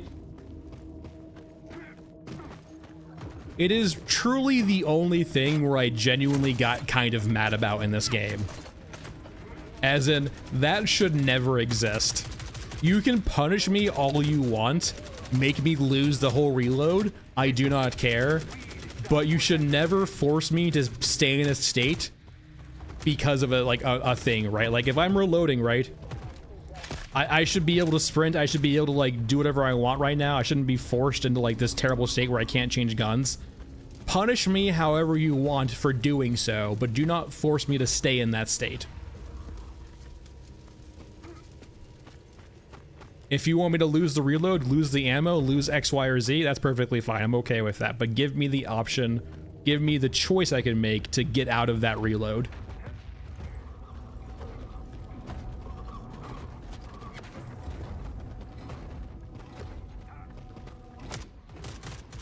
Well, yeah, exactly right, Grammar. I should be able to switch guns. At the very least, switching guns should be a thing. If you don't want to tier the reloads, perfectly fine.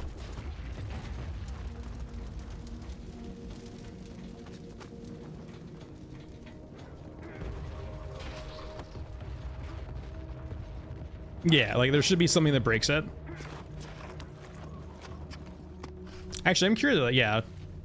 The fact that all reloads when 0 too, so like it can be done without your volition also. So yeah, big ass issue.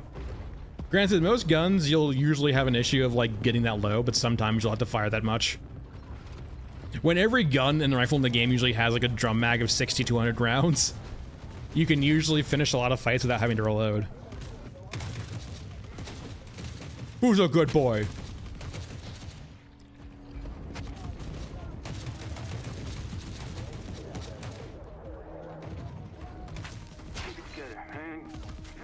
I mean, yes, and like, remember, this is all just talk, though. Talk is cheap. Talk is very cheap. No. No.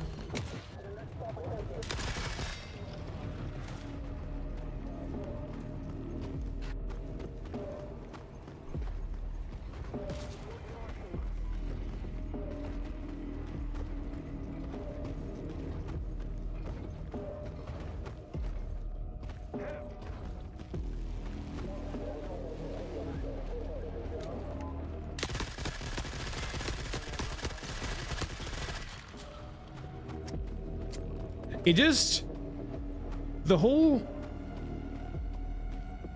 it just feels like hyperbole, basically. Like, I don't mind the core concept of firing longer increases the spread of your gun.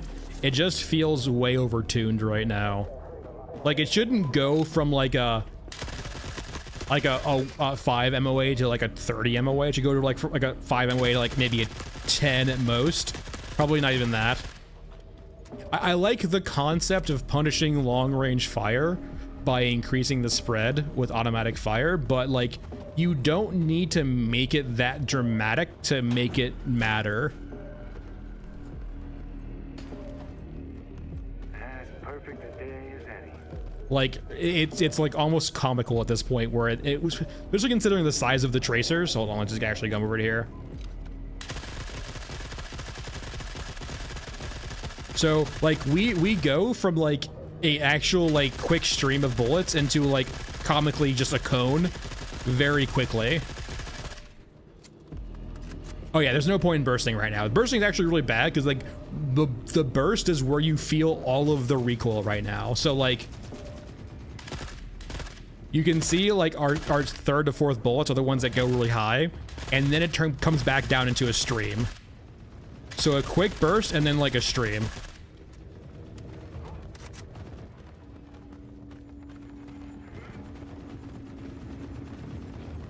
Yes, the chopper. Are you still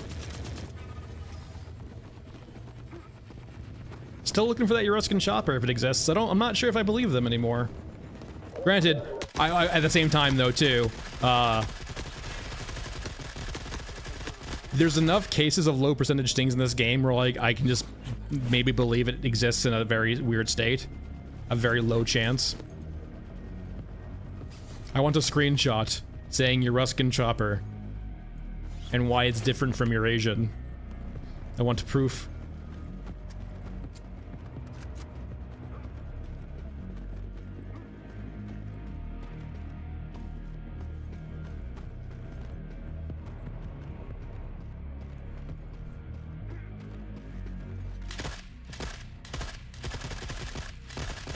Yeah, considering the bullets can just veer off sometimes depending on the bug. Yeah, it's just the illusion.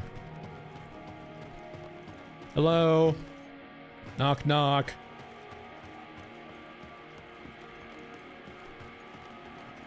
Yeah, at a certain point, it just makes it like, yeah, go left to right as opposed to up and down. And you'll experience that whole cycle of like aiming. And I'm not saying this game requires like it needs to have a CS level of granularity to its recoil control of like actual recoil patterns, but like just a bit. I would say like just look at Helldivers 2. Helldivers 2 does a very good job with recoil, I think.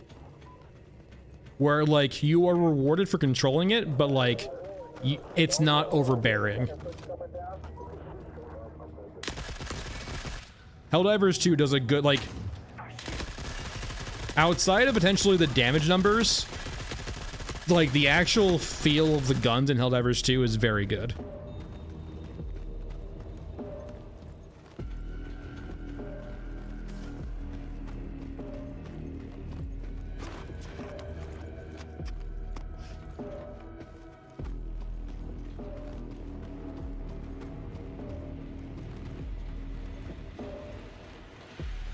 It's like Christmas came early. Yeah, it just seems really excessive right now, for sure. Open those presents. Oh, I think it would just be a cone, right? But I guess by having angles, it basically produces a cone, just in a very weird way.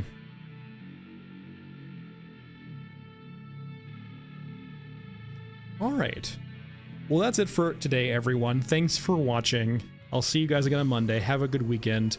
Video in the works. It's probably looking like another week and a half, 2 weeks away, if I would have to guesstimate, but definitely out before the mid of April. Thanks for watching. I'll see you guys on Monday. Take it easy. Enjoy the game, and take it easy. Bye all.